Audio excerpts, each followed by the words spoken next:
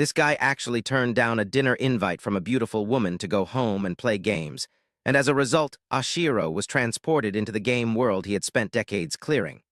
What's more, he became the ruler of that world. Not long ago, Ashiro was just an ordinary person like everyone else. He had a hobby of his own after long hours of studying, which was playing games alone. Here he was the main character.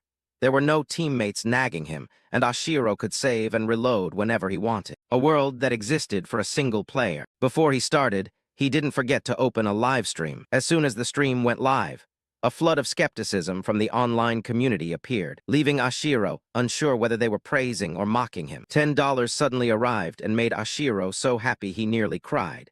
It seemed like enough for one long day, but that username donated a full $1,000. Seeing such a large number for the first time, Ashiro couldn't process it immediately. The whole online community went into an uproar. That user had sent him an email. The sender turned out to be a game developer. He wanted Ashiro to playtest and provide feedback because he'd spent a lot of time creating the game, but it was too hard, and no one could beat it during the beta test. Curiosity stirred in him. He wondered what would happen if he actually finished the game. Ashiro was thrilled at the thought that an ordinary person like him could become special. In the end, he firmly pressed the accept button. The game called Hero Destiny began installing. The game's setting was the year 294 of the imperial calendar. The kingdom seemed engulfed in flames. Ashiro would be a small, insignificant spirit surviving in this world and defeat the forces of evil. Any wish would then be granted. But Ashiro only noticed the graphics were worse than he'd expected. The game prompted him to enter a character name. Ashiro chose the name Master to survive in this title. The continent of N appeared. Ashiro's character materialized in the wildwood. The game didn't even have any tutorials. When the village elder showed up and asked him a question, after a moment, Ashiro realized there were no dialogue options either. He suddenly understood he had to think for himself and type his answers. Finally, in response to the village elder's question, "Who are you?" Ashiro chose to answer like a gold-stealing, murderous bandit. What he got in return was a ridiculous death by the elder's staff. Ashiro felt lightheaded, unable to believe he was actually talking to NPCs. But there was a button letting him try again. On the second attempt, Ashiro decided to act like a lost, starving traveler. Fortunately, the village elder still had compassion and took him in. Inside the house, he handed Ashiro a cup of water. Ashiro had his character drink the cup defenselessly and ended up drinking poisoned water and dying. Ashiro really lost his patience, and he unplugged the internet cable. Without the internet, they wouldn't be able to control the NPCs. But that was only his imagination. The elder repeated the same question as before, and he mashed the keys wildly and died a third time in the game for babbling nonsense. Now Ashiro was afraid of this game, recalling the name of the email sender and the game's developer. Ashiro suddenly found the name familiar, like the name of a development team. He was so absorbed that he lost track of time. Feeling that was enough for today, Ashiro went to bed with a giddy feeling, as if he'd discovered a new world. He was intrigued by this strange excitement. From then on, Ashiro was constantly driven by a desire to become special. He played day and night, even losing his sense of time. The save and load buttons became a repeated habit. Ashiro sank in completely. Quickly, 10 years passed. Ashiro was now an office worker. A female coworker was also very pretty and seemed to like him. Suzu mustered the courage to invite him to dinner. But today was a special gaming day for Ashiro, so he bluntly turned down the invitation. Back home, Ashiro was determined to beat Hero Destiny today. The sun had risen. It was also the moment Ashiro became the first to join the ranks of the gods. That is, the first to win. An unprecedented joy rose in him, but it was quickly replaced by emptiness. Because for 10 years, at least in the game, he wanted to feel special, but his real life remained as ordinary as before. It felt as if Ashiro had been living an entirely new life at the same time. The characters in the game, such as the Dark Prince, the Cardinal, or the wizard working behind the scenes, all made him feel a surge of charisma and unique personality. He felt as if these people truly existed somewhere nearby. Just as he was ready to accept that it had ended, the game screen suddenly asked if he wanted to start a new adventure. Once chosen, you couldn't go back until the game was completed. Ashiro was very surprised to see this. He thought it was a sequel or a hidden stage. In a state of obsession, he didn't think much and chose yes, expecting it to be normal. But Ashiro's whole body began to flicker with cyan and magenta noise. He was teleporting to the continent of Ellen. The mysterious figure called him by the nickname Game Master, my apostle. As his eyes slowly opened, Ashiro felt a dizzy burning in his chest. Unable to breathe, the blurry scene before his eyes was utterly unfamiliar. A man in ancient clothing showed concern for him. In fact, Ashiro had been transported into the world of hero destiny. He would live in the body of a frail young man named Calyx. Just after opening his eyes and seeing an unfamiliar figure, Calyx asked dazedly, "You? Who are you?" The question made the man beside him raise an eyebrow. Carefully observing the person on the bed, the man fell into thought. The physician didn't mention any risk of memory loss. While the man stood deep in thought, Ashiro, now in Calyx's body, lay on the bed, bewildered. "Who am I? Where is this?" He wondered as he tried to steady himself. After a moment of thought, the man gently asked, "You really don't recognize me?" Receiving no answer, he respectfully introduced himself. "I am Russell." Hearing that name, Calyx became even more confused. Straining to recall the name only plunged Calyx into deeper panic. What is happening? This is clearly not Japanese. The language is unfamiliar.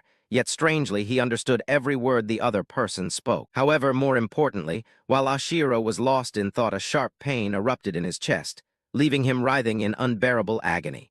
Seeing this, Russell became extremely worried. "Please forgive me, it really was my haste that caused this. But do not worry."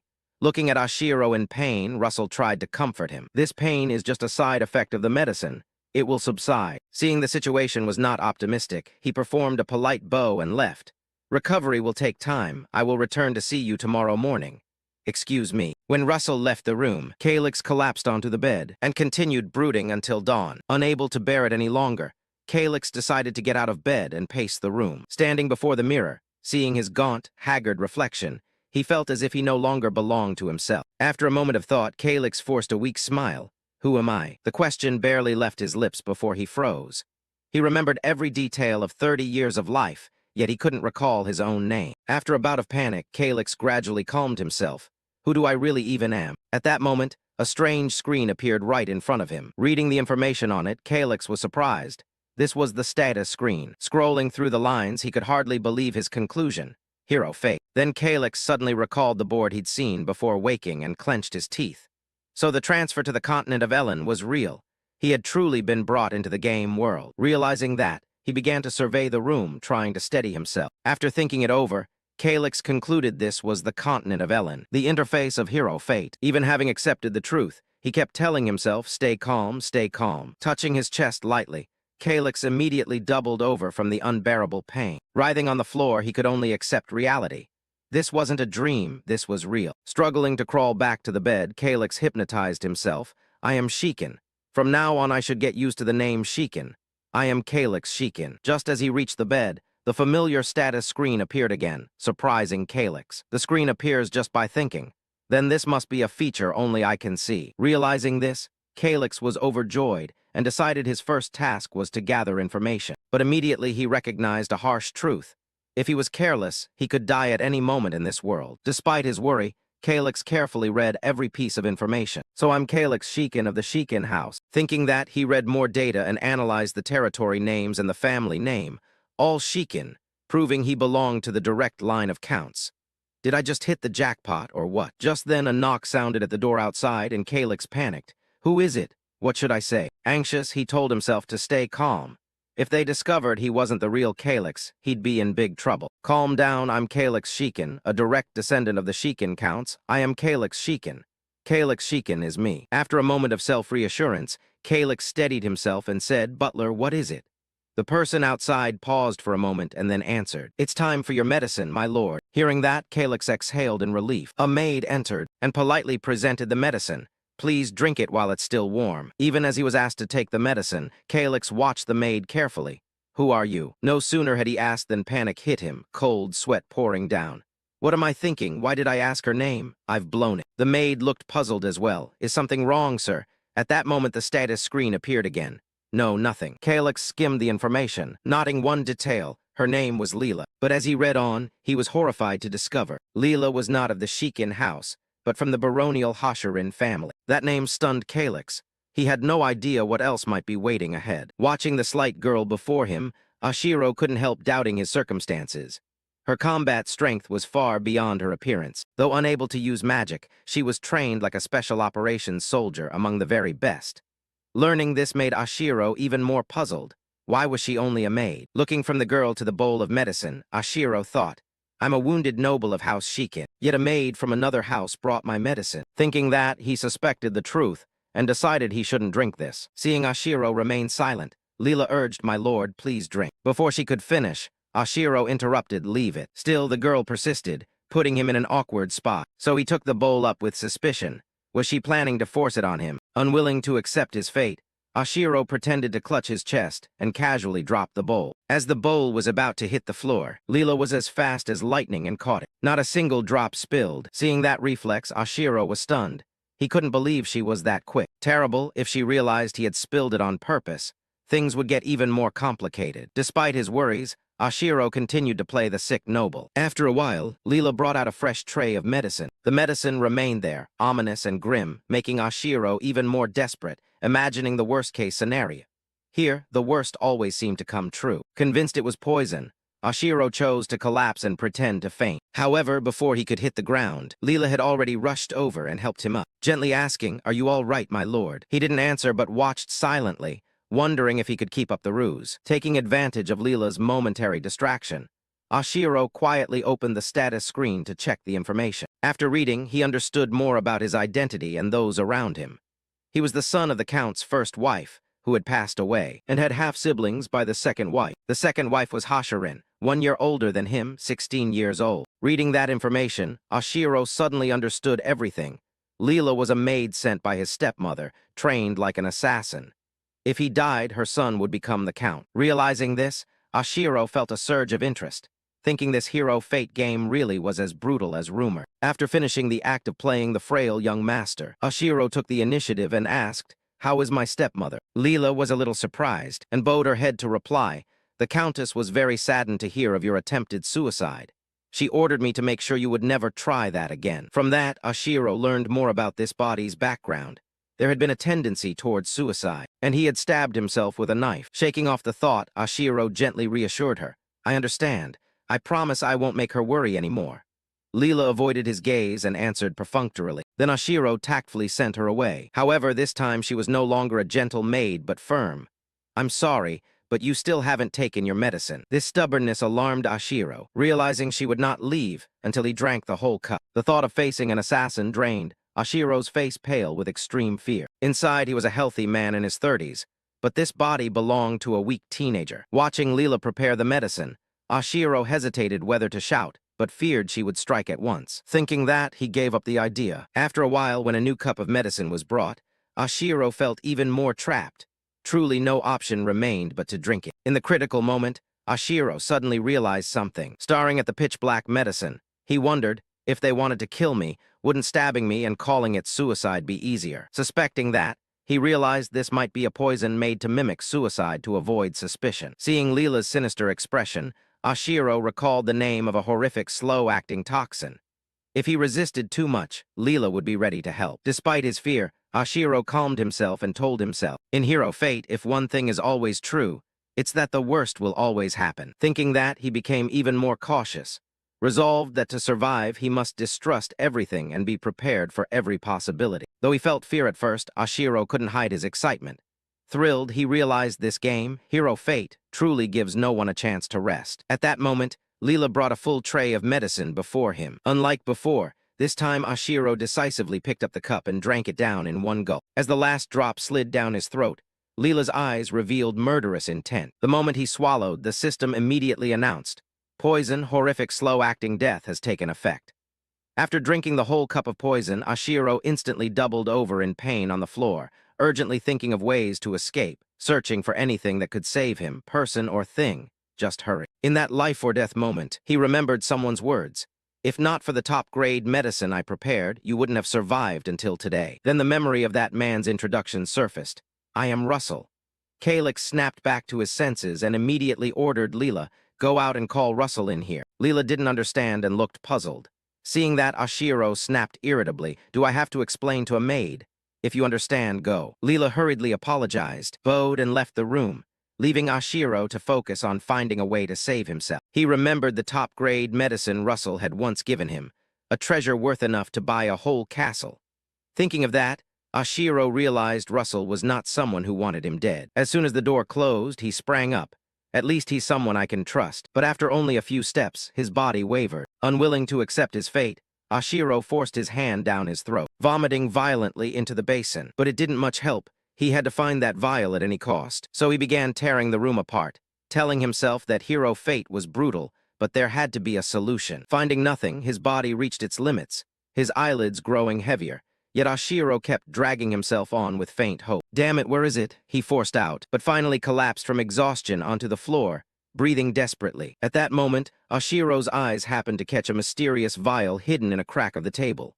What was that? A spark of hope flared. He mustered his last strength and crawled over to it, picked up the vial, opened it, and sniffed. The smell hit him and he blacked out on the spot. The stench of spoiled milk assaulted his nose.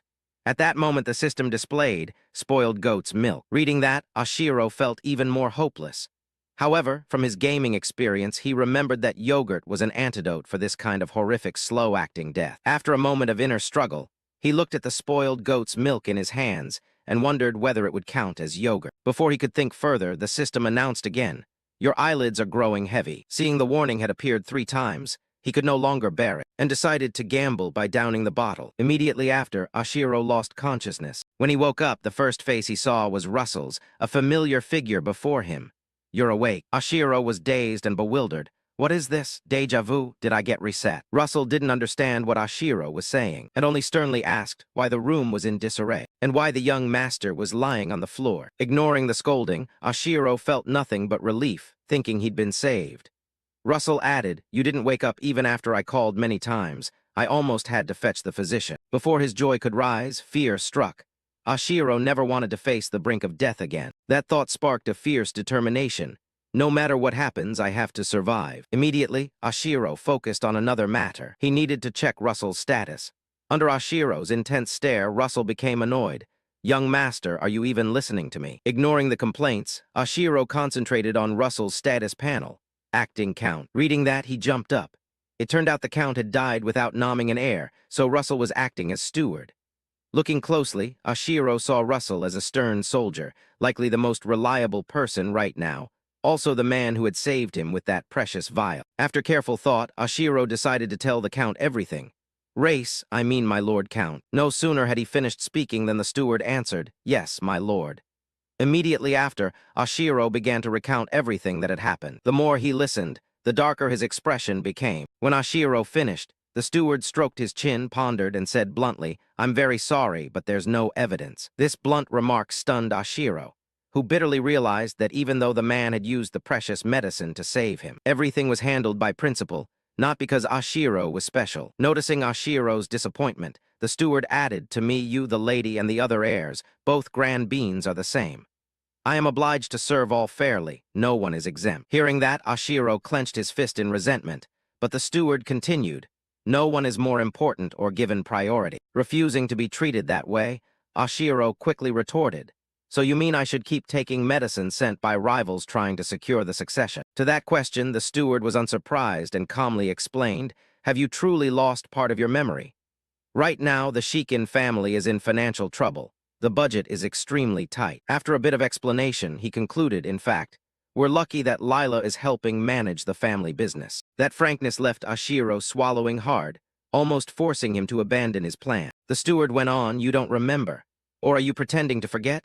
Asked that, Ashiro just gripped the blanket at a loss for words.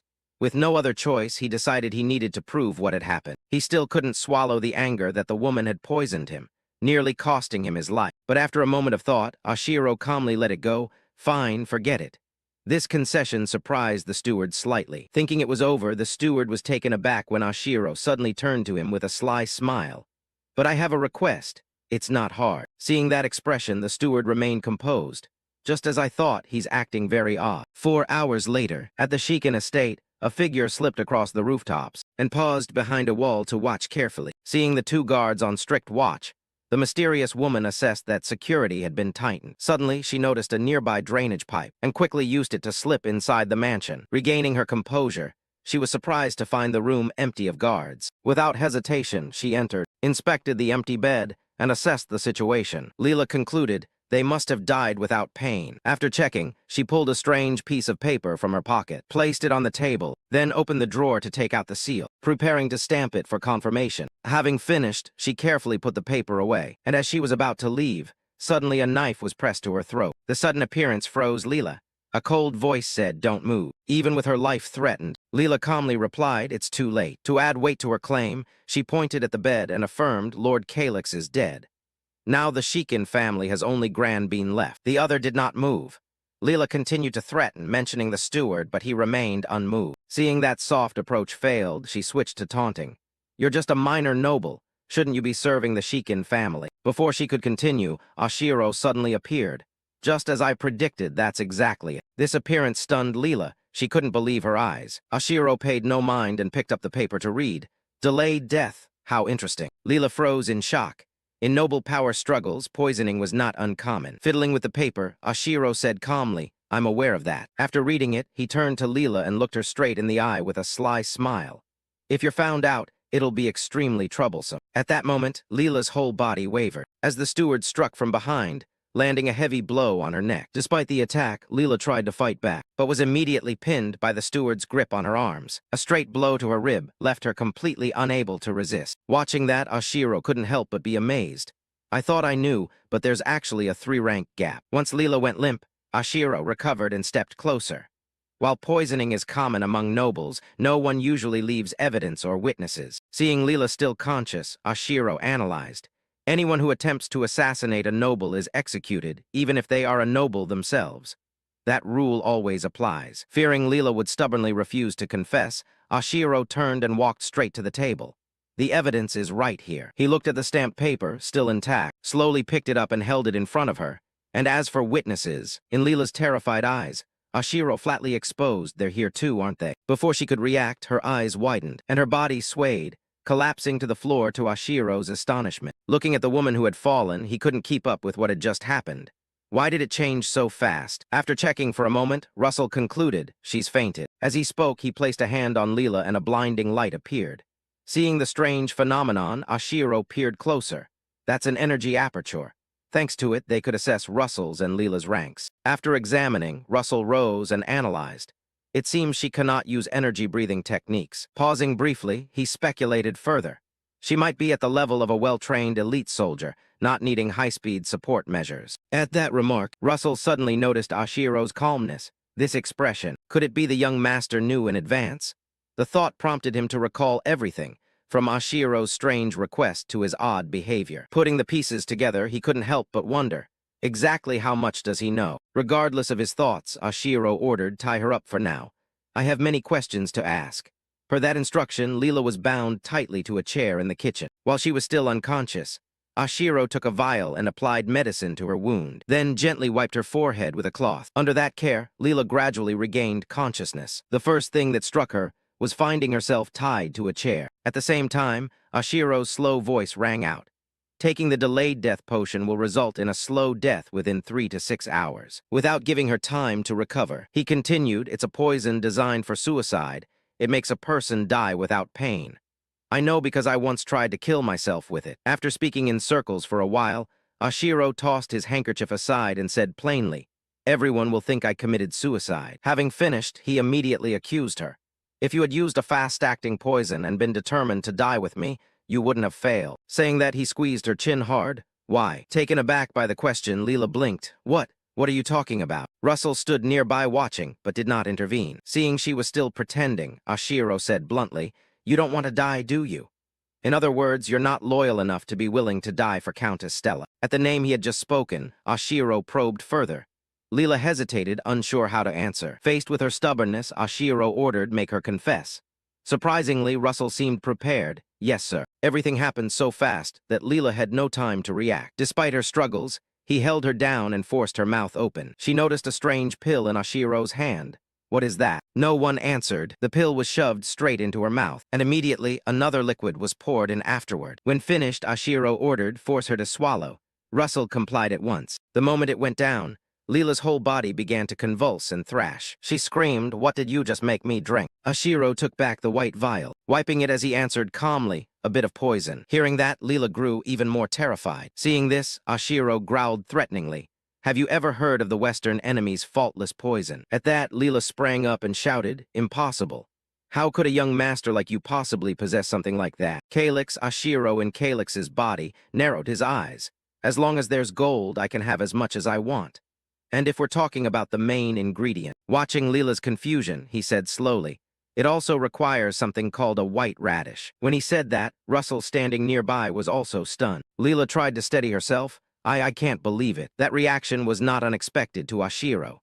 In this world, as long as you know the technical jargon, no one suspects you're from elsewhere. Putting that thought aside, Ashiro put his hand in his pocket and walked to the table. Today I'll let you go. Go report back to your master that the assassination succeeded. Hearing this, Leela immediately protested. Do you really think I'll obey? Ashiro didn't answer.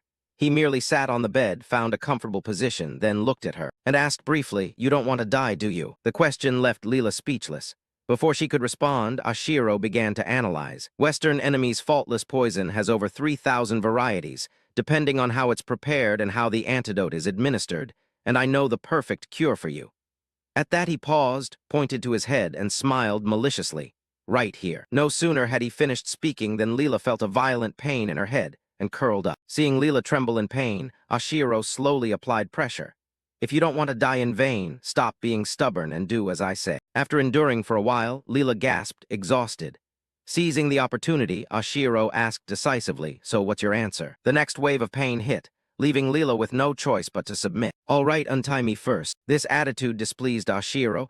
What tone is that? I'm the one who can save your life, you know. At that, Leela finally collapsed, her voice trembling as she begged, please untie me quickly, I beg you. This sudden change put Russell on guard. What is this? Why has she suddenly become so unusually obedient? Receiving no response, Leela whimpered and begged again, please have mercy on me. At her appeasement, Ashiro only sneered. The rotten goat's milk is starting to take effect. After a moment, he ordered Russell untie her. Russell was surprised by the decision and asked, are you sure? She just tried to assassinate you. Ashiro gave a bored chuckle, cleared his throat, and calmly reasoned she's an important witness, so at least treat her like a human. That remark surprised Russell, but before he could say anything, Leela spun around and snapped, you old man, come untie me now. Startled by the shout, Russell could only stammer, oh right. After that, Leela closed her eyes and tried to suppress her discomfort. Please. Once untied, Leela immediately knelt respectfully before Ashiro. He, satisfied, ordered, then go report that the assassination succeeded. Understand. Leela hurriedly complied and left quickly, leaving Russell and Ashiro alone in the room. Watching the door close, Ashiro began to weigh the situation. To fool whoever's behind Leela, we need someone who can manipulate the knights. At that thought, Ashiro glanced nervously to the side. Just then, Russell spoke up, addressing the young master. Seeing the man speak at length, Ashiro guessed he had many questions. As expected, Russell asked bluntly, where did you acquire that knowledge? Anticipating this, Ashiro chose to play dumb.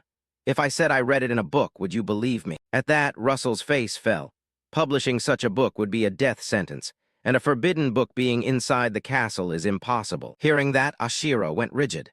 Even if I claimed to be from another world, they wouldn't believe me. After turning it over in his head, Ashiro picked a plausible excuse.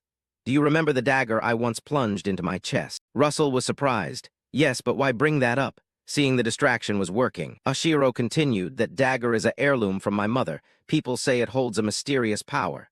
This time I've gained that power. Despite this, Russell remained skeptical. Really? Ashiro frowned, slightly shaken, though who would know that the way to unlock the dagger's secret was to stab oneself in the heart. Russell still didn't believe it.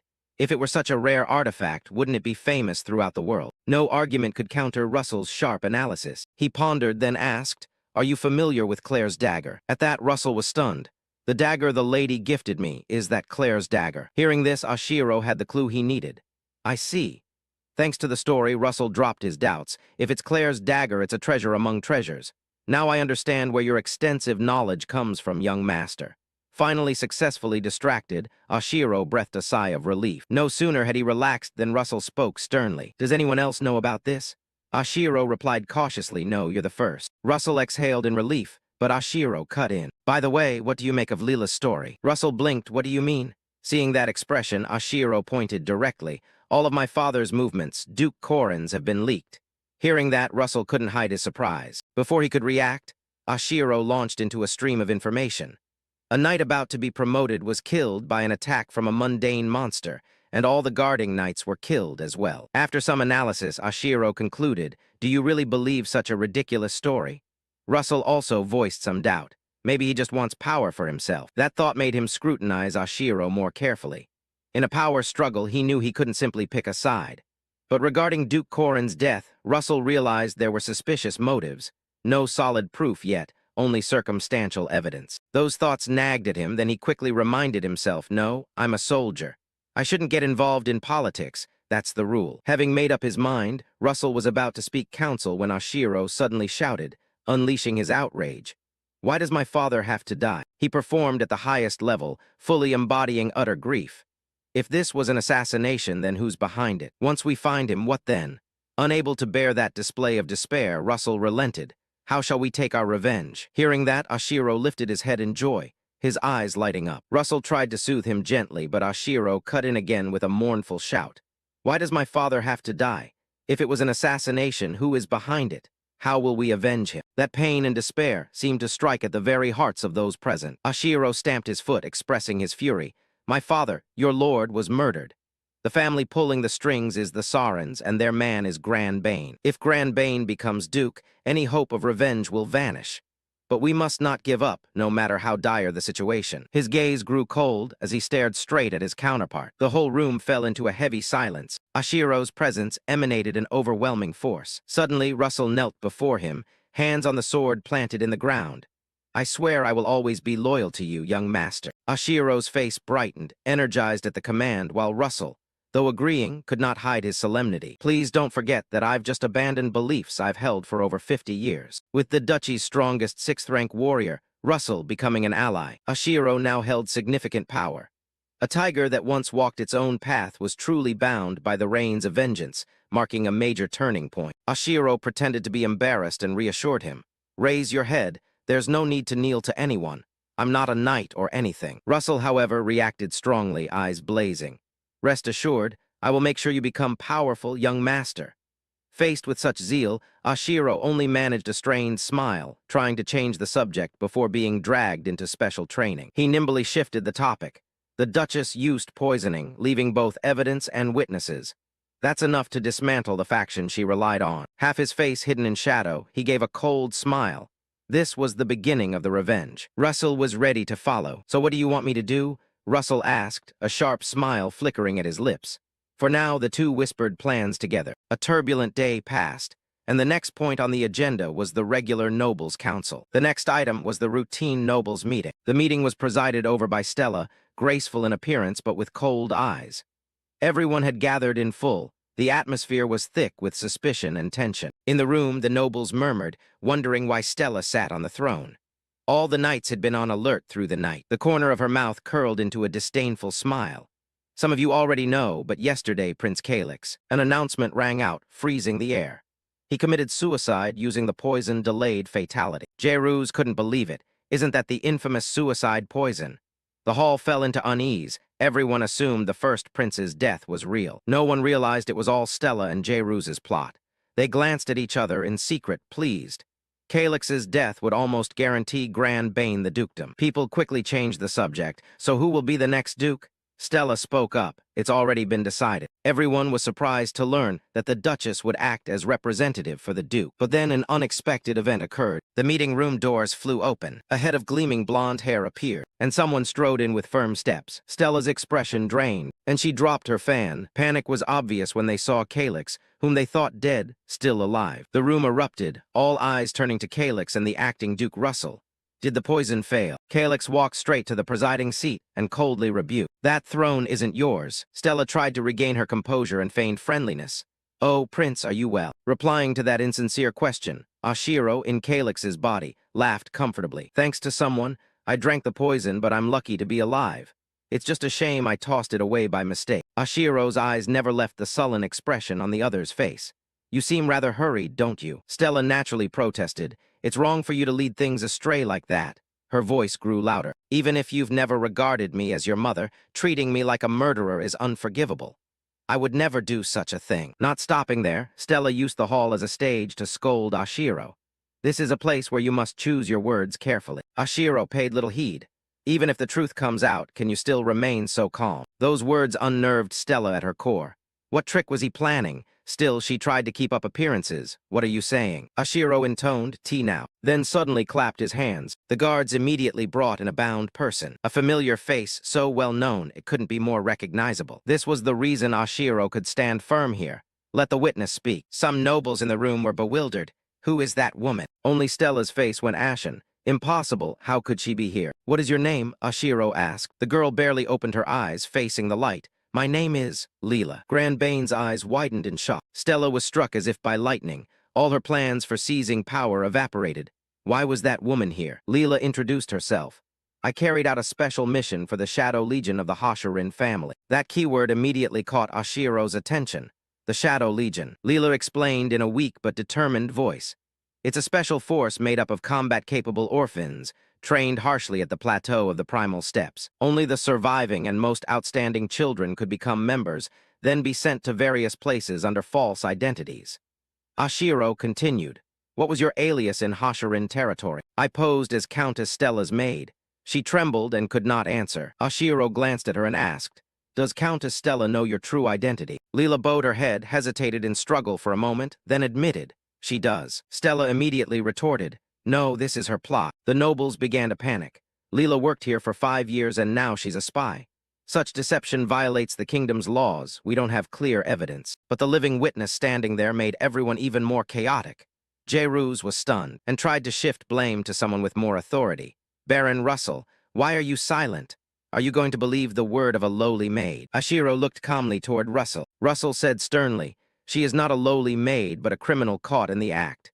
She has confessed to being a spy for the Hashirin family. Although Ashiro knew Russell sided with him, he still breathed a sigh of relief. He showed no mercy. Whether it's a plot or not will be clear from her testimony alone.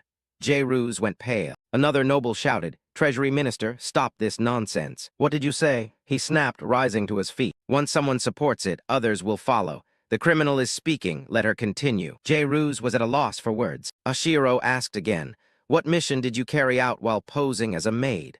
Once a month, I reported the information I gathered back to the Legion. What information? Mainly the financial ledgers of the territory, kept by the Treasury Minister. Also the schedules, the routes of the late Count Korin, and the political movements within the vassals. The entire council erupted in confusion. Impossible. How did it come to this? Ashiro pressed on rapidly.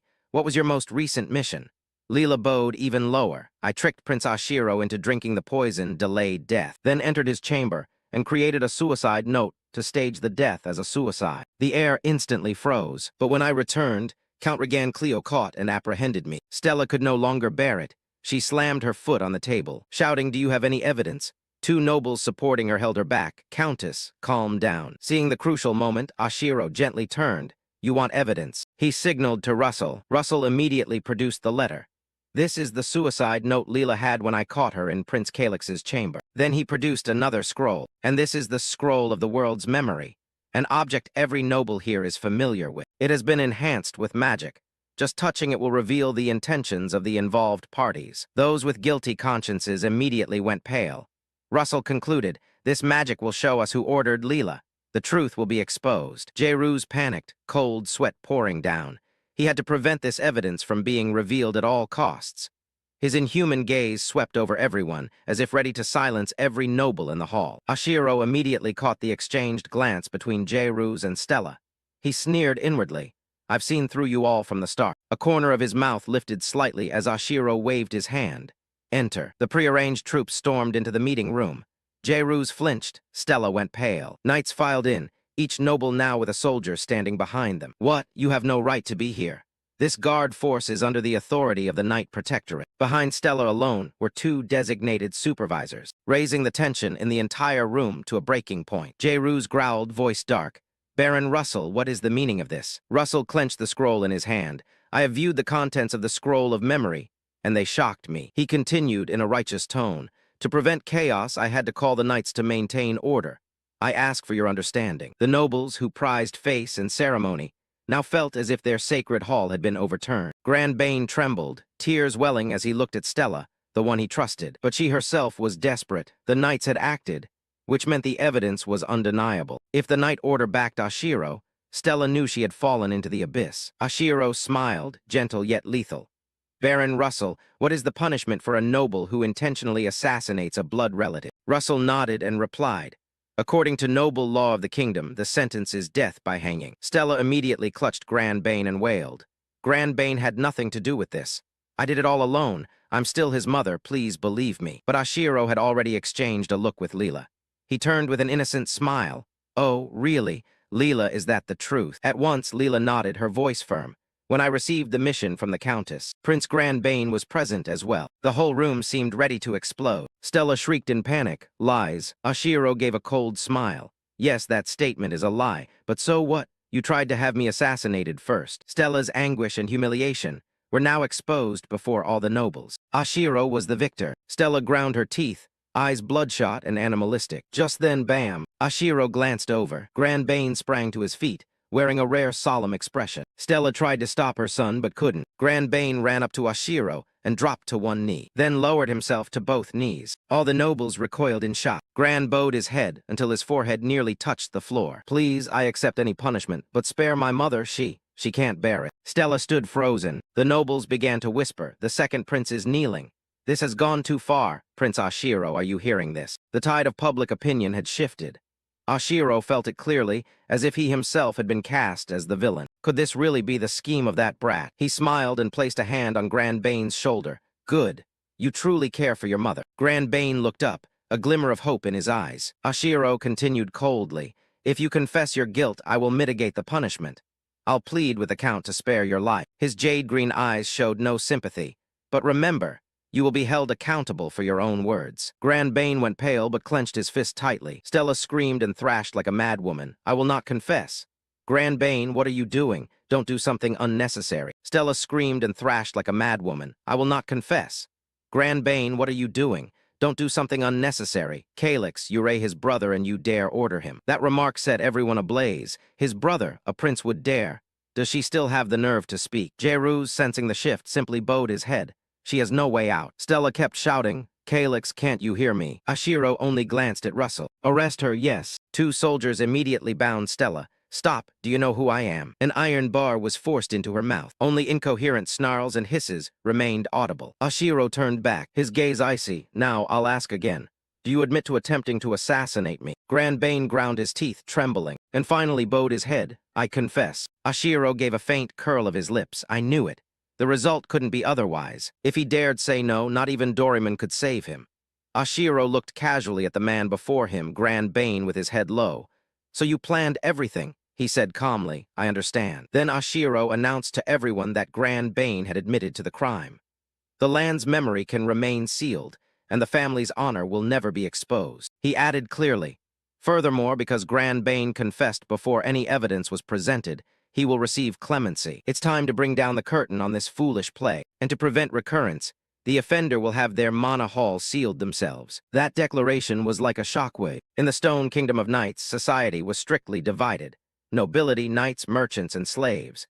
The only way to become a knight, the ruling class, was to use mana to enhance oneself. In this society, sealing a mana hall was tantamount to a death sentence. Grand Bane instinctively looked toward the person he trusted most. Mother. He was truly torn, facing two brutal paths. If he didn't seal the mana hall, his mother's crimes would be revealed and both would face execution. Grand Bane still remembered Russell's threat, but he couldn't not do it. Stella blinked, realizing her son had decided. Though restrained and unable to move, tears welled and streamed as she looked at Grand Bane in despair. She knew full well, for a noble, sealing a mana hall was like taking a life. Grand Bane took a deep breath to steel himself, then decided quickly. A man's word is his bond. He was prepared to face the harshest punishment. Russell said nothing, silently handed him a scroll. Grand Bane gritted his teeth against the searing pain, placing his hand on his abdomen to channel the mana in his body. Stella could only watch in despair. A mother was forced to watch her child walk into death, powerless to do anything. Once a mana hall is sealed, even a grandmaster cannot restore it. The future of Grand Bane hung by a thread. The scroll was torn open, and the mana in his body surged in a spiraling torrent, the brilliant light shrinking until it became a dot and went out. The mana hall had been sealed. The whole room held its breath. Stella collapsed completely, while Grand Bane clutched his empty belly, sighing in relief, thinking he could still save his mother. She groaned weakly, closing her eyes in despair. It's over. She couldn't believe what had happened even if she died. He's my own son, but he's so naive, Stella thought, her hatred rising. Gran Bane turned to reassure her. Mother, don't be so discouraged. Actually, I wanted to be a painter. Seeing him like that only made Stella angrier. She hissed, Ashiro, what power do you have to bring things to this? She screamed, cursing Ashiro. I curse you. May your descendants be torn apart. To those words, he remained cold and indifferent. Ashiro said, if you can't use mana, no matter how hard you try, you'll at best be a third-rate knight. You won't reach the level of people like Leela. Gran Bane was still stunned by his mother's emotion, and a pang of guilt welled up inside him. But Ashiro told himself, no, I'm just a character in a game, and I can't let sympathy sway my decision. Seeing him look odd, Russell asked what's wrong. Ashiro only then noticed his own expression, and reminded himself, I've made a promise, there's no turning back. He cleared his throat and handed the next steps to Baron Russell. Immediately, Russell declared, until the investigation is complete, Madam Stella and Lord Gran Bane are banned from all diplomatic activities. They will be placed under strict supervision. One by one, they were escorted out. Ashiro showed no sign of wavering. The next person called was Finance Minister Jairus, suspected of leaking classified documents. Russell pointed at him. You are stripped of your office. You are under arrest and will be investigated immediately. Soldiers moved forward. Jairus still shouted, don't touch me with those filthy hands. But no one had patience to listen, and he was dragged out to jeers. Ashiro only sighed, well done. Some remaining nobles began to gather in fearful clusters.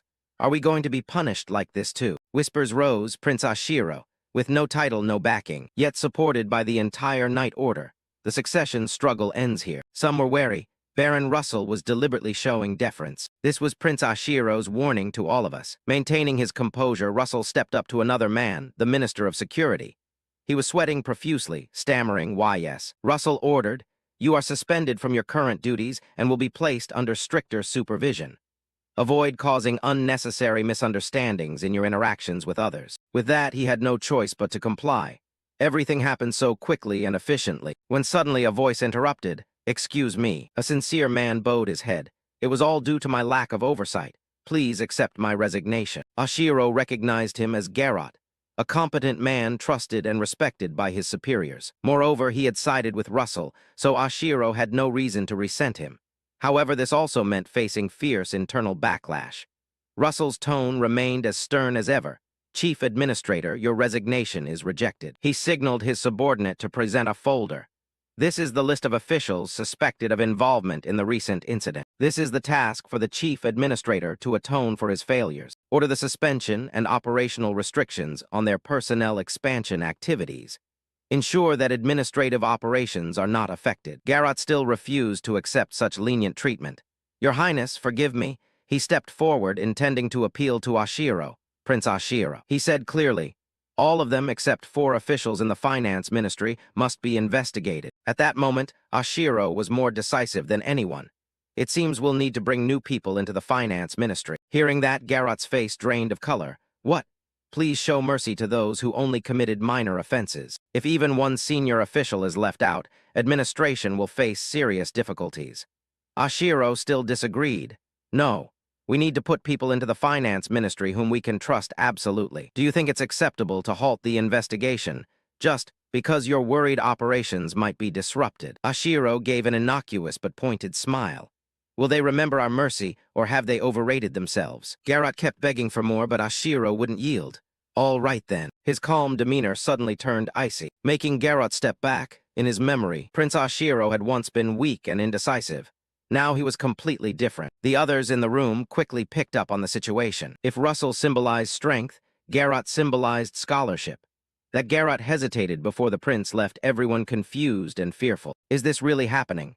Ashiro smiled faintly, realizing the victory was truly his. Now the power over Count Shikin's domain was almost in his hands. The road ahead was long, and a detailed info panel about Garrot, the man he had just spoken with, appeared before his eyes. The display clearly recorded each person's skills, ranks, and status. Not only that, the announcement showed above everyone's head in the room, which made Ashiro even more thrilled by this new experience. Interesting. Ashiro looked around, surrounded by notification panels. At that moment, Garrod was tapping something on a screen and information appeared. Name: Garrod Olson. Title: Baron. Affiliations: 3 counties of Shessen. Chief Administrator, Strict Advisor, Combat Tier 1, Level 833. Reputation 37 stars prestige, 49 administration, S finance, B military, E diplomacy, D development, D. Ashiro thought. Garud said it would take time. He glanced at the others seated around the table and told himself, but it will be different with these people. They're easy to read. The opposition will soon be eliminated, including the suspicious ones. Ashiro continued scanning the room, then said to Garud, especially the useless ones. His face was full of smugness, since he would only use those who passed the loyalty test. Those at the table saw Ashiro's smile and were terrified. What kind of smile is that? It's terrifying. Others were aghast. If Prince Ashiro dislikes you, it means you'll lose your head. They began scrambling toward him. Prince Ashiro, please put me first. Baron LTE, please hear me out. Ashiro smiled and said, everyone calm down, there's plenty of time. From afar, Russell just shook his head and sighed at the chaotic scene. Day had turned to night. Everything had been dealt with. Ashiro stretched and then happily flopped onto the bed. On the soft mattress, he sighed, I'm exhausted. After staring toward the door for a while, Ashiro gradually drifted off to sleep. In his dreams, he recalled his former self. Average grades, average looks, everything just mediocre. But if he could beat a game no one else had, he would become exceptional. He remembered the feeling of grinding through the game, and the notification that popped up. Congratulations, Ashiro. Congratulations, master of the game. You are the first to be crowned a god. Your name has been recorded in the Hall of Fame. The old man in the game told him, you are the first to be crowned a god. But Ashiro didn't feel happy that it was over. He only wished to be reborn on the continent of Ellen, to become special. Suddenly, Ashiro snapped awake and shouted, wait, crowned a god? I finished the game and was crowned a god. His eyes sharpened as he remembered when he launched the game. The game notifications appeared again. You have been reborn as a small soul. Overcome trials and become a hero. Judge the fallen evil gods and evolve into a god. At that point, any wish you make will come true. At that, Ashiro bolted upright and yelled, no way. He recalled his former state, muttering, I wish I could be reborn on the continent of Ellen. Now Ashiro wondered, did it grant my wish? Thinking that, fear washed over him. Could it really be my wish? But then Ashiro accepted his fate. Oh well, there's no going back now. He rolled over and went back to sleep as if he had no other choice. A question flared in his mind. If he completed the game again and became a god, would he get another wish? While sleeping, Ashiro began to mutter in his sleep, I'll definitely finish this game. Then he slept deeply. The quiet night had somehow become a brisk morning. After a good sleep, Ashiro stretched energetically. Okay, where should I start? He muttered as he walked. I remember the Count's domain, but I've never heard of Shikin's domain. Suddenly he froze, propping his chin and thinking, but where is this place? Better check the map right. Ashiro opened the map. A notification appeared. You have conquered the continent of Ellen. His eyes widened in shock. The next notification, bonus reward, reveal all milestones. Really? Ashiro shouted with joy. He cheered like he'd found a treasure map, as all ruins, dungeons, terrain, and features of the hero's fate were revealed clearly. Ashiro's eyes filled with excitement. This was an unprecedented reward, since no one besides him had cleared the game. He rolled on the chair, laughing like a child. Good heavens, this game is too easy. But his smile faded. Wait, what year is it now? He opened the info panel. Imperial year, 289. Ashiro felt dejected because the hero's destiny began in Imperial year 294, and I know nothing about Shikin's domain. Startled, he discovered, this land will disappear within 5 years. Why? Remembering Russell's words, Ashiro thought, Russell mentioned a budget deficit. That must be why I was nearly killed just for not owning any maidservants. He decided to check the domain's finances. A notification appeared, checking the financial status of Shikin domain. Ashiro went pale. What? Why all of a sudden? His gaze turned horrified. Impossible. Ashiro's scream echoed through the hills. Sweating, he stared at the info panel. I should have taken the remaining money and run. No, I can't take the domain with me. He frowned. Money can be made, but land can only be inherited. After calming down, he opened the count of Shikin's financial records to review them from the start. Ashiro examined it seriously. Collected taxes aren't different from other domains. The defense budget increased from last year, no issues there. Then he asked, what about the family's debts? So Ashiro reviewed the ledgers from morning till evening. By dusk, he slammed the book onto the table. Good God, I'm exhausted. Reading 10 years of documents is torture. Leaning his head back, Ashiro sighed. Trade with the Desert Kingdom Madrasa has been disrupted. Well, it's understandable, they're beyond the plateau. He reasoned. Desert Kingdom Madroa Gorda Plateau, Count Shikin's domain. If trade halts, import-export taxes dropping is normal. But thinking further, he grew angry. Where on earth did they borrow that huge sum? The annual interest alone exceeds a year's tax revenue. Ashiro tore at his hair. The more I look, the more confused I get. I need more information. A flash of light appeared. Information. Ashiro smiled. Right, there's still one. Pig locked in the dungeon. J-Ruse. Thinking of him, Ashiro immediately went down to the dungeon. The way down was so quiet he could hear every footstep. The jailer bowed quickly when he saw him. Lord Ashiro, why have you come here? He said briefly, take me to J-Ruse's cell. The jailer trembled. Why? Yes. This way, sir. He had to pinch his nose. It stinks. The drainage system was almost abandoned. Walking down the corridor, the jailer began to flatter. I didn't expect Lord Ashiro to come in person. It's an honor. Ashiro quietly judged him, a man who only bows to power. He suddenly quickened his pace to walk beside him. The man STRTL Yedi and asked, Lord Ashiro. Looking at the jailer, Ashiro wondered. The captain of the guard is someone who strictly enforces authority. If he once arrested an innocent person, can he be trusted? He smiled and said to him, if someone is truly innocent, they should be given a chance to prove it. What do you think? Somewhat frightened, the man rubbed his hands and stammered in reply, why yes. You're right, my lord. Ashiro continued. And conversely, if someone is truly guilty but released, they should be reinvestigated. Therefore, I assign this task to you, jailer. The jailer still trembled but saluted.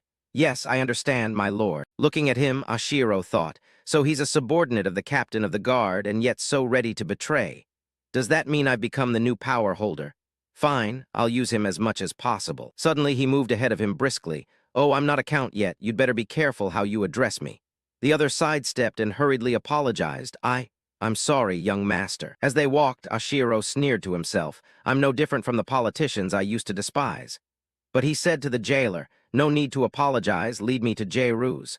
The man replied, this way, please. After walking a bit, the jailer stopped, which puzzled Ashiro and made him look over to see what was happening. Someone in the cell shouted angrily, I can't swallow this disgusting food. I'll be out of here soon enough. Ashiro looked in and asked, have you found a way out of the cell? He sneered, you planning to escape? The man was J-Ruse, the one Ashiro had been seeking. J-Ruse said, I've been waiting for you, young master. You still owe me a debt to pay, don't you? Ashiro looked puzzled by the man's words. He sat down before the cell and shot back. Are you delirious? What do I owe you? I still have to make sure the rope for hanging you is secure. Your execution day is coming up. The jailer outside tried not to meddle. Ashiro's expression hardened when J-Ruse continued. I may look like this, but I've worked in the Shikin domain's treasury for over 20 years. The reason the young master took the trouble to visit me, the minister of the treasury, I think I can guess. At that, J-Ruse's face turned sly. Ashiro snapped back angrily. You mean former minister of the treasury? J-Ruse sneered. You want to know about the count's massive debts, don't you? Ashiro was annoyed by that tone, while J-Ruse remained oblivious to his place. He barked an order, jailer. The man replied tensely, why yes. Ashiro asked, isn't there a torturer here? The jailer trembled and answered, yes, there is. He ordered, bring that man here. The jailer stammered in reply, all right, immediately. Ashiro shouted, do I look like I'm joking? I'm asking you. The jailer, terrified, seemed about to collapse. I'll bring him right away. He ran off like lightning. Ashiro thought to himself, does he think he can sweet-talk me just because I'm young? Ashiro's face grew cold. He realized the man before him was the one who really held power in the count's mansion. The jailer and J-Ruse both trembled now. Damn, is the kid going to call the torturer? This is bad. Ashiro told J-Ruse, I don't think you'll endure pain well, but do your best anyway. J-Ruse panicked. Ashiro smiled cruelly and threatened. If you withstand it and impress me, I might change your execution from hanging to poison so you can taste a slower death. J-Ruse knew he was done for, and when he looked into Ashiro's eyes, he could see the boy was completely serious. He began to beg, Prince, have mercy. I have extremely valuable information. This is a big opportunity. Ashiro thought the old man was buying time but said aloud, speak up. J-Ruse began to disclose all of the Count Domain's debts. Hearing what he wanted to hear only made Ashiro more displeased. J-Ruse continued, all the debts belong to a merchant named Jarat Misays. Seeing no reaction from him, J-Ruse added, Zorat manages the Hoshirin family's secret treasury. The Hoshirins used Zorat to divert mining tax revenues intended for the crown. After hearing that, Ashiro asked again, so what? If we accuse him before the crown, we wouldn't have to repay that debt. But what if he sells the ownership of that debt cheaply before he's arrested? Sells it to the Hoshirins, for example. J-Ruse was flustered. I never thought of that. Just then a voice called out, Prince. The jailer turned back and hurriedly said, we've brought him. A fierce-looking man appeared, wearing a sharp-bladed gauntlet, a mask, and a hood. The jailer introduced him, the interrogator. The man's presence was grim. He was the best in the Count's domain. Seeing that man, Ashiro was excited, while Jairus trembled violently, close to collapsing. He shouted, "Prince, have mercy," but in Ashiro's eyes there was only amusement. Jairus kept pleading. Just the Hashirin family's black ledger alone exceeds 1,000,000 gold. He gave Ashiro a pitiable look, but the boy didn't bother to care and turned away. The interrogator understood, stepped into the cell making Jairus go pale, while Ashiro stood outside casually humming a tune. Jairus cried out urgently, "Wait, please wait. I know the location of Jura's secret vault." At that, Ashiro asked calmly, "A secret vault?" The interrogator wouldn't let Jairus say more, threw him to the ground and ordered, "Silence." He closed in on Jairus, swung his arm and laughed loudly. Even as he was trampled, Jairus kept begging, "Prince, it's true. I worked at the treasury for many years. I'm certain about this, no doubt." No sooner had he finished than Ashiro kicked Jairus in the face and demanded, "Go on. I'm starting to get interested. How do you know the location of the secret vault?" Despite being tortured, Jairus stammered and refused to speak. "That matter." Seeing him like that, Ashiro ordered the interrogator, "Let's begin, shall we?" The man bowed and replied, "Yes." Immediately, Jairus screamed like a slaughtered pig when the interrogator grabbed his hand and said, "Then start with bending the fingers, one by one." Knowing real torture was coming, Jairus cried in fear, "Wait, I'll tell." He trembled as he confessed, I once tried to rob the vault, but I failed." Hearing that, Ashiro asked with irritation, "You didn't go alone, did you?" Jairus immediately admitted, I hired a few thieves to steal gold from the vault." Ashiro frowned but stayed calm and asked further, "Hired thieves? How much did you pay them?" Jairus answered in panic, 3. Hearing that, Ashiro went berserk. "What, 300 gold? Are you serious?" Jairus stammered to correct himself. 3,000. Ashiro was stunned. 3,000? You mean 3,000 gold? Seeing Ashiro's reaction, Jairus couldn't shed tears. He thought to himself, "Oh no, I'm done for." Suddenly, Ashiro burst into loud laughter, leaving the jailer, the interrogator, and Jairus all bewildered. The jailer muttered, "He's gone mad. Why won't he stop laughing?" The interrogator suggested, "Prince, perhaps we should just kill him, put him out of his misery." After laughing, Ashiro returned to seriousness and asked, 3,000 gold? That's half the Count Domain's annual revenue. Where did you get that money?" Jairus trembled. "That matter." Before he could finish, Ashiro stared with cold eyes. "You embezzled the Count's funds, didn't you?" Jairus bowed his head and admitted, I ran out of options. If the vault key weren't a magical crystal orb, I would have succeeded." Hearing that, Ashiro repeated, "A magical crystal orb." He ordered, "Sit up. Explain clearly." Jairus shook as he looked up. "I heard that duplicating the crystal orb costs 2,500 gold." Ashiro thought this could be useful. He said, "You've been deceived." Jairus flinched, deceived. Ashiro offered a hypothesis. "It's highly likely Joret and the thieves cooperated with each other." Jairus weakly objected, "No way. I saw the vault entrance open with that orb myself." Ashiro remained patient. "So where is the vault?" Jairus answered, "On the Gadra Plateau. I was blindfolded, so I don't know the exact spot, but I'm certain it was the Gadra Plateau." Ashiro opened the map and studied it, thinking, Gadra Plateau. The jailer asked quietly, "Where are you looking, sir?" Ashiro marked the map. "This is the Gadra Plateau, right?" The system displayed a notification, "Research surrounding ruins." Ashiro speculated, "Ruins? Maybe I get it. I need to investigate this further." He recalled Leela's words. A special unit made up of orphaned children trained to fight, stationed at the Gadra Plateau barracks. Everything started to fit together. Ashiro stood up, turned his back, and said, "Jailer." He answered immediately, "Yes, my lord, let's go." The jailer looked puzzled but obeyed, "Yes, this way, my lord." Meanwhile, Jairus in the cell shouted loudly, "Prince, Prince." But Ashiro paid him no mind and walked away. The jailer closed the door. Ashiro looked at him, recalling Jairus's testimony. He had embezzled 3,000 gold, and the jailer had accepted bribes. The more he thought about it, the angrier he became. Ashiro called jailer. He jumped. "Yes, Jairus has already revealed the embezzlement of 3,000 gold." "Of course, you knew nothing about this, right?" He trembled. "Of course not, Prince." He thought to himself, "There's no way he could know I took bribes, right?" Ashiro turned away, his voice cold. "I overheard that conversation when you weren't present." The jailer went pale. What?" Ashiro turned back, eyes icy. "I'm generous, but I'm not sure how far I can pretend not to see. This is quite a dilemma, isn't it?" The jailer immediately dropped to his knees. "Prince, have mercy, I'm sorry." Inwardly he cursed, "Damn that bastard, he dared betray me." He kept pleading aloud, "I swear I won't do it again." He looked up, but Ashiro had disappeared without a trace. The jailer, enraged, ground his teeth.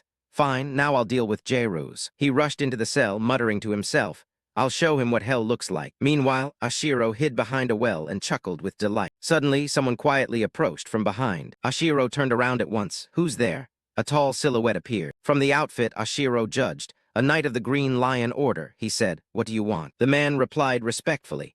I am Kraut Salim, ordered by Lord Russell's representative to escort you home, Your Highness. Ashiro nodded, I understand. As he opened the interface to check the man's details, Ashiro heard him say, pleased to meet you. At that moment, Kraut Salim's information appeared. Name: Kraut Salim. Age: 26, knight serving under Count Zin's domain. Order: Green Lion Knights. Position: veteran knight. Personality: stubborn, straightforward, assaults command. Physical condition: normal. Combat ability: rank 5, level 5278. Reputation: XXXXX. Popularity: 27. Governance: E. Finance. E. Military. A rank board. F. Development. Reading. After reading the info, Ashiro thought, his abilities are pretty good. Has there ever been someone like this in the hero's fate? The name sounds unfamiliar. Could he have died young? Ashiro observed Kraut for a moment, thinking, with potential and a level cap around the late 700s, he could rank among the top 100 strongest on the continent. Having a military skill at rank A, that kind of potential is truly rare. He said nothing, just stared, which puzzled Kraut. Ashiro wondered again, is there something special about him? The description said someone who can slaughter any enemy without mercy. Even the Black Prince, his liege, has never shown his true face. A grim reaper. Ashiro shook his head, dismissing the idea. No, that's impossible. He looked at Kraut once more, thinking. The legendary reaper is described as gaunt and gloomy, which is the exact opposite of this muscular man. Then Ashiro focused on the most important thing. Kraut's eyes, he noted. His eyes are unusually bright. Still, Ashiro didn't overthink it, concluding. Based on that potential alone, he'd at least be rank A. Keeping him close would be beneficial. Suddenly, Kraut called out, Prince. Ashiro flinched. Kraut asked anxiously, are you all right? I've called you several times. Ashiro made an excuse. I'm fine, what's the matter? Kraut reported, a merchant named Gerard Milsers has come to see you.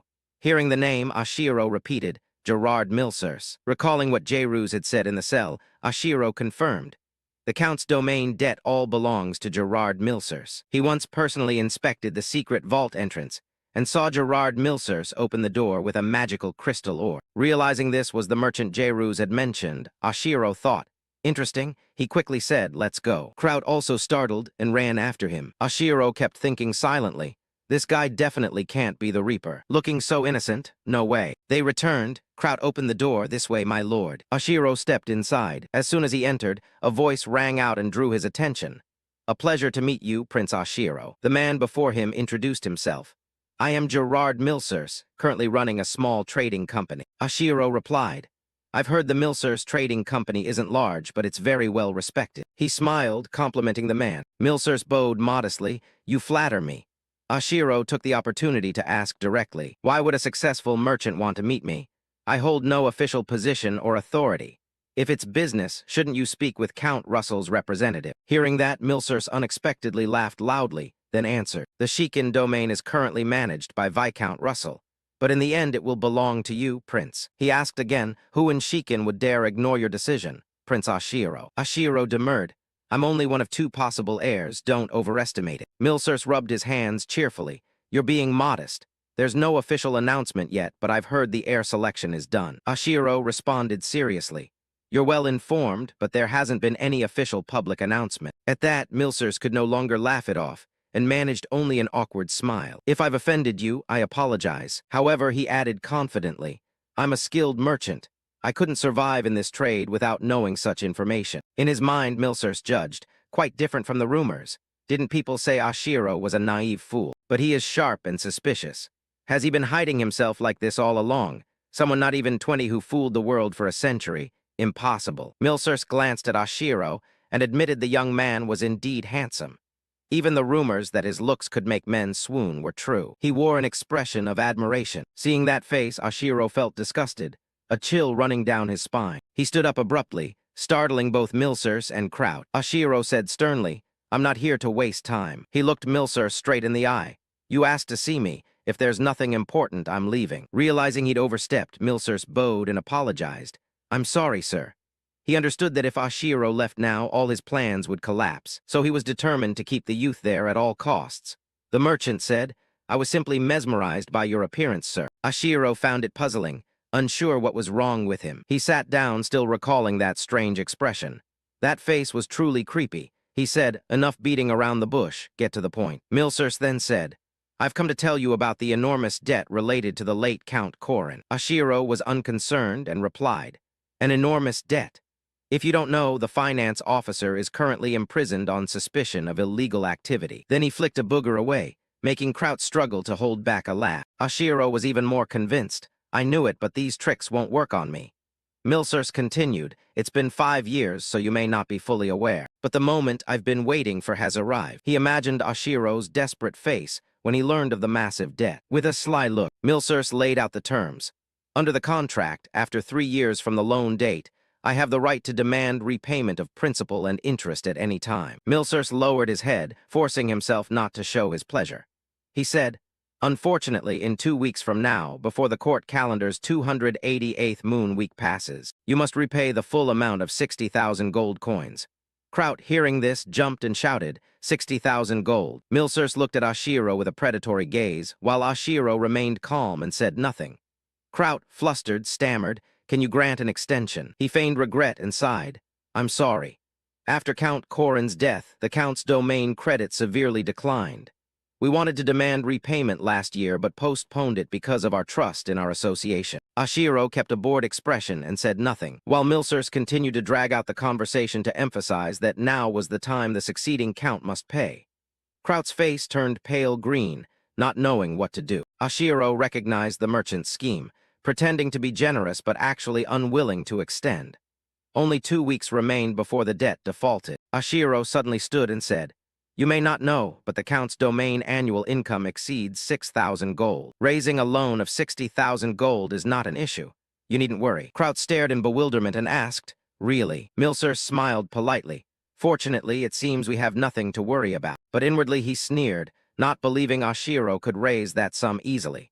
Milsers continued, I'll return with the loan contract sealed by the Shikin domain. He was certain no one would lend 60,000 gold. The Count's domain will belong to me sooner or later. Then Milsers bowed politely, then I'll take my leave. In his mind he thought, soon enough this noble brat will be on his knees begging me. With a face like that he'd fetch a high price on the slave market.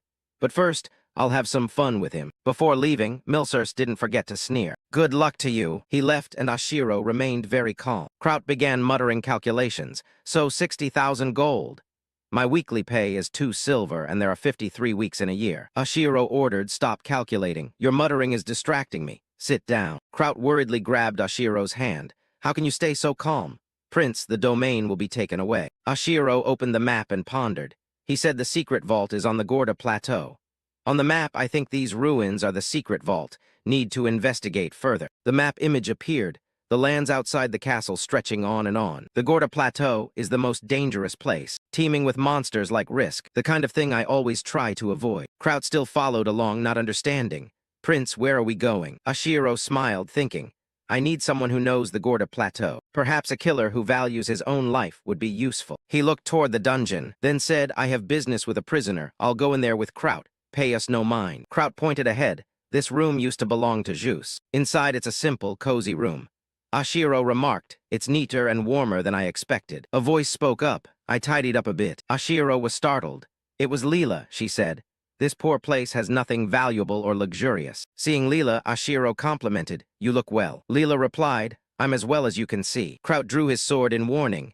Watch her mouth, that woman. Leela was not afraid. She glared back. She studied Ashiro, then coldly accused, you deceived me. At that, Ashiro looked at Leela and said, I only poisoned you back to frighten you. Then he asked Leela sternly, you've heard of Seed's puppet poison, haven't you? Leela immediately screamed in horror. No way. You're lying. How could a noble brat like you possess something like that? Ashiro glared and calmly replied, money gets you everything. Let me give you a hint. The city's puppet's poison has over 3,000 antidotes. Depending on the concoction, you must find the exact matching cure. Here, we've already prepared the best antidote for you. Hearing that, Leela grew even more fearful. He said seriously, you recognized it faster than I expected. Leela trembled and replied, so you came all the way here, which means you need me. But what can I do? Ashiro showed no emotion. His face remained calm. Leela gave a bitter smile and said, I have no intention of following your orders anymore, Prince. But if we have a passionate moment together, maybe I'll obey you again. She continued to provoke, Of course, you'll have to do it well. Kraut angrily reached for his sword, but Ashiro stopped him. Stop. Ashiro said coldly, I'm here to give you a chance to survive. Leela asked, puzzled, what do you mean? He clarified, even if I let you go now, you'll be killed the moment you leave this place. After saying that, Ashiro sighed and asked, You've realized the Shikin tribe is in conflict with the Hoshirin Viscount's family, haven't you? Kraut calmed down and sheathed his sword. Leela crossed her legs and answered, After turning the chieftain's daughter into a criminal and sealing my cousin's mana rift, it's no surprise. Ashiro continued, And you were the witness, you did everything. You still don't understand. Those words startled Leela. She trembled and said, The Hoshirin family will kill me. Isn't it your duty to save me and make me retract my testimony? Only then could my name be wiped from the blacklist. Ashiro pressed. Even if you did that, would Grand Bane's mana rift return to normal? At that, Leela fell silent. Ashiro continued. The Hoshirin family's plan to seize the Shikin territory has been completely ruined. Then he concluded, Nobles won't let anyone who obstructs their plans live. Leela's face went pale as she remembered how many people had died like dogs serving the nobility, and couldn't believe she had come to the same fate. She gritted her teeth in anger. Why me? Then Leela grabbed the nearby lampstand. Kraut grew alert, noticing her action. Leela lost control and screamed, Die. She turned the lampstand into a spear and prepared to attack. Ashiro was also stunned. Just as Leela lunged, Kraut managed to dart forward and delivered a heavy kick that sent her flying backward into the wall. He stood between Ashiro and Leela, drew his sword pointing at her, and shouted angrily, Filthy assassin, how dare you defy the young lord? Leela lay on the ground, writhing in pain and motionless. Ashiro spoke up. Thank you for protecting me, but don't humiliate her too much. Then he slowly stepped closer and softened his voice. After all, it's thanks to her that I could become the successor lord. Kraut sheathed his sword and said, Sorry, my lord. Ashiro didn't scold him, only replied, It's fine. He approached and stopped a few steps from Leela, saying calmly, People usually hate the one who reveals the truth more than the one who drives them to despair. Why do you think that is? But Leela only looked at him with hatred in her eyes. Ashiro paid it no mind. He sat down near her, which made Kraut uneasy, but he remained composed and said, No matter who the opponent is, taking your anger out on them only brings temporary relief. He smiled at Leela and continued, With a will to survive like yours, you're not the type to give up easily, are you? Leela bowed her head, hiding her emotions, then suddenly sprang up and shouted with a determined face, I will not die. I can't die. Ashiro also smiled and gently replied, Then you'll be very useful. Leela was taken aback. Ashiro stood and said, Help me with my work, and I'll protect you from whoever is hunting you. If you have family, I'll protect them too. Leela flinched, her face shifting from worry to fear as she shouted, My family has nothing to do with this. Are you planning to take them hostage to threaten me? Don't you dare toy with me. Ashiro laughed out loud, then let his smile fade, and said to Leela calmly, Don't get me wrong, even if you die, I won't care. There are plenty of killers like you. Leela suddenly came to. To a great noble like the Count, she was nothing more than a disposable tool. But she still wondered, if that's the case, why didn't you find someone else? There must be a reason you went through all this just to convince me, right? Ashiro looked at her with a composed face. He said slowly first, to save time finding another plan, and second, do you remember what I told you? Leela stared blankly, not yet able to answer, when Ashiro interrupted and began to walk away slowly. He turned back, raised a finger, and said slowly, I'll give you 1 minute. If you don't accept within that time, I'll release you. Leela froze, thinking it over. What Ashiro said made sense. Her life had been spent handling traitors. Now pushed to the edge, even if she hated Ashiro, she had no other choice. At the same time, resolve filled Leela's face. She vowed to survive at all costs. She lifted her head serious and said firmly, I understand. Leela stood and continued, The Shikin and Hoshirin houses have gone too far.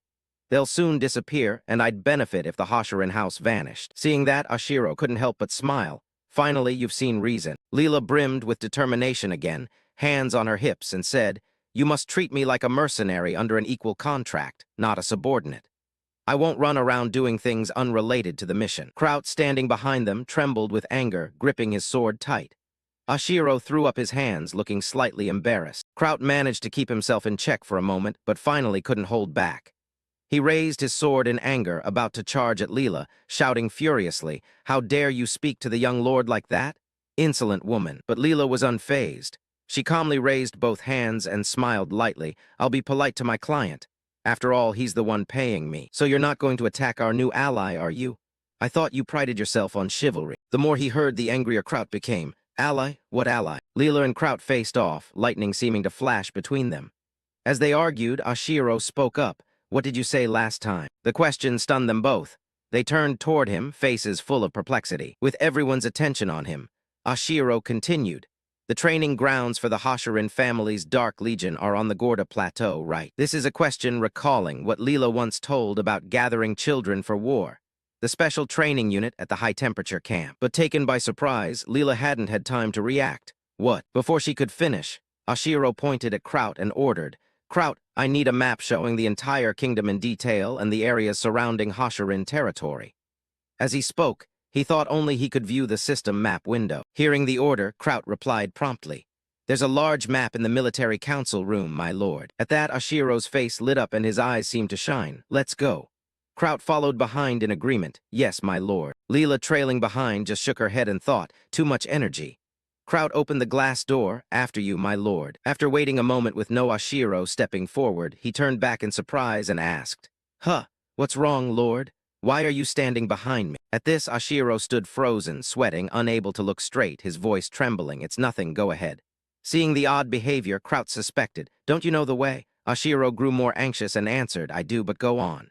Kraut remained stubborn. Shouldn't the knight walk behind the lord? He could only urge, hurry up. Leela stood behind them, watching the two and not knowing what to do, silent. The sun was high, light piercing the night. In a castle's military council room, the place was filled with combat weapons and tools for deployment. Swords, armor, maps. Ashiro's face was bright as he looked around the room. Kraut led the two toward the map at the end of the room. It was the highest-level secret military map of the entire continent. He stared at the map as if searching for something. Gorda Plateau, Gorda, the plateau. Suddenly he pointed at a spot labeled Gorda, found it. He asked the two, what do you know about this place? Kraut answered honestly, that place is fairly well known. There's a copper mine there, but it stopped operating due to conflict. As Kraut spoke, Ashiro opened the system map window to cross-check and didn't forget to ask. Baron Arab is on our side, right? Kraut replied, yes, sir. The more Ashiro studied the map, the more unsettled he became, his face full of doubt. By the way, is this map accurate? When was it surveyed? Kraut, embarrassed, said, I'm not sure. Leela studied the map for a long moment and then spoke up. It seems a bit outdated, but there shouldn't be any major errors. She thought to herself that this was why he sought her out, but aloud she said, we'd better update it with some recent changes. Kraut was surprised that Leela could answer and looked at her in astonishment. Ashiro also stared at Leela in surprise. You can read maps. She replied naturally, her voice firm. Of course. I grew up there, so I know the area well. Then Leela asked, curious, what's in the Gorda Plateau? Ashiro glanced at the map and answered, there's an ancient ruin there. I want to explore it. Leela was stunned. A ruin? There's nothing like that there. But Ashiro only bowed his head and put his hand to his chin, thinking, when I was young, didn't the adults always say that place had never been explored? Leela started, surprised, and replied, right, the adults always told us we could never go there. She began to analyze and confirm the existence of that land. Seeing that, Ashiro asked further, do you know when the Hashirin family began training their secret army? Leela answered, somewhat uncertain. I'm not sure what you mean exactly, but since I graduated the 6th term and was posted to camp for 5 years, I'd estimate about 15 years ago. Ashiro continued asking when the territorial dispute between the Hashirin and Arab families began. Kraut also spoke up in surprise. Around that time too, 15 years ago.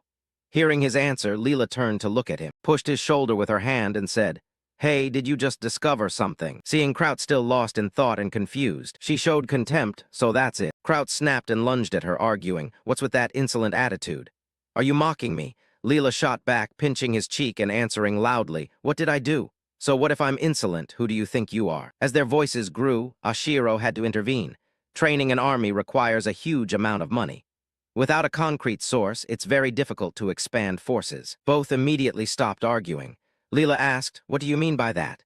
Kraut rubbed his reddened cheek and looked at Leela with a resentful glare. He retorted at once, it means they got money from somewhere. You fool. Leela refused to back down and replied, I'm not asking you. At that, Ashiro stopped caring about their bickering and said seriously. As Kraut said, the Hashirin family must have found a new source of funds around that time. It seems they used it to secretly train troops, and then carried out covert operations like the ones you described. Leela was stunned and at a loss for words when Kraut cut in with a sneer. I wonder what those covert operations were. Annoyed, Leela still turned to Ashiro and asked, so exactly what is the source of the funds, and how does it connect to the ruins? Ashiro calmly replied, Copper mines are often found near silver deposits. Usually copper ore also contains silver. Kraut was surprised. You mean the Hoshirin family has been secretly mining silver? That's a serious crime. Ashiro nodded, sat down, and replied slowly, "That's right. But think about it if you discover a silver mine on your land. Whether gold or silver, it's considered royal property no matter where it's found. Do you think any noble would honestly report it?" Kraut asked further, "What about the ruins?" Ashiro answered confidently, "I know what kind of ruins they are. It's the perfect place to hide something." He pondered for a moment, then added, "You may not believe me, but I've never left the Count's estate." Leela, skeptical, asked, "But how does that concern us? Are you planning to start a war to seize resources? I don't think Shikin's territory is strong enough for that." Kraut, though unconvinced, had to accept it and remained inwardly irritated. Leela spoke up. "In any case, failing to report a silver mine is illegal. Even if we seize it in war, if they report it to the crown, that's the end of it. What if we report it first?" Ashiro cut her off immediately. "We won't get anything." He stood and continued calmly. "Our domain is on the brink of bankruptcy. We need funds." Kraut pondered while Leela, still unsure, asked, "So what do you mean?" Ashiro answered, "The accumulated money is definitely there." Hearing that, he said cheerfully, "It's illicit money. Even if it's stolen, they can't successfully sue anyone." The remark jolted them awake.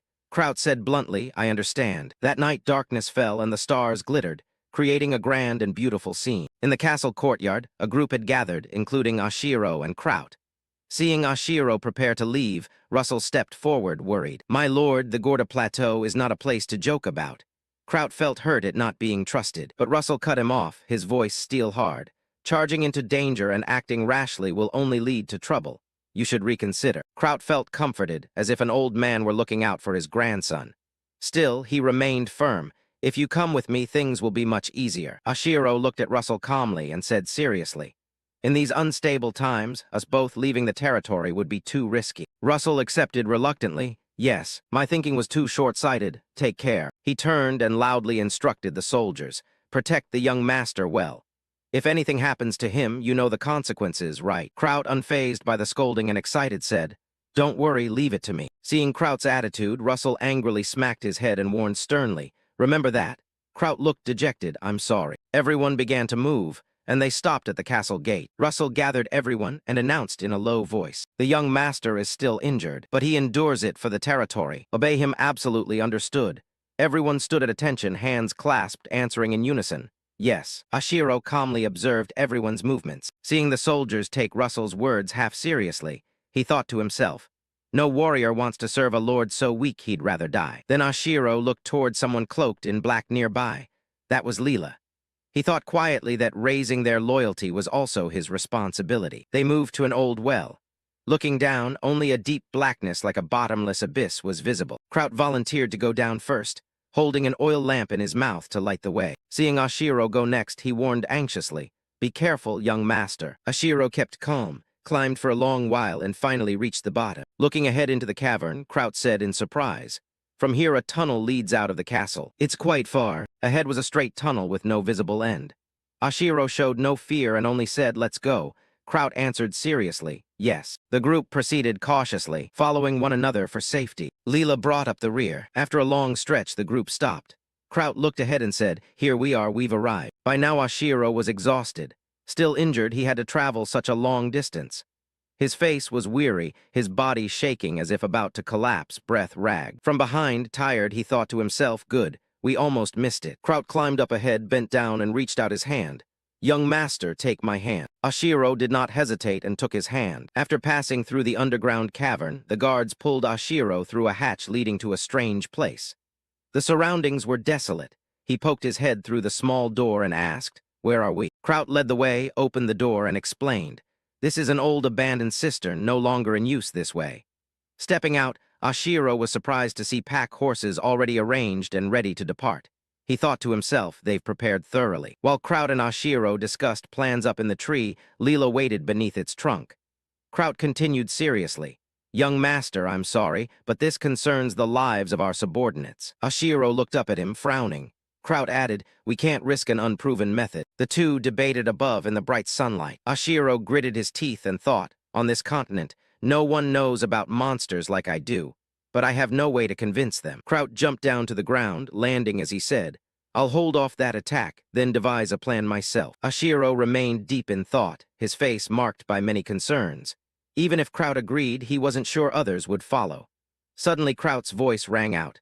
Knights of the Blue Lion Squad, I will explain the plan. Despite the murmuring, Leela stood tucked by the tree watching. The soldiers gathered in front of the tents to discuss the plan. Ashiro twisted his mouth and thought inwardly, what is this? This isn't even a plan. It's just handling things based on each person's ability. His expression grew serious. Unless he proved his ability and built credibility, he'd remain a burden. Leela kept watching silently from the tree. Kraut's voice sounded, now get ready to move. The warriors rearranged their gear and readied their weapons, prepared to show their skills. Ashiro sat alone on the wagon, still trapped in his train of thought, until he saw Leela approach, her hand removing her hood. She said, I have something to discuss with you. As she spoke, Leela lowered her eyes. This plan will fail. They will all be wiped out. She continued, looking toward Kraut, who was commanding. I trust you'll save them, even if you must risk your life. Ashiro clenched his teeth, anger showing on his face. I understand that too. His words startled Leela. She asked, then why have you been silent? He replied, I haven't been silent. Ashiro sighed, his face full of sorrow. I'm trying to find a way through this and gain control over my subordinates. Leela looked at him, was silent for a moment, then suddenly said, I have an idea. Ashiro said, tell me. Leela presented her plan. The big-footed ones are very attached to their young. When battle starts, they'll prioritize protecting their offspring. Whether the fight goes well or poorly, the females will carry the young away first while the males hold off the enemy. But once the young are hidden, they'll return in brutal revenge. Ashiro thought to himself that he knew that and it wouldn't be easy. Then he asked, so what's your idea? Seeing Ashiro's reaction, Leela was slightly surprised. She answered, first, I need to confirm something. She continued, our goal isn't to kill the big-footed ones, it's to pass through them as silently as possible, right? Ashiro remained on the wagon, hand on his knee, looking at her. Yes, we just need to get through. Pleased by the answer, Leela began to propose the plan. There is a method. We just need to make them think their hiding place is no longer safe. Right now 5 groups are blocking the route we must take. I imagine Kraut leading with 2 warriors to draw the attention of 3 big-footed ones. After that fool attacks, 3 others will strike at their lair. If we can arrange another team to create chaos at the hiding spot of the females, and young, even temporarily, all the big-footed ones will immediately fall back to protect the den. If we exploit that window, the main force can pass through safely. When Leela finished, Ashiro bowed his head, closed his eyes, thinking he had considered this plan before, but he still asked her back. So that's the plan. Ashiro's face turned serious. Then who will do it? Who will find their hiding place to attack? He asked while looking at Leela, and before she could answer, continued. The big-footed ones, the females who fiercely protect the young, will go mad chasing us. That's essentially a suicide mission. A calm voice rang out, I'll do it. Ashiro, full of questions, hadn't had time to process when Leela pointed at herself and said calmly, I intended to do it from the start. Ashiro widened his eyes and asked, could it be you have Siren's destructive herb? Leela flinched slightly. How did you know? He answered as if it were obvious and making her more flustered. Simple. If you didn't have it, you wouldn't have accepted a mission that's basically a death sentence. I need that herb to trick the big-footed ones. Their sense of smell is even keener than a dog's. Suddenly, Leela changed the subject. I've been watching you for a while, and my impression of you has really changed. You're like a completely different person. Taken off guard, Ashiro coughed repeatedly, embarrassed. Leela asked with concern, are you all right? Why are you coughing so badly all of a sudden? Ashiro covered his mouth, dodging the topic. If it works, it's not a bad plan. Leela reassured him, don't worry. That caught Ashiro's attention. He looked at her. Leela confidently tapped her chest. Since I was 8, I've treated this place like my playground. Ashiro was a bit indifferent. Why are you helping me? Leela explained. If the Shikin clan falls, I'll be in danger too. Ashiro thought this wasn't something he could ignore, but there was also no reason not to trust her. He smiled. Being trusted by others is probably hard, yet you managed it. Hearing that, Leela simply bowed her head and said nothing. The mood suddenly sank. Not letting the silence linger, Ashiro stood up and said, all right, before we start I have something to ask. Leela asked curiously, what is it? Ashiro pointed off into the distance. Look over there. He continued, when facing the big-footed ones, always assume there are at least 2 more ahead than you see. There's a saying. Leela, as if realizing something, turned and added, those following will circle back to attack from behind. Ashiro approved. Exactly. That's how they attack, over there and over there. He pointed into the distance and asked, what do you think about that creature? Leela answered confidently, It's definitely one of them. That cave is a favorite spot of the big-footed ones. Hearing that, Ashiro smiled and gave a thumbs up. Thanks for the info. Looks like we can get through this without too much trouble. Ashiro thought that stopping the big-footed ones by hiding in the cave wouldn't work. He didn't have many troops and convincing them would be hard. They themselves wouldn't expect him to surrender. Leela bowed respectfully, guessing Ashiro would order the knights to guard those points, right? Suddenly Ashiro said, and I have a few requests. Leela looked at him curiously. Kraut suddenly noticed something near the young master's wagon, seeing Ashiro and Leela deep in lively conversation. The two kept talking without stopping. Leela smiled, speaking and laughing as she did. Sounds interesting. Ashiro looked at Leela, a little dazed, then said, wait. Leela looked up to where Ashiro was standing, and suddenly put her hand on his cheek, startling him. Leela just lightly touched his cheek. Before Ashiro could react, his face flushed bright red. She seemed to whisper something that made Ashiro even more flustered. His eyes spun as he blurted, what? Ashiro closed his eyes, cheeks burning with embarrassment, when a voice suddenly made him start and open his eyes. It turned out to be Leela, holding up a leaf and smiling. There's a leaf stuck on your head. Ashiro's face burned red, his body trembling for some reason, mortified to death. He compared the situation to a die-hard otaku risking everything just to get an idol's autograph. Suddenly someone called Prince, which annoyed Ashiro for being interrupted. They both turned around. It was Kraut. He was the one who spoiled the moment. He asked what's going on. Despite his irritation, Ashiro stammered, and no, it's nothing. Kraut asked concerned, are you cold? Ashiro steadied himself and told him, oh right, go prepare weapons for Leela. Hearing that, he silently nodded. While Leela remained quiet as Ashiro continued to instruct, she will carry out a mission I request. If she suddenly disappears, don't be surprised. After hearing this, Kraut wanted to ask Ashiro for details. Can you tell me about that mission? Honestly, I still don't fully trust her. Ashiro advised, then trust my judgment. We're all in the same boat. At Ashiro's words, Leela blushed slightly, and Kraut sighed and agreed for now, but on condition, I understand. But just this once. Before he finished, Leela cut in, I'll prepare myself, it's not necessary. Hearing that, both Kraut and Ashiro blushed and exclaimed in surprise, what? Those around who were preparing also began to look at her and turned red. Leela stood up, removed her coat to reveal a slim figure, and stood tying her hair. Kraut, embarrassed, asked her why you're. While Ashiro was so mortified he felt his head about to steam. Leela paid no mind to the onlookers and began strapping on vambraces. Then Greaves, when she finished donning the armor, the two young men standing nearby were flushed hot with embarrassment, and the others watched her in stunned silence. Leela pulled out a small vial containing a thick black substance and began smearing it on her face and then over her body. Kraut thought to himself, is she going to fool the big-footed ones by coating herself with that smell? He had to pinch his nose because the odor was awful. Kraut noted he couldn't stand it, brave, but this was a bit much. Leela drew a dagger, her eyes brightening, seemingly oblivious to those around her, then began to twirl the blade, sending out skillful slashes forward. Seeing that, Ashiro felt relieved, realizing his worries were unnecessary. Leela threw on her cloak and asked him, it's time, shall we begin? Ashiro agreed, all right. If needed, you can take a few soldiers with you. Leela shook her head, no need, they wouldn't follow me anyway. Ashiro nodded, accepting her decision, I understand. We'll leave it to you. After receiving the order, Leela immediately leapt up and darted off. Kraut called to Ashiro, let's go too. The army began to move, with Kraut leading and the soldiers following behind. Suddenly a strong gust of wind blew through. He ordered the troops finish it in one strike. The soldiers took their positions, preparing to attack. Ashiro watched the situation ahead and noted, the wind is blowing toward the big-footed one's village. Leela is heading the opposite way.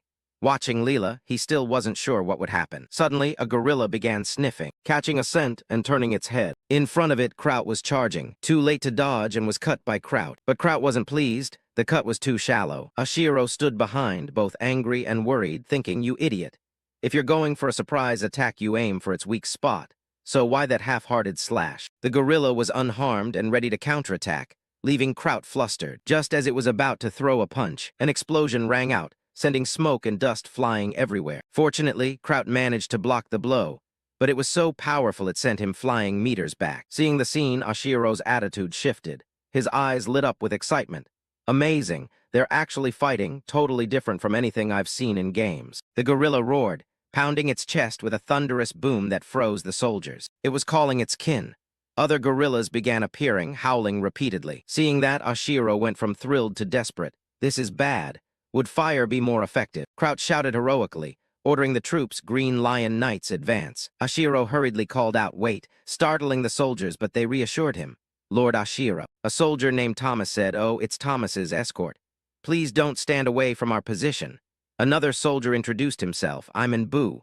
Hearing their confidence, Ashiro relented. "All right, all right." Then they charged into battle against the pack of guerrillas. Despite the ferocity of the enemy, Kraut did not waver. His gaze remained resolute. He began channeling electricity into his sword, then lunged at them, ordering everyone to hold their positions. The guerrilla froze in surprise. Kraut let out a loud yell and then swung a devastating blow into the ground, cracking the earth and sending rocks flying everywhere. From where Ashiro stood back, all he saw was a colossal electromagnetic field sweeping forward. He shouted in alarm, "Kraut!" The electromagnetic field faded, and a foot came down. It turned out Kraut was still safe, while another gorilla had collapsed from that blow. Kraut turned to look at Ashiro with a proud gaze. "I got it." You shouted angrily at him. "What's with the posturing? Go help the others." Kraut jumped at the shout. At that moment, a teammate who'd been knocked by a gorilla lost his weapon and panicked as he ran to grab his sword. But before he could, the gorilla closed in, making him terrified to the point of tears.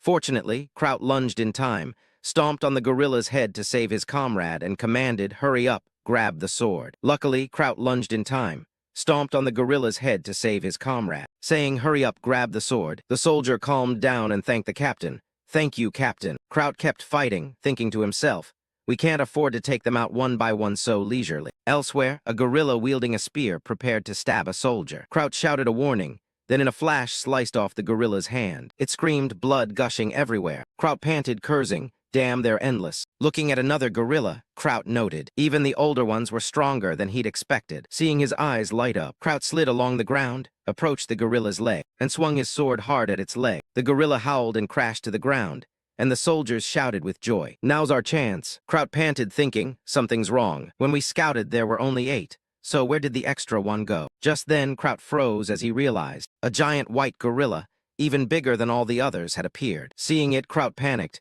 "We're done for, it's that one." The white gorilla charged madly, and Kraut immediately assessed. "It's after the prince." Ashiro startled and glanced in one direction, seeing Kraut exhausted and panting, still trying to run toward you, shouting as he ran, "Grab it, move." A soldier with a spear stepped forward to shield Ashiro urgently.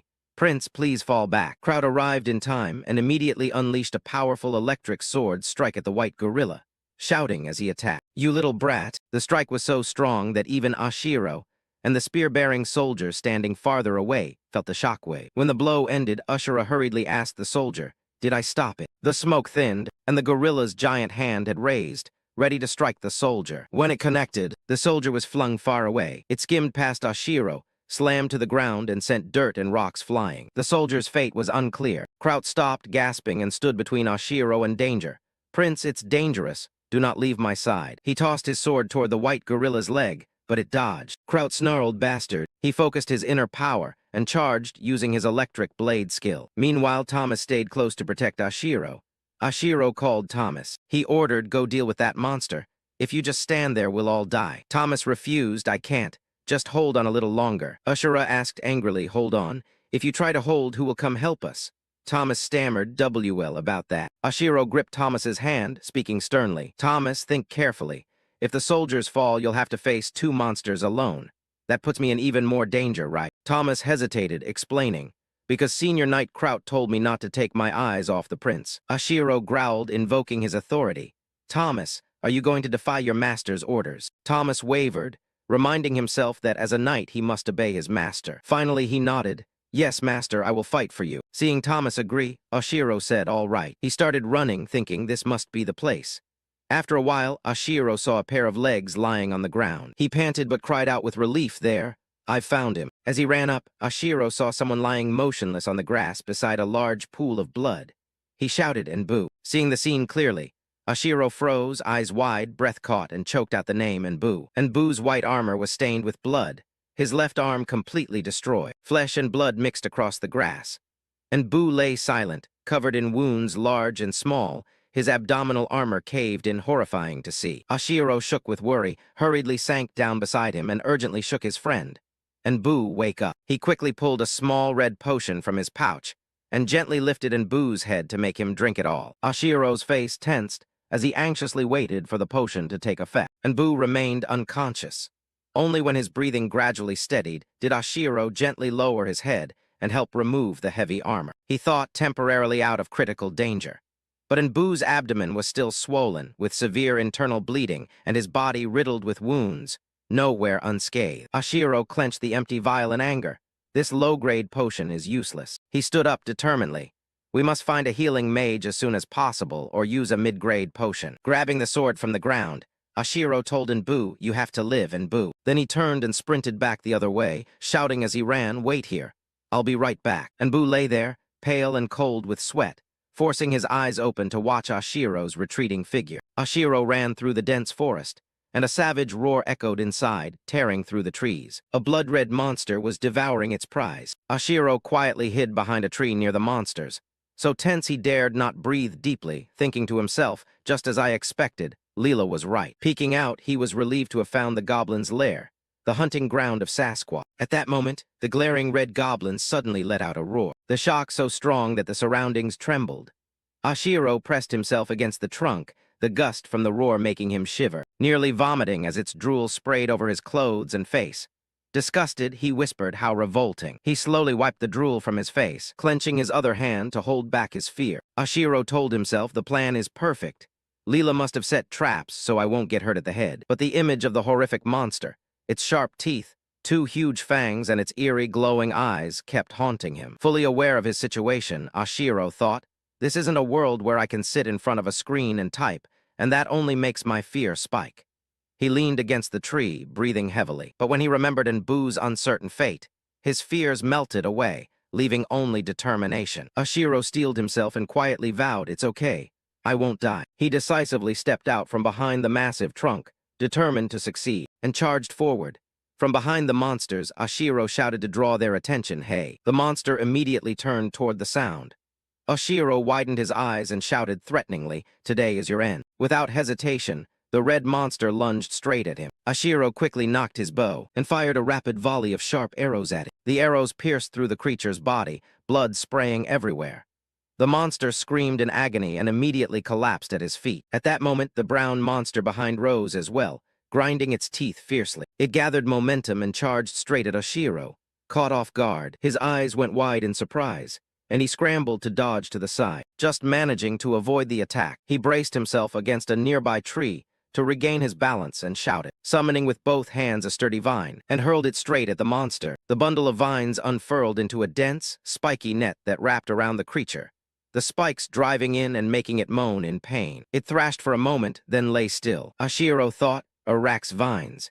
He regretted that if he'd coated the spikes with Siren's potion, he could have trapped most of the monsters more easily. Suddenly, the creature coughed up a lungful and died on the spot. Panting, Ashiro stepped closer, recalling how Leela had once used this potion to mask body odor. The siren potion had a very strong sedative effect. Seeing the helpless monster lying still, he smiled. "It's working." Facing the carcass, Ashiro drew his sword, raised it high with both hands, shouting as if to pump himself up, and charged in to deliver a decisive strike to the center of its skull. The sensation was real, the blade biting into bone, leaving him terrified and trembling violently. Fresh blood splattered all over him. Ashiro gritted his teeth, suppressing his disgust, bowed his head to look at his reflection on the blood-soaked body, and stood frozen, questioning himself.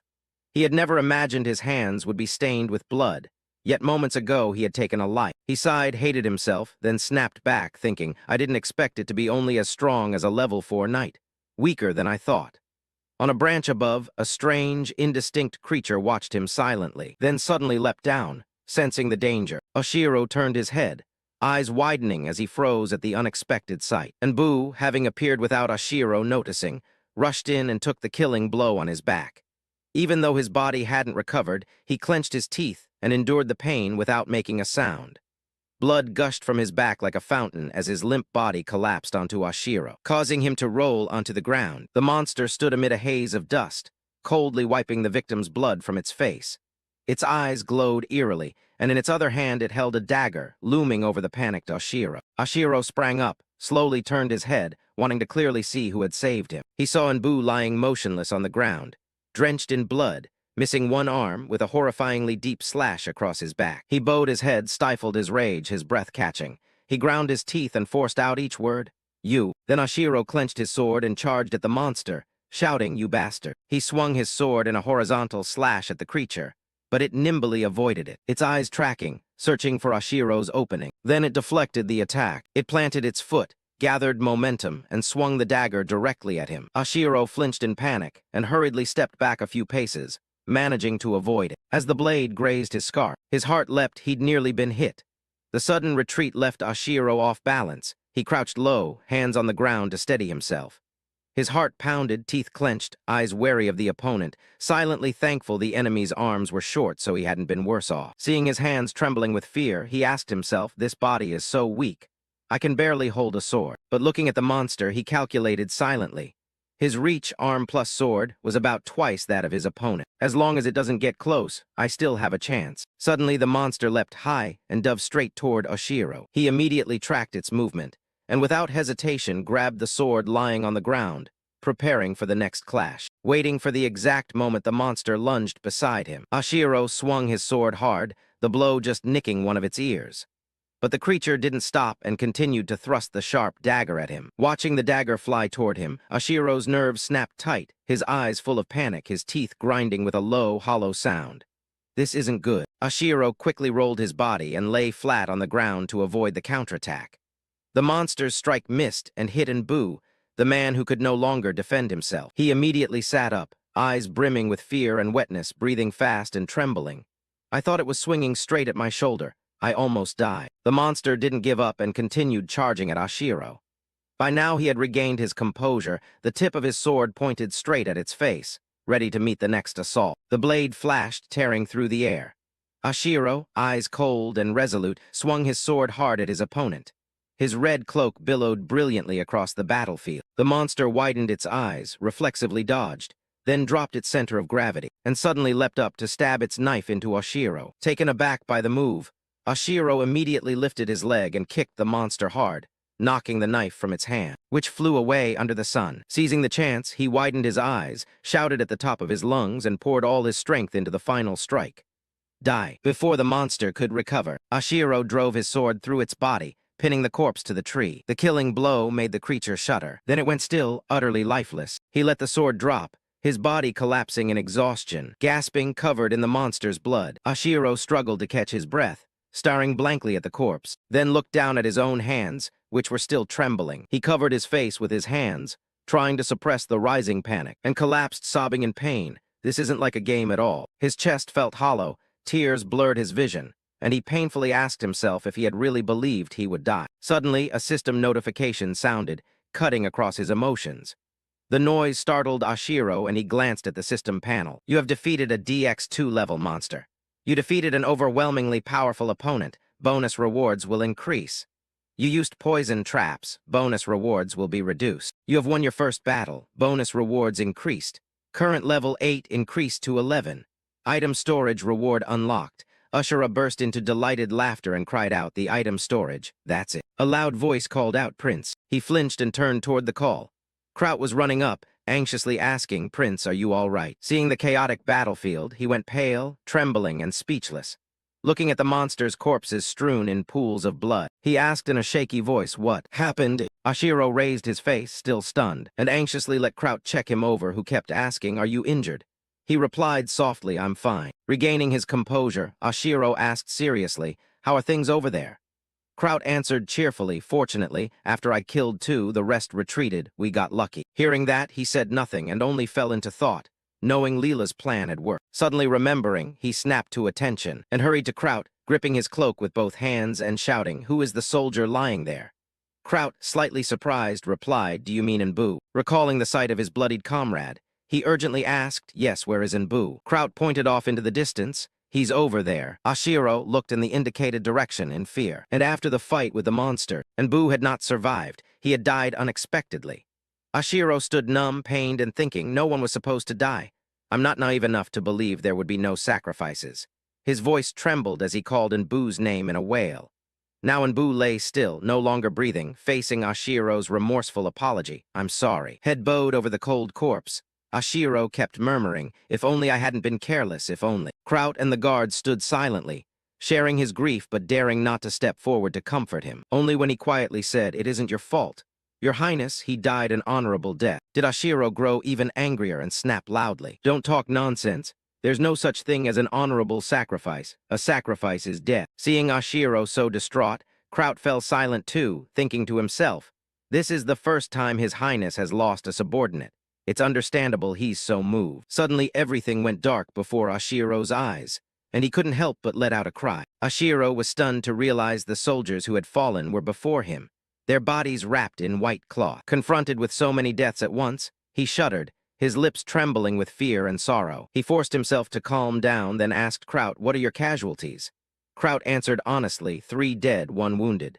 Given the situation, the losses aren't too high. Hearing the report, Ashiro was even more shocked, blaming himself as the cause of the casualties. He reflected silently that if he'd applied his knowledge and tactics better, no one would have had to die. The image of Leela's trap that helped him kill the monster flashed in his mind, reminding him he was alive only because of Leela's setup. Thinking of Nbu's reckless act, who didn't hesitate to take a killing blow for him, Ashiro's hands clenched hard on his thighs. Pain demanding release, he let out a loud, echoing scream. Kraut and the guards were all taken aback by the outburst, their faces stunned and full of anguish. Afterward, Ashiro asked about handling the bodies of the fallen soldiers. Kraut replied, "The situation isn't critical, so we'll preserve the bodies and bring them home."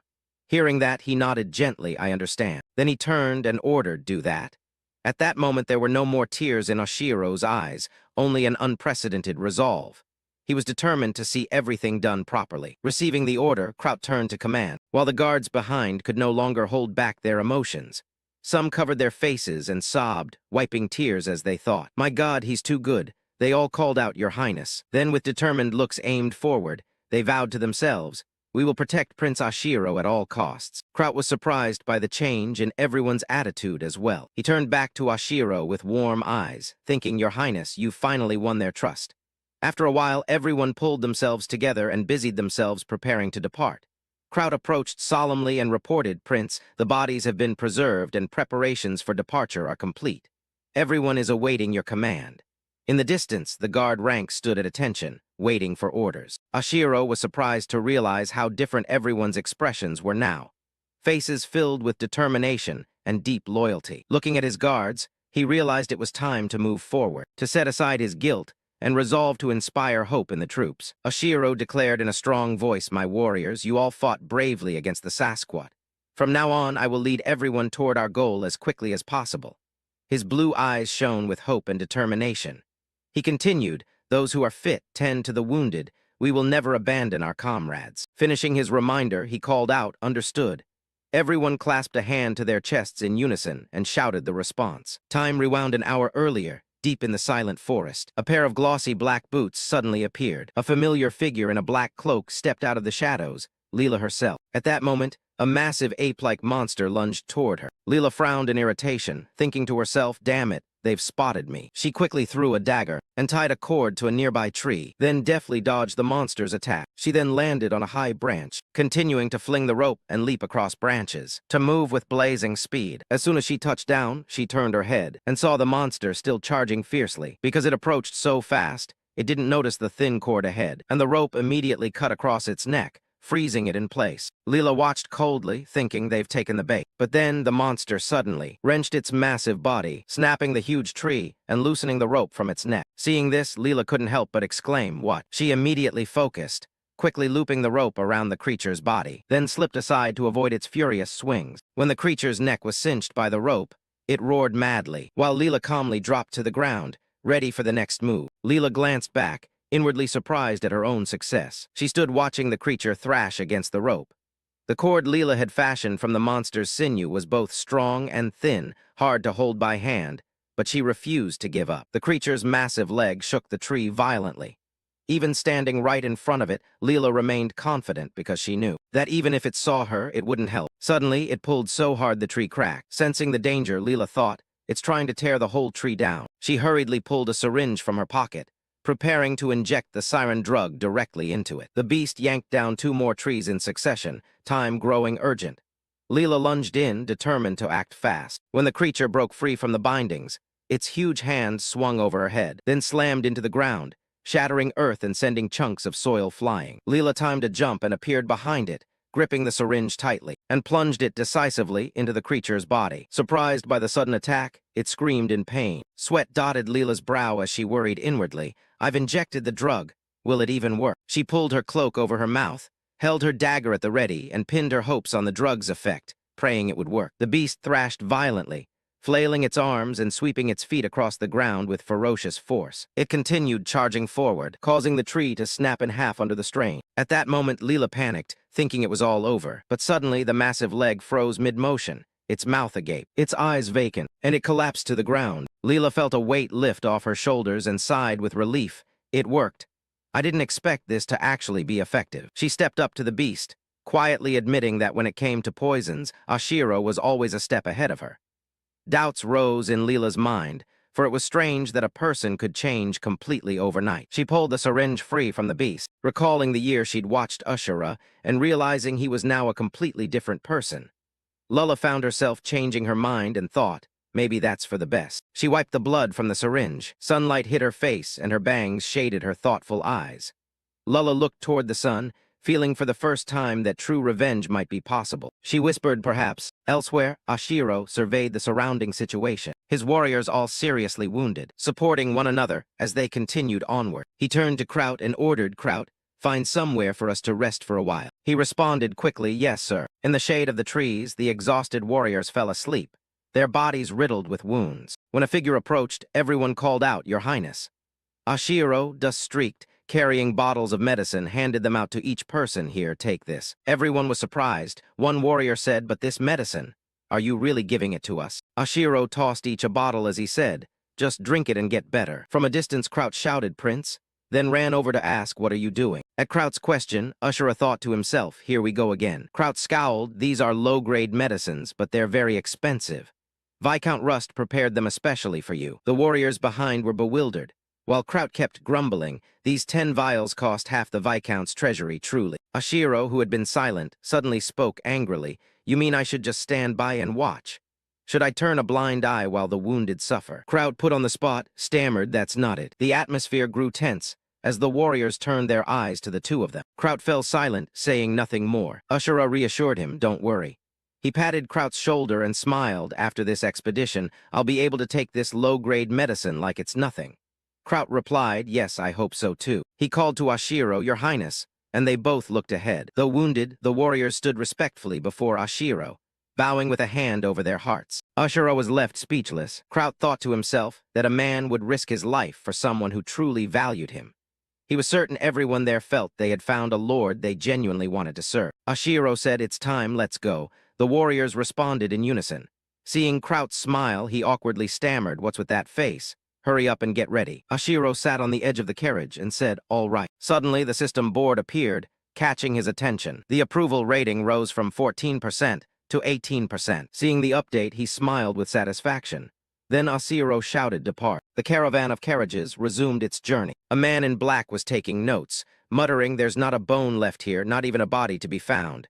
The monsters must have eaten them all." But someone clearly cleaned up the scene. He trembled as he realized that could only mean they had driven off the forest beasts, and only one family here would have the power to do that. Finishing the note, he hurriedly folded the paper into an envelope and vowed to report it at once to Viscount Vio. In a hidden corner, Leela crouched behind the planks, quietly watching the actions of the men in black. The man carefully sealed the letter with sealing wax. Leela recognized the way scouts sealed reports from hunts, a special method used only by professionals. She put her thumb to her mouth, tested the wind, then tilted her body slightly, took out the vial of blood from earlier. She slowly opened the cap, quickly flicked the liquid toward the base of a large tree to draw the monsters. Right after, Leela vaulted onto a branch behind her to watch the activity below. The man in black was still busy sealing the letter so he could better observe the situation. The flames flared fiercely, making the monsters scream in terror all at once. Carried by the wind, one monster caught the scent of fresh blood from its kin. Seemingly the leader, it rose on its hind legs and growled, as if sending a signal to the pack. Instantly, all the monsters erupted in howls and charged forward. The man in black grabbed the letter and hurriedly leaped along the branches to flee the monsters. As he jumped, he thought that with an elite scout team wiped out, this had to be reported immediately. He reached a large branch, stopped, crouched behind leaves and looked back to check if he had escaped pursuit. Suddenly, a long sword was driven through his chest from behind. Seeing the blade protruding from his chest and blood gushing out, he panicked and asked who it was, but before he could finish speaking, Leela withdrew the sword and shoved him off the branch to the ground. His head smashed the ground hard, killing him instantly. Leela jumped down and quickly frisked him, searching for something. She pulled out a paper and smiled. "Ah, here it is. Must get this to the young master immediately. Should I let the monsters deal with the body?" Saying that, she left at once. Moments later, a giant foot stomped on his corpse, sniffed down at it, its eyes turning feral as it let out a threatening roar. Cut to Oshiro. The soldiers descended the steps in single file, each movement careful and tense. Oshiro led them, muttering as he walked, "This makes no sense." This place was built by a retired wizard who wanted nothing more than a quiet life of research until he died, who would set dangerous traps inside their own home. Kraut, walking behind, could only sigh, but reminded everyone to ensure the group's safety. Oshiro tapped the wall and explained as they went, "Look, this wall wasn't dug from earth. It's made by melting rock and letting it solidify, with no seams at all. That's very advanced magic." He assessed the owner here is at least an 8th-level mage. If there really are traps, it would take only a second to turn us to ash. Oshiro's remark made Kraut even more anxious. Suddenly, a soldier reported, "Sir, there's a large open chamber ahead of this corridor." Kraut immediately ordered, "Stay close to the young master." The rest split into 2 teams and searched the surrounding areas thoroughly. Everyone obeyed, "Yes, sir." Oshiro called Kraut over and instructed, "If you find any mid- or high-grade potions, prioritize them for the wounded."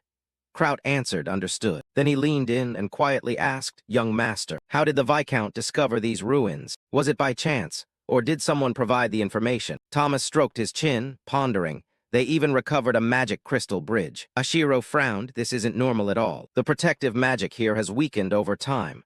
But it's not the kind a Viscount's mage could easily break." He then sat on a chair and asked, "Who is the master of Viscount Servio?" Thomas replied, "It's Marquis Antonio." Hearing that, Oshiro thought to himself, "Antonio, I'd better prepare." Kraut now carried over a crate full of red potion bottles and reported, "Sir, as you instructed, I've brought the mid-grade potions we found here." Oshiro immediately ordered, "Bring them to the wounded at once." Everyone followed orders promptly, while Kraut remained uneasy and thoughtful. Oshiro noticed this and reassured him, "I understand how you feel, but we can't abandon the wounded. We have enough potions." He asked further any other findings. One man replied, "We found gemstones and crystals for magical experiments, along with some herbs." Kraut added, "There are a few supportive magical items, but none are particularly remarkable." Oshiro stood, nodded, and said, "I understand." Turning his head, he thought there must still be an important item hidden somewhere. While examining a wall, a hand suddenly waved in front of him. He startled and asked, "What is it?" Kraut reported, "We've finished checking. We haven't found any danger, but don't act alone." Oshiro reluctantly agreed, "Understood." He was still convinced that on this wall, there must be a switch for a secret door. Kraut stood beside him, watching Oshiro's odd actions with growing curiosity. As predicted, Oshiro found the hidden switch and gently pressed it. The door opened with a crack, and a strong beam of light shot straight inside. Both Oshiro and Kraut stood stunned. Kraut exclaimed, "I never imagined a place like this would exist." Ahead of them was the staircase the group had just descended, but from here they could see every corner of the ruins. Oshiro thought to himself that this was like a control room, surely functioning as a surveillance system like cameras. Kraut said, "But it's strange." Oshiro turned and asked, "What do you mean?" Kraut replied, "I've thoroughly investigated every nook of these ruins, but I've never seen this room before." Oshiro suddenly blurted, "Ah, this is a false ruin." Kraut asked in surprise, "A fake ruin?" Oshiro explained, "Since ancient times, mages often built fake tombs or labs near their real residences to mislead and deter intruders like thieves. Most people are lured by the outward valuables and never find the real secret." Kraut suddenly understood. "I get it. So this is the Hoshirin Viscount family's secret vault." Oshiro nodded in confirmation. "Exactly, this is the final point of this expedition." Kraut asked, "So you mean we can take the secret funds in this vault?" Oshiro answered, "Yes. To open the door to the hidden treasury, you must clearly imagine the thing you desire most in your mind." Saying that, Oshiro placed his hand on the crystal orb. Kraut watched intently and remarked, "You're skilled with artifacts. You must have talent in magic." Oshiro cut him off, "Talk less." Just then, Kraut heard a strange sound, ran over in a hurry, and discovered, "Ah, there's a new door here." Oshiro approached, confirming that it led into the fake ruins. He said, "Just bring the silver that J-Ruse hid here and we're done." But first, let's get out. Ashiro used a control device to scan the entire ancient ruin that Jairus had used as a secret vault. Kraut was surprised. Oh, I've never seen that door before. Ashiro explained. That's the entrance to the treasury, hidden inside the false ruins. Kraut covered his mouth in shock. So that's how they mined silver without the crown finding out. Ashiro replied, there's no sign of people here.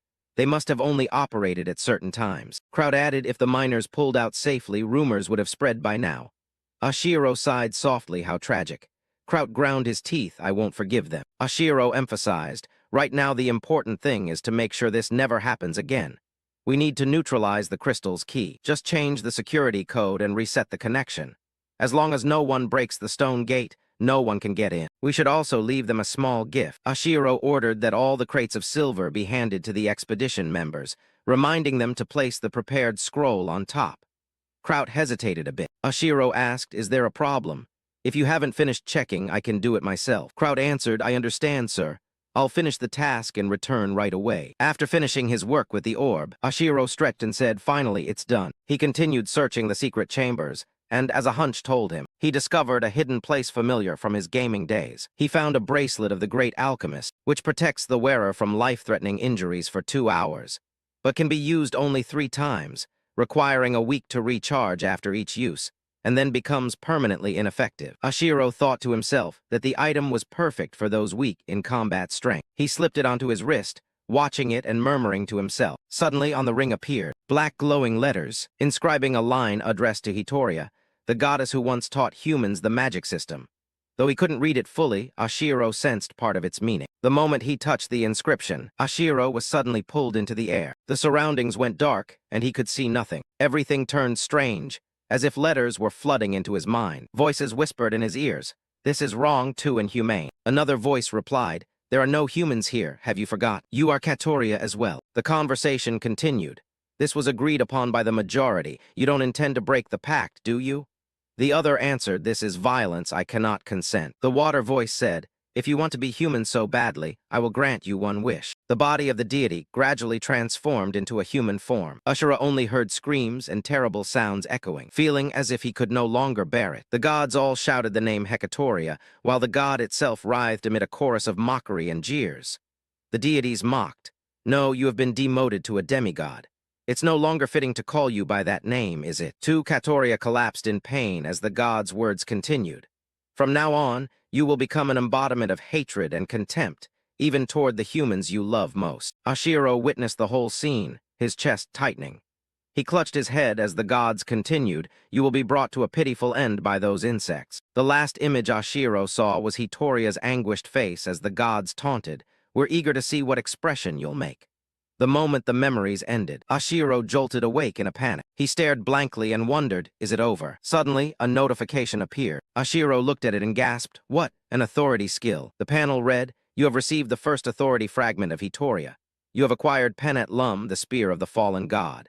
Penet Lum, Spear of the Fallen God type. Melee reach equipment enhancement effect. Temporarily unleashes hidden potential, dealing damage to surrounding enemies proportional to the user's maximum level. Attacks cannot be evaded. Limitation. Each attack reduces maximum level by 10%. Ashiro couldn't believe his eyes. No way. An authority skill, he thought seriously. Skills are usually ranked from F to S with unique rank highest. But authorities are completely different. They belong only to those who reach rank 10 in vocation, called demigods. An authority is the core of a person, and developing an authority is the only path to attain vocation level 10. Another notification appeared, absorbing authority fragment. Soul level increased. 11 right arrow 18 maximum level, 37 right arrow 43. After reading it, Ashiro pondered, it seems I didn't come here by mistake. This world, and the goddess Hitoria. He recalled the scenes and asked himself, to wound a god? Only an authority can do it. Does that mean I have to take revenge on the other gods on Hitoria's behalf? The thought made him break out in a cold sweat. Then a strange excitement rose within him. Ashiro laughed. So this is the real purpose of this game. He took a deep breath and made a decision. No matter what happens, I will see it through. Suddenly a voice called out, Your Highness. It was Kraut. Ashiro asked Kraut, have you loaded everything up? He sounded a bit awkward. Your Highness, please don't be startled. Ashiro was surprised, not understanding what he meant. When Kraut led him to look, Ashiro's eyes lit up in astonishment. Before them lay countless gold and jewels, so much that Ashiro cried out so many. more than you can count. Kraut began reporting. There are 6 chests full of gold, totaling about 30,000 coins. Ashiro chuckled softly, more than I expected, and there are 420 chests of silver, worth the equivalent of 1,000 gold coins. But Kraut sighed, moving all of this with just the expedition team. Won't be easy. Ashiro laughed again. You mean? It's troublesome because we have too much gold. For me, it's no problem. He recalled the system notification from when they defeated the goblins. You have won the first battle. Reward unlocked, inventory bag. Ashiro quietly cheered. That's right, the inventory bag. He giggled. Try these chests first. Kraut called, Your Highness. Ashiro winked. It's fine, bring all the chests here. Though puzzled, Kraut obeyed. When everything had been brought in, Kraut asked, Your Highness, what are we going to do with all these chests? Ashiro raised his wrist, revealing the space bracelet. Don't worry. I received a spatial artifact here. It's big enough to hold all these chests. Kraut gaped, nearly shouting, What? Such a high-grade artifact. Ashiro said quietly, I want to keep this a secret. Kraut immediately nodded repeatedly. The fewer who know, the better. I'll guard the outside. As he left, Ashiro murmured, Thanks. Now let's begin. He focused. A status window appeared. When Ashiro thought of the inventory bag, a space opened before his eyes. All right. He began storing items, and the moment he touched the first chest, it vanished. Ashiro excitedly said to himself, One down, put them all in, quick as possible. After that, the silver chests and the gold chests disappeared into the inventory one after another. When he was finished, Ashiro smiled in satisfaction, thinking to himself, No more worries, with this inventory bag I won't lack anything. When the area was cleared, he said, Time to go. Ashiro walked up the stairs and gradually left the place. Outside, he heard the welcome calls of the returning forces. The prince. Kraut respectfully reported, Everything is ready to depart. Seeing Ashiro look around as if searching for someone, Kraut asked, Your Highness, are you looking for Leela? Hearing that, Kraut shook his head and answered, I haven't seen her. Do you think she betrayed us and ran off? I've never trusted her. Ashiro snapped, Do you still think the Rangers' retreat was a coincidence? Kraut was stunned by the question. Ashiro patiently explained the whole situation again, leaving everyone shocked. Kraut couldn't believe it and exclaimed, Attacking the lair of the forest monsters alone. That's suicide. He added worriedly, I don't have warm feelings toward her, but I don't want her to die like that. Ashiro only sighed. I wanted to try another method, but who was it that brushed off my proposal as an adventure? Hearing that, Kraut bowed his head, filled with regret, thinking his judgment had been dangerous to try an untested approach. In the end, she had been completely right. Ashiro continued, Leela still hasn't returned. Something must have happened to her. He recalled Leela's contributions and urged everyone, thanks to her, we avoided many sacrifices. Now it's our turn to help her. Isn't that right, knights? The knights all responded to Ashiro's command. In unison, let's help her. Kraut also told himself, I only slowed everyone down, pathetic. As a knight, at least I will fulfill my duty. Seeing everyone's morale rise, Ashiro immediately issued orders. All right, Kraut, select members to form a separate team. Kraut replied, yes. He continued, the others wait in the basement. Do not leave your posts. Ashiro began assessing the situation. There are 2 possibilities. Either it's the previous boss monster, or it's pursuers from the organization Leela used to belong to. He thought, but it's definitely the forest monsters. The pursuers don't know we're here. The cellar door opened just as he was lost in thought. Ashiro recalled, Leela said she erased all traces. She wouldn't be careless enough to get captured. Ashiro remembered, Leela said she erased all traces. She wouldn't be careless enough to get captured. Watching everyone argue, he worried, the question is how do we find her? At that moment someone called, Young Master, what will you do now? He turned and replied, has everyone gathered? We will go after the boss monster. We will take revenge. The man asked in surprise, are you serious? Ashiro handed him something and said firmly, boil these herbs in oil and coat our weapons and cloaks with it. He asked curiously, what's this for? Ashiro scowled, just do as I say, any more complaints? Kraut, afraid, replied, no, I'll do it now. After assigning tasks, Ashiro looked into the distance and prayed silently, wait for us, Leela. The whole force hid in the brush, watching the monster's den. One warrior reported, only the females and young are inside. The males are probably off chasing Leela or hunting. Ashiro ordered, start by dealing with those inside. The others will notice and hurry back. Kraut repeated, you said we should track the males that chased Leela. But is that wise? As you know, they're not easy opponents. Ashura just smiled, see how strong this poison is. Kraut stared at the sword coated in toxin, uneasy and fearful. After a spirited stomp, the knights charged forward, Kraut leading the shout, charge. At that moment, loud noises erupted from the bushes. Ashiro spotted it quickly and yelled, they're coming, scatter.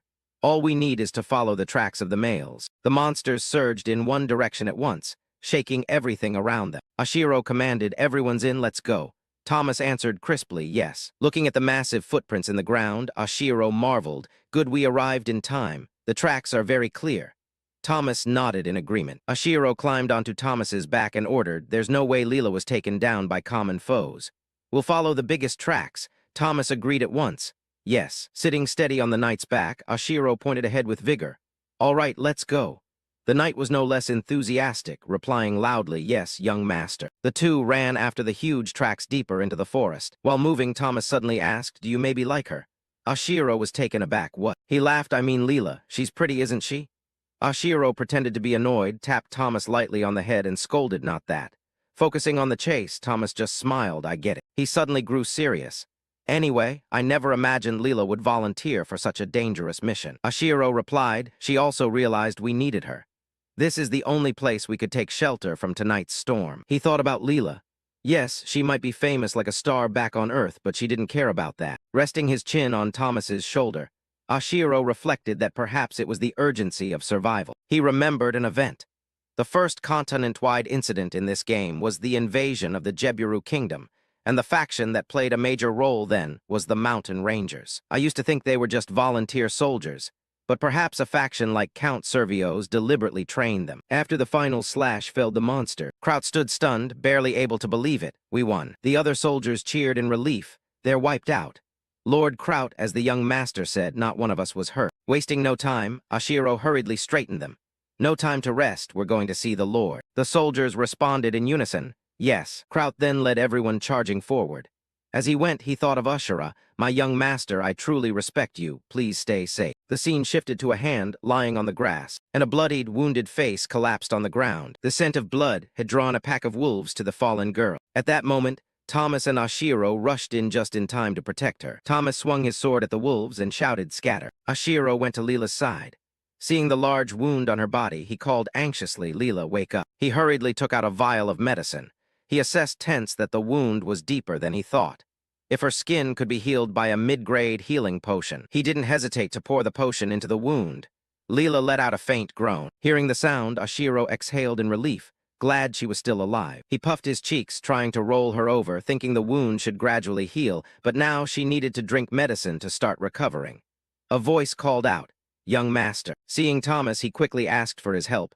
"The monsters have been driven off. Thank you, help me flip her over." Ashiro immediately supported her head and poured the medicine for Leela to drink. Watching her body begin to recover, he exclaimed with joy, "Her skin is healing, she looks stronger." Thomas beside him also breathed a sigh of relief. Just then, Kraut ran up shouting, "Young master." Ashiro turned and saw everyone, relieved he had arrived just in time. Time moved forward a week later, at Count Shikin's castle. Ashiro's face was dotted with sweat. He was jogging while gasping for breath. While running, he did the math. His current level was 18. The average combat level for a healthy adult male was 20, so that's not bad for a 15-year-old. Russell stood watching with Kraut. He observed, though training time was short, his endurance has improved significantly. He seems naturally gifted with a strong physique. Kraut chimed in with a laugh. "Indeed, he's nothing like before the Ruin expedition. Maybe he's been using something good in secret." Hearing that, the man tapped his head and judged, "You're crafty, I'm still carefree."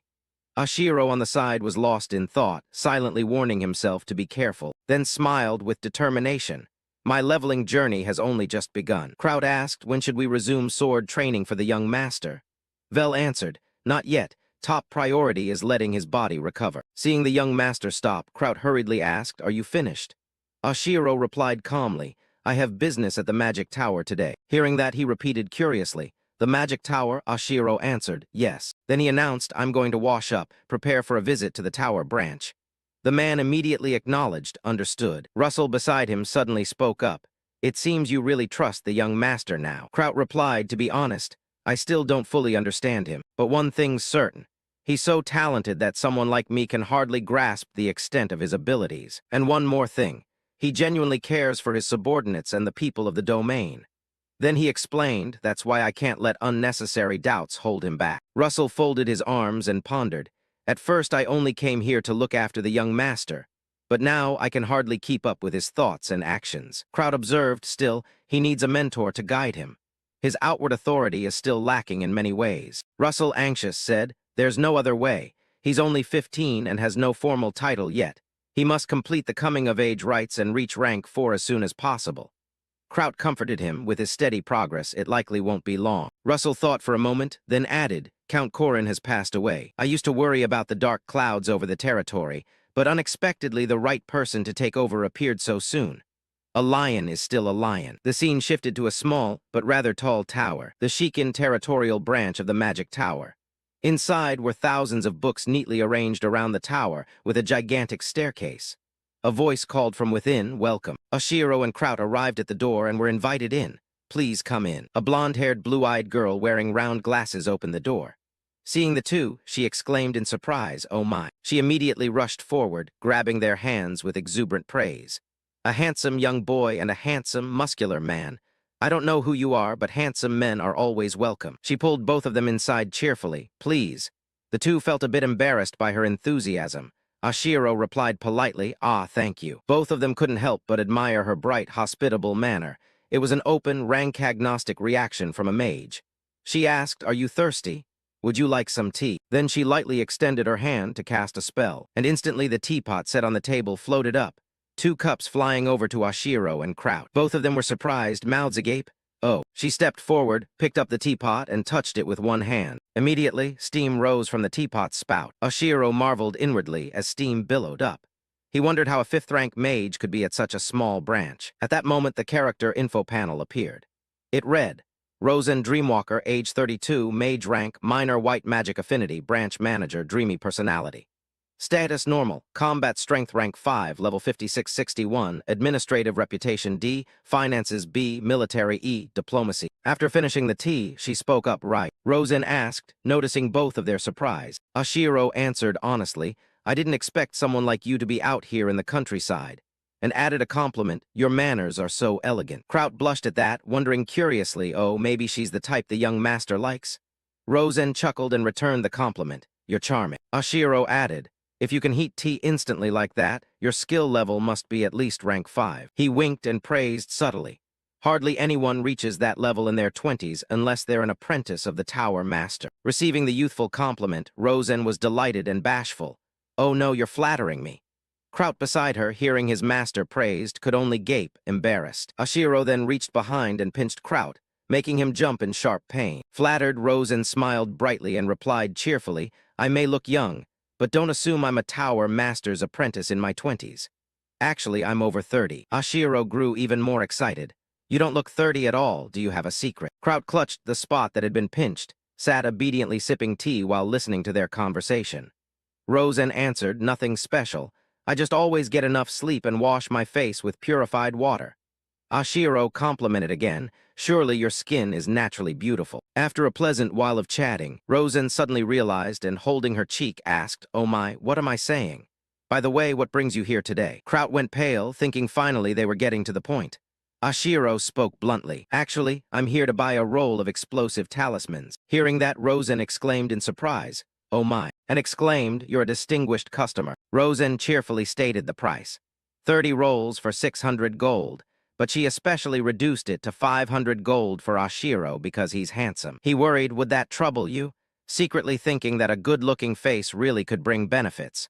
Kraut was quietly pleased to save 100 gold. Rosen smiled, "Don't worry. Though the Magic Tower branch looks shabby, the manager's authority is the same everywhere." The two broke into a sweat, pondering the deeper implications. Oshiro wanted to add, "By the way, I actually have another request." Rosen cheerfully said, "Feel free. Tell me." He hesitated slightly. "This is a bit hard to say, but I'd like to borrow from the reserve fund." The cheer vanished from Rosen's face. "The reserve fund." She picked up her teacup and asked, "May I ask how much you need?" 60,000 gold. The answer made Rosen spit out her tea. He explained, "I can't touch that money at will." She nodded, "I understand." Oshiro assured her, "In return, I'll leave gold and silver as collateral. While I borrow, I'll continue paying interest." Hearing that, she asked seriously, "Interest too?" He confirmed, "Of course. Even if only for a short time, this is still a proper loan."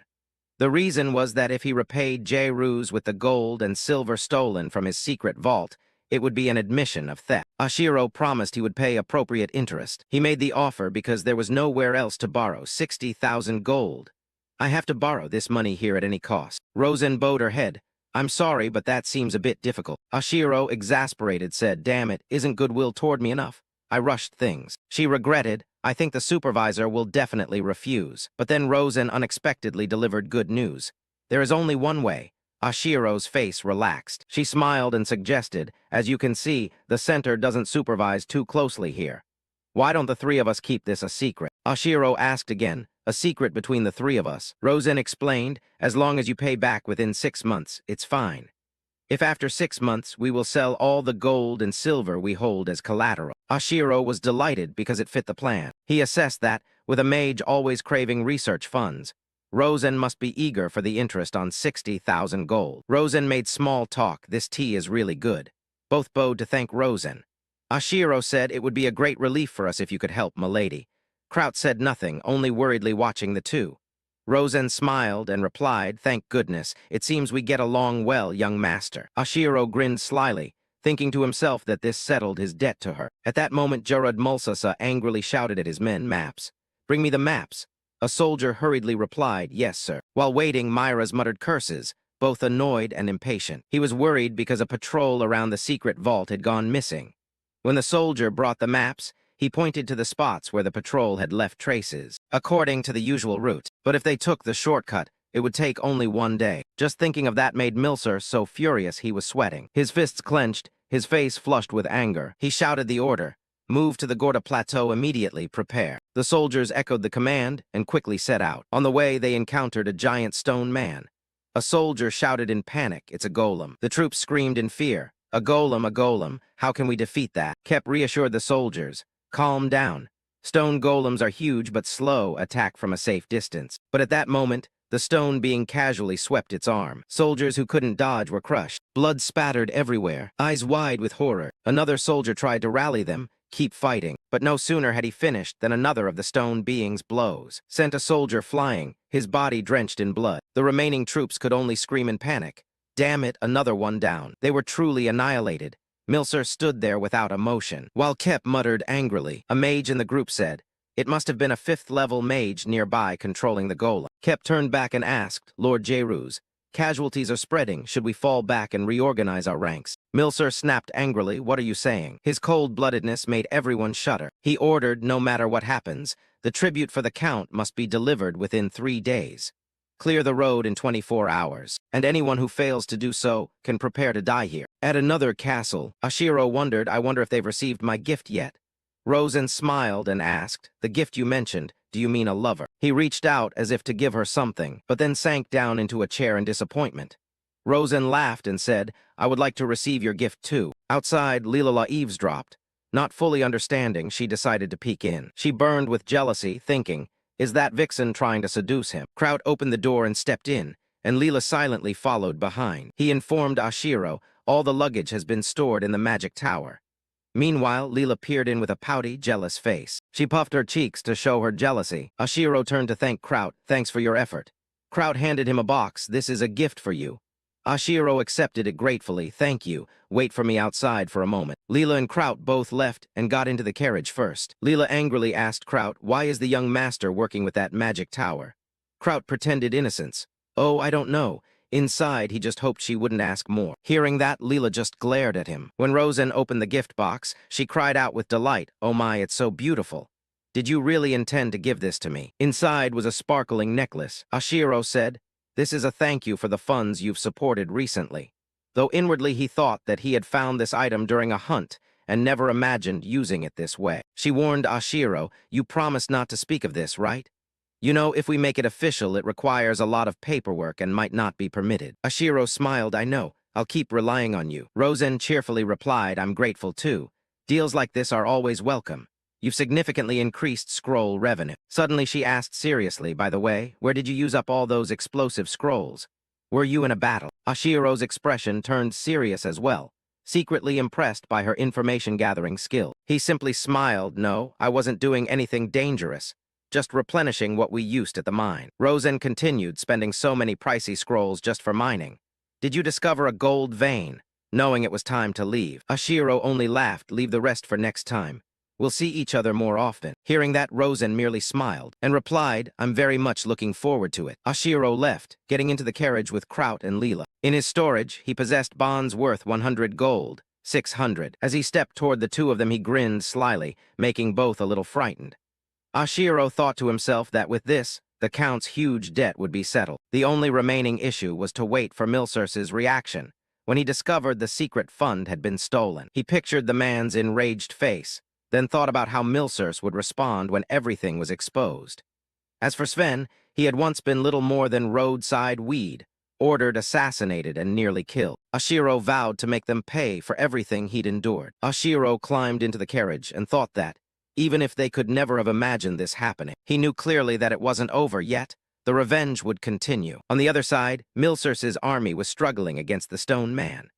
The soldiers hurled chains to bind the golem's arms and tied the ropes to a large post, trying to prevent it from moving freely. The stretched chains exposed the golem's core. One soldier spotted it and shouted, I see the core. Immediately, he charged forward, yelling, die, then leaped up and plunged his sword into the golem's core. When the blade touched the core, a violent explosion erupted, and the golem blew apart. When the smoke cleared, the scene was grotesquely horrific. Soldier corpses and chunks of stone were scattered everywhere, weapons strewn about. Kep reported regretfully, we've defeated the monster, but at least 60% of the force has been wiped out. Milsurce, unconcerned, immediately ordered, open the stone gate now. The soldiers quickly moved toward his secret vault. Milsurce yelled, get in. A mage produced a magical orb. Here, sir. Milsurce snapped, you're late. He shoved the orb into the gate. Instantly, a message appeared, invalid user. Unauthorized access detected. Countermeasure protocol activating. Keep away from the entrance. Countdown, 180, 179. Milsurce panicked what's happening. He frantically shoved the orb back in, but the clock kept counting down. 140, 139. Invalid user. Continuous unauthorized access detected. He angrily kicked the gate, cursing. The countdown continued. 95, 94. Milsurce grew increasingly frantic and screamed at the mage. The mage tried to reassure him. Lord J-Ruse, secure your safety first and we'll check it afterward. Now the time was only 60:59. The mage shouted, ordering the soldiers, quick, escort Lord J-Ruse to retreat. When time ran out, a notification appeared.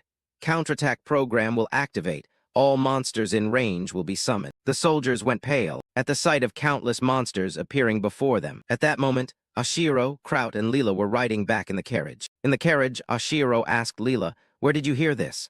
Leela replied, it all started when the young master confessed his feelings to that mage. She pouted in annoyance. Ashiro sighed softly, my heart feels like it'll break. I wonder if I was made heir just to do things like this. He suddenly asked, I want to ask you something. If I betray Count Selvio, what will happen? The question fell silent over the carriage. Leela, surprised, asked back, why would you betray Count Selvio? Ashiro replied, he is someone who never accepts defeat. He asked further, so would J-Ruse obediently accept death if the Count ordered it? Leela answered, as the young master said, if J-Ruse discovers the secret fund was stolen, he will certainly do everything to survive. I don't think he would hesitate to betray the Count if necessary.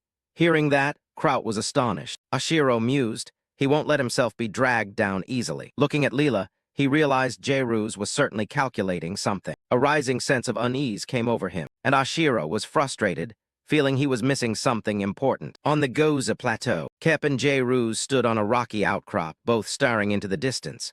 Kep knelt to report, with your support, we defeated the monsters, but... He hesitated. The Viscount's shadow army was nearly wiped out. Hearing this, J-Ruse could not accept the defeat and roared, raise a new army at once. What are you waiting for? Open that door. The soldiers obeyed without question. Gerard, clutching the magical paper, anxiously sought a way to open the gate. There was no option but to use an explosive magic scroll. The scroll detonated, rocking the area and sending dust and dirt flying. When the smoke cleared, a large hole in the outcrop revealed an entrance into the cavern. A soldier reported, it's open, Lord Gerard. He shouted, move in. But a very bad feeling gnawed at him. Just as he feared when everyone entered, there was nothing inside. A soldier shouted back, there's nothing here. J-Ruse flew into a rage, eyes bulging, yelling, search thoroughly. Find the silver. He berated the soldiers angrily, and they scattered to search in haste. A knight in the group picked up several scrolls lying on the ground, and curious, opened one to find a latticework diagram inside. Suddenly the paper flared with brilliant light, and that light illuminated the entire cavern, blinding everyone's vision. Gerard also saw the strange glow, his pupils constricting in shock. The light turned out to be magical flames, violently erupting within the cavern, causing chunks of rock to rain down from the ceiling. The blasts forced through everyone to the ground. Gerard lay sprawled, angrily looking around, bewildered by what had happened this time. The powerful explosion collapsed the mine tunnels, burying the soldiers he'd sent to search for silver under rubble. Once they realized the shafts had caved in, everyone suspected a triggered magic trap. Someone reported in panic, "Everyone who was down there has been buried." Hearing this, Gerard's face darkened. He was filled with panic and dread. He thought it was over. This time the Viscount Selvio would surely punish him. He tried to steady himself, but his features remained drawn and anxious. Suddenly, Gerard sprang up, his look turning vicious, as he decided it was time to activate the emergency plan. A soldier who witnessed that expression began to tremble. When Gerard turned to the man who had reported earlier, he spoke softly, "I have always been grateful to you." The soldier, thinking he would be praised, beamed with pride. But before he could understand what was happening, Gerard drew his sword, moved closer and leaned down and whispered, "It's all right. This isn't your fault, you were just unlucky. To keep the secret, there's no other way." After saying that, he quickly thrust his sword. Blood sprayed everywhere, and the man died on the spot. Afterward, the one who had opened the trap scroll stepped forward, whispering to Gerard, "Kep definitely won't let this go. He's noticed something odd, and may be personally investigating the ruins." Gerard replied solemnly, "Maybe he's already gone in himself. Right now, all we can do is follow the emergency plan and do our best." The scene shifted to Viscount Selvio's manor on a rainy night. Rain pattered steadily, the atmosphere grew even more silent, and only the manor remained lit. Gerard had escaped the cavern and returned to report. He knelt with his head bowed, not daring to look at Viscount Selvio. Selvio stood with his back turned, quietly gazing at the sky through the window, then slowly spoke, "I've heard everything." Hearing that, Gerard hurriedly prostrated himself, trembling as he apologized, "I'm sorry, my lord." Viscount Selvio didn't look at him. He sat down in a chair and said coldly, "I don't want to hear cheap apologies. Results are everything. Tell me, where is the silver reserved for this grand project?" Gerard lifted his head and replied respectfully, "I believe grave robbers are to blame. They tunneled through, but it was probably just a common ruin, which may have accidentally triggered the security system. Most of the large stash of silver should still be there, because the passage was too narrow to carry much away." Viscount Selvio asked again, "Most of the silver is still there?"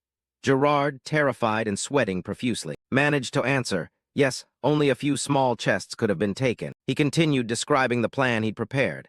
"I've secretly offered rewards to merchants dealing in precious metals and set up ambush plans. That silver won't be easy to move. They'll surely come back." Selvio clenched the armrest, showing approval of the plan. He stood, turned to Gerard and said, "When they return, we'll catch them." Hearing that, Gerard brightened with hope, but unexpectedly Selvio produced a whip, his voice fierce. "You will be punished." Gerard went pale, silently thinking, "Please spare me, my lord." Selvio swung the whip, striking Gerard hard across the back. He groaned in pain. The more he cried out, the harder the whip fell. Selvio snarled, "Are you mocking me?" Gerard could only clutch his head, tears streaming, enduring it and unable to escape this hell. Viscount Selvio bellowed, "I know you've always regarded Kep, commander of the Shadow Army, as an enemy. But this time, the Shadow Force you trained became useless because of you. More than half are no longer usable." He lashed out with such force that blood spattered across his face and hands, the hand holding the whip trembling with rage. He ground his teeth. "Your quarrels mean nothing to me, but if they affect this grand enterprise, then that's another matter." Gerard screamed in agony until Selvio finally threw the whip to the floor. He said sternly, "You will withdraw from the Shadow Forces.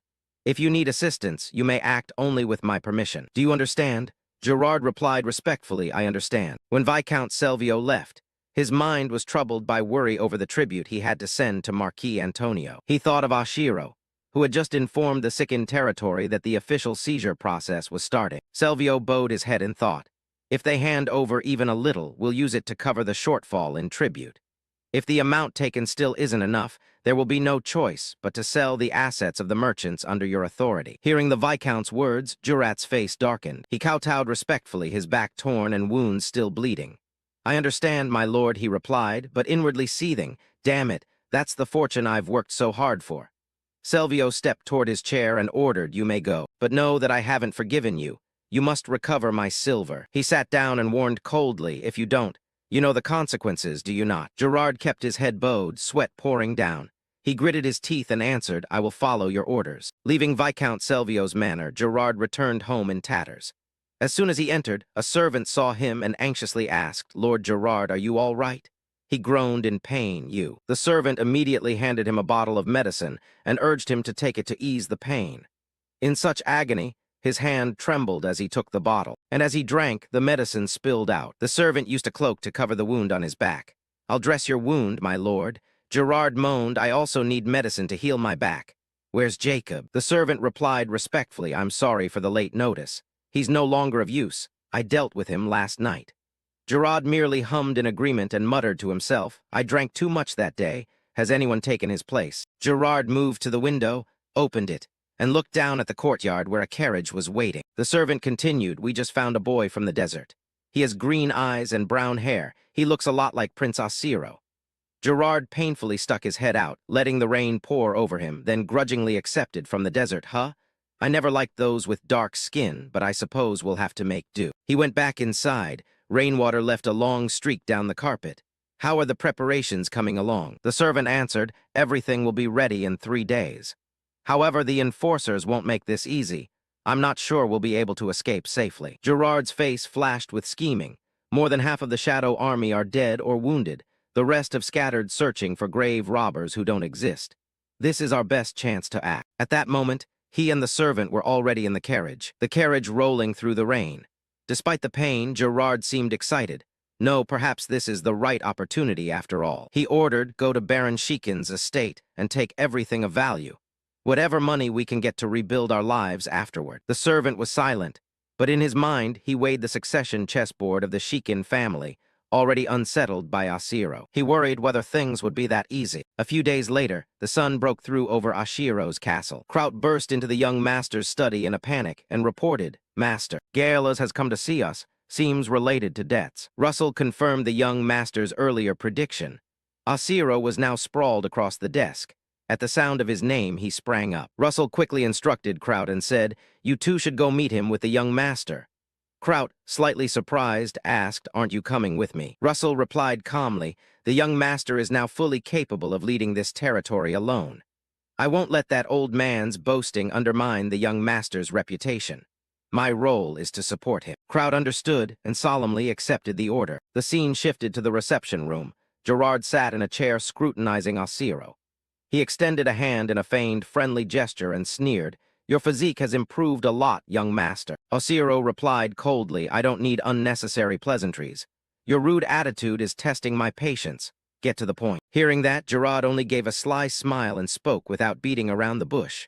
"I'll be blunt. The official debt collection has begun. It's been determined that the Sun territory cannot repay the 60,000 gold debt. Therefore, we intend to seize all valuable pledged items." Kraut looked at him with anger, while Asiro remained calm. "What if I refuse?" He swaggered, smirking. "I'll appoint a high official to ensure that can't happen." He pointed in everyone's faces, emphasizing, "I'll demand oversight." Kraut couldn't contain his anger and stepped forward to confront him. Gerard sat cross-legged, arms folded behind the chair in a provocation. Now, no need for violence. My judgment is important. Threats will only make things worse." Expecting Asiro to get angry, he instead just smiled and replied, "If your judgment is really that important, there must be a way to delay repayment in special circumstances, right?" Gerard, as if he'd been waiting for that question, grinned malignantly. "If you show a little good faith, things can change." Everyone recognized his brazen demand for a bribe. Asiro pondered, feeling that repaying this debt would be a huge loss, and wondered, why is he demanding early repayment? Does he need money? Then, realizing the key issue, Asiro's eyes lit up. He understood the man's real purpose in coming here. Money. He continued to speculate why the man needed money so badly. Surely their secret slush fund had been stolen, and they were banking on our territory failing to repay on time. To trap him, Asiro kept a smiling face, propped his chin on his hands, and feigned calm. "I've already raised the full amount, so there's no need to pretend to show good faith to you." Hearing that, Gerard jumped up in shock, completely unprepared for this. He asked in astonishment, "What? How did you raise that much money?" Ashura, pleased at his opponent's panic, mocked cheerfully. "Why the surprise? Isn't that a good thing?" Inwardly, he felt ever more certain his plan had worked. Then Ashiro slammed a stack of bond certificates on the table to show him why they had so much money. "These are bearer bonds issued by the Royal Chamber of Commerce. Genuine." Gerard's face froze, his eyes wide in disbelief. He stared at the pile of bonds, certain they were real and secretly calculated. Where would he get 60,000 gold? A greedy thought flashed through Gerard's mind. If he stole those bonds and fled, unlike gold or silver, the royal bonds were light and easy to carry. He could escape a death sentence and live abroad. With that sum, everything would become far too easy. Oshiro recognized the man's intent and slowly continued, pushing him into a passive position, then placed a large, gleaming silver piece on the table, which left Gerard stunned. Would you like to inspect it?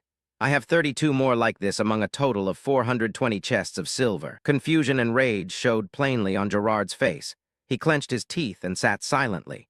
He knew full well Oshiro was implying that he himself had stolen that silver. Inside, he panicked. Had he been discovered? He also feared what would happen if Viscount Selvio learned the whole truth. Oshiro studied his expression, then broke the prolonged silence. He asked, when the rumor spreads that Viscount Selvio fled with the slush fund, what do you think will happen to you? Gerard could only hang his head, sweat pouring down as if he were bathed in it. Oshiro cheerfully held up 2 fingers. You only have 2 choices. One is to admit the slush fund was stolen and accept punishment.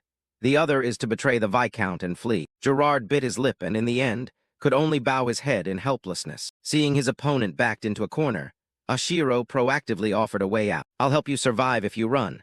This is a rare chance. What will you do? Kraut stood outside watching, unable to help feeling uneasy about Oshiro's actions. Gerard knew there was no way back, but still set a condition. Just helping me leave this territory isn't enough.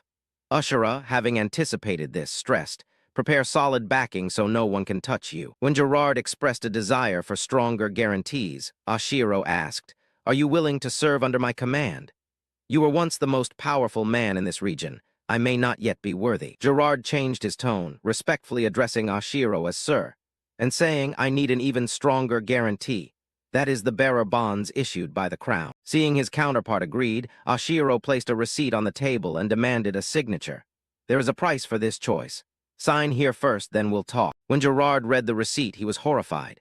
It confirmed that the Second Territory had fully repaid its debt to MAS and was secured by bearer bonds. He laughed aloud, his eyes full of admiration. You are terrifying. You fooled the whole world all this time. Fine, I'll sign. Gerard signed the receipt, privately regretting that he had ever underestimated Oshiro. Seeing he had signed, Oshiro was very pleased to have gained another valuable ally. But Jeruz's gaze at that moment was full of vigilance and anxiety. He asked, so from now on, what should we do? Kraut tightened his grip on the roll of paper, his face deep in thought. Oshiro held firm. We will go to the capital. They quickly prepared to depart. Gerard saw Oshiro and Kraut to the city gate and bowed his head in farewell. Kraut asked suspiciously, you anticipated this and prepared countermeasures, didn't you? Oshiro replied calmly, that's impossible. What matters is that we have the necessary support. At that moment, an image rose in Oshiro's mind of the crown prince seated on the throne, the kingdom's most influential figure and the king's eldest son. Kraut still hesitated. Is that really okay? We've abandoned the shield we used to rely on. Oshiro replied calmly, what are you talking about? Our support hasn't decreased at all. Actually, I think this agreement with 6,000 gold is worth more than money. Kraut finally nodded in agreement. Yes, I think so too. The two of them confidently moved forward. Though Kraut still had many uncertainties, knew he would come to understand. Meanwhile, in the room, the chief of staff burst in suddenly, panic on his face as he reported, Your Lordship, I have urgent news to report. As he flipped through the book, Count Selvio's hand suddenly stopped and his brow furrowed. What's the matter? The chief of staff immediately knelt and reported respectfully. All key figures of Milsers have disappeared. The company's main assets still appear on the ledgers, but they have all been sold off. Suddenly the door burst open and another man rushed in, panic written on his face. Report. The Milsers' headquarters has been stormed by creditors and is in utter chaos. Selvio's hand continued to flip through the book without showing reaction to the urgent news. Another subordinate quickly added, Your Lordship, many from the shadow forces have defected, and that's not all. The second man who entered continued. Some trainers at the fortress on the plateau have also disappeared. This morning, the remaining ones were found dead. The atmosphere in the room suddenly fell silent, and who had been reading paused. Under the pressure radiating invisibly, the two ministers outside sweated profusely, thinking inwardly they couldn't bear the tension. Suddenly, the captain burst in, cutting through the heavy air. Forgive me, even those who usually complain have jumped ship and fled. Clenched the book hard, crushing the pages. Where did they stop? The captain replied, the baronial domain of Shikin. A week ago, the Baron's security forces raided J. and his companions. Silvio listened intently. They were all locked in the dungeons. But when I checked, I didn't find Gerard there. Hearing that ground his teeth, his face growing even colder. The captain continued, I tried to track his trail, but tense relations with Shikin's territory limited our operatives' movements. Silvio slammed the book shut in anger. Shikin's territory. In his mind, he wondered why Gerard would flee there. Did he think he could escape?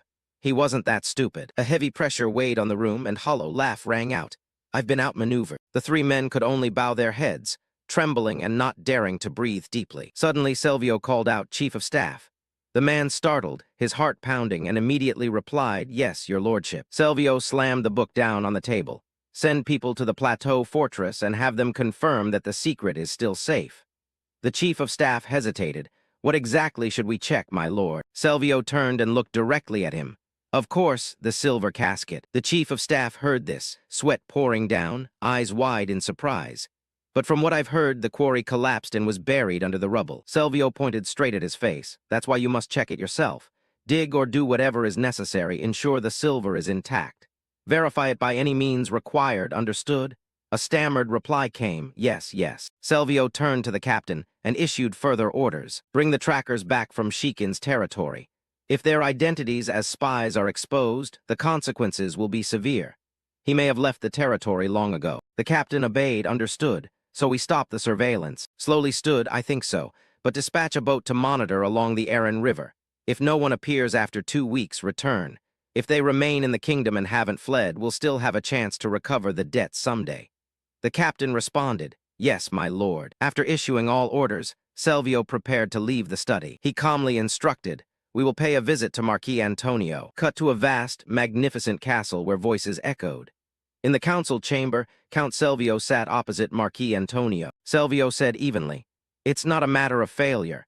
It's that the foundation we've built all these years has suddenly collapsed. Marquis Antonio leaned on his hand and sighed. Perhaps we acted too hastily. Since that incident, nothing has gone smoothly. Silvio explained, But this is a prime opportunity to remove Baron Colin Exkin, who is advancing to rank 7. If he sides with the king, the balance of power will be upset. Antonio hammered his finger on the table. Regret won't change what's done. The law enforcers will certainly catch the embezzlers. His gaze fell on the mysterious silhouette. None other than. He shifted the discussion. What about that arrogant baron who aided his escape? Should we fabricate a pretext to declare war? Silvio's eyes held a hint of killing intent. Declare war? Why not try diplomatic pressure first? Marquis Antonio repeated in surprise. Diplomacy. Silvio continued. I've checked. The Zin family hasn't appointed a replacement to the Noble Council. Orem is our man. We can make use of him before they name a new representative. Antonio, intrigued, explain in more detail. Inwardly, he thought he actually wanted to avoid war because it's too costly. Cutscene, a hand was sorting through the messy papers on the desk. Weary lay across the table and shut his eyes briefly in thought. I think Count will likely choose a diplomatic route. By now, he must know betrayed us and likely guess we aided. Kraut responded, I understand. To exact revenge, they'll choose diplomacy over war. Ashiro agreed, picking up a pen, his voice firm. That's right, war is always costly. Kraut suddenly realized and blurted. I see, so how will they approach diplomacy? Ashiro calmly explained. Lords rarely leave their castles except for obligations or battle. Even when far from their lands, they must be present in the capital to protect their region's interests. Kraut added, that's why the Noble Council exists. So we should send a representative there, right? Ashiro lay on the table, a gleam of amusement in his eyes. Yes, and by the way, who will our representative be? Of course, Ostream. At that, Kraut panicked. Young master, isn't he Lady Stella's close assistant? He couldn't believe it, hesitating as he continued, this is serious. But you're so calm. Have you planned this in advance? Ashiro only smiled. Remember, leave a few gaps for the enemy. If we make everything too perfect, they'll risk everything to find a weakness and might land an unexpected blow on us. Kraut was even more stunned by Ashiro's composure. The next morning in the royal capital Elsni, the largest city in the Kingdom of Rock, with a 500-year history and over 250,000 inhabitants. Inside the royal palace, King Clivio sat on the throne and opened the session. All right, let's begin this morning's meeting. King Clivio kept a blank expression. What's the first topic today? A minister spoke up. Yes, your majesty, first is the succession issue concerning Baron Shikin. King Clivio loudly moved on to the next item. The steward holding the bulletin announced with a trembling voice. The next topic concerns the marriage of the fifth prince. Those words immediately caused an uproar throughout the great hall. A noble below couldn't hide his alarm. It was Duke Otamua. King Clivio turned to a marquis. As far as I know, the marquis's daughter is not only intelligent, but very beautiful. What do you think about arranging her betrothal to the fifth prince, Cell? Seizing the opportunity, Marquis Antonio happily rose. Oh, your majesty, if that happens, my family would be most honored. Other nobles privately suspected the king, and Marquis had arranged this in advance. Duke Otamua stood up to object. Your majesty, by custom, royal family members choose brides only from women who serve your majesty or the queen, trained for years with noble households. Marquis Antonio stared into the distance, plotting inwardly. Surely they couldn't have expected this to happen so suddenly. King Clivio looked down. Are you implying the Marquis Holstein's daughter is unfit? Otamua replied tensely, we only want to follow procedure. The king said sternly, royal marriage is the decision of the king and queen. This is the final decision, not for the nobility to intervene. The atmosphere in the great hall instantly fell silent, and Otamua could only grit his teeth and reflect, unable to argue. However, that matter was unrelated to the current issue. The steward glanced at the old Duke Otamua, thinking, what does he mean? The old Otamua fell silent, weighing the two princes, his mind sinking back into scheming. We are supporters of the crown, always siding with the Grand Prince. But the fifth prince is the queen's own son. It seems the king wants to choose the fifth prince as heir. In his mind, he pictured king, treating marquises and counts like pieces on a power chessboard. The royal faction seemed abandoned by the king, and party foundations were starting to shake. Just then, suddenly from outside, someone pushed the door open and called, Your Majesty. The newcomer exuded a special presence. It was none other than the Grand Prince. He faced his father, King Clivio, and said seriously, I have something to present to you, father. King Clivio replied coldly, I don't recall summoning you. He spoke sternly, ordering, leave at once. The Grand Prince bowed his head, eyes resolute. That will not happen unless you first hear what I have to say. Grew even sterner. Are you challenging my authority? The Grand Prince replied calmly, I do not intend to oppose you. Hearing that, the king barked, so now you refuse my order to leave. I will not allow you to interfere in the prince's marriage. Ju replied calmly, you misunderstand. I have no intention of involving myself in the marriage, not even in the slightest. He closed his eyes and continued. I have received important information concerning a completely different matter. The nobles listening grew curious to hear what would be revealed. Said, I believe your majesty and the noble council here should be informed. If this causes any inconvenience, I ask your pardon. Having finished, the Grand Prince opened his eyes and waited for King Clivio's reaction. King Clivio frowned. What exactly do you mean? The Grand Prince raised a rolled parchment. The steward managing the barony of Shikin has sent a letter from Baron Russell. At this, Marquis Sovinia immediately took notice. King Clivio also asked suspiciously, Shikin, why bring that up now? Old Otamua spoke up. In any case, your majesty, many questions still surround the Shikin domain. The fact that no envoy answered the royal summons is truly worrying. He added that Marquis Antonio, who was tasked with investigating, is the lord of Baron Selvio. On the other side, the two nobles opposite also looked up. Antonio recalled Ashiro, who had once screamed before. He remembered who had sealed Ashiro Shikin's energy pit. Marquis Antonio rose angrily and shouted, so now you no longer trust me. Count Selvio sitting beside him fell silent, glaring. Otamua immediately retorted, in this case, you cannot appoint an interested party as arbiter. That would be very unfair. Antonio shot back, then how can we trust Baron Russell? What if he colluded with young Master Ashiro, who is suspected of crimes? Hearing that, Otamua inwardly rejoiced at having successfully trapped Antonio. Otamua continued, Your Majesty speaks of Russell. He once led the Blue Leons, an honorable swordsman famed for a knightly spirit that never yields to injustice, a recipient of the Royal Medal of Honor. I cannot imagine a report from such a hero being untrustworthy. Upon hearing this, the Grand Prince bowed his head and smiled. After all, this country is called the Nation of Knights. Antonio could only grit his teeth in anger and helplessness, privately thinking he had fallen into a trap. Seized the moment to continue. Does this mean you do not trust the entire government of the realm? King Clivio interrupted, do not wildly speculate. Marquis Antonio certainly did not imply that. Antonio hurried to explain. It's not that I don't trust Russell, though he lowered his head, showing obvious discomfort, thinking he should not have mentioned Russell. The Grand Prince interjected, in that case, we should examine the letter's contents first. It's not too late to object. King Clivio propped his chin and sighed. Grand Prince read the letter aloud. Ju unrolled the parchment and solemnly read, there was indeed a murder plot at the Baron's estate.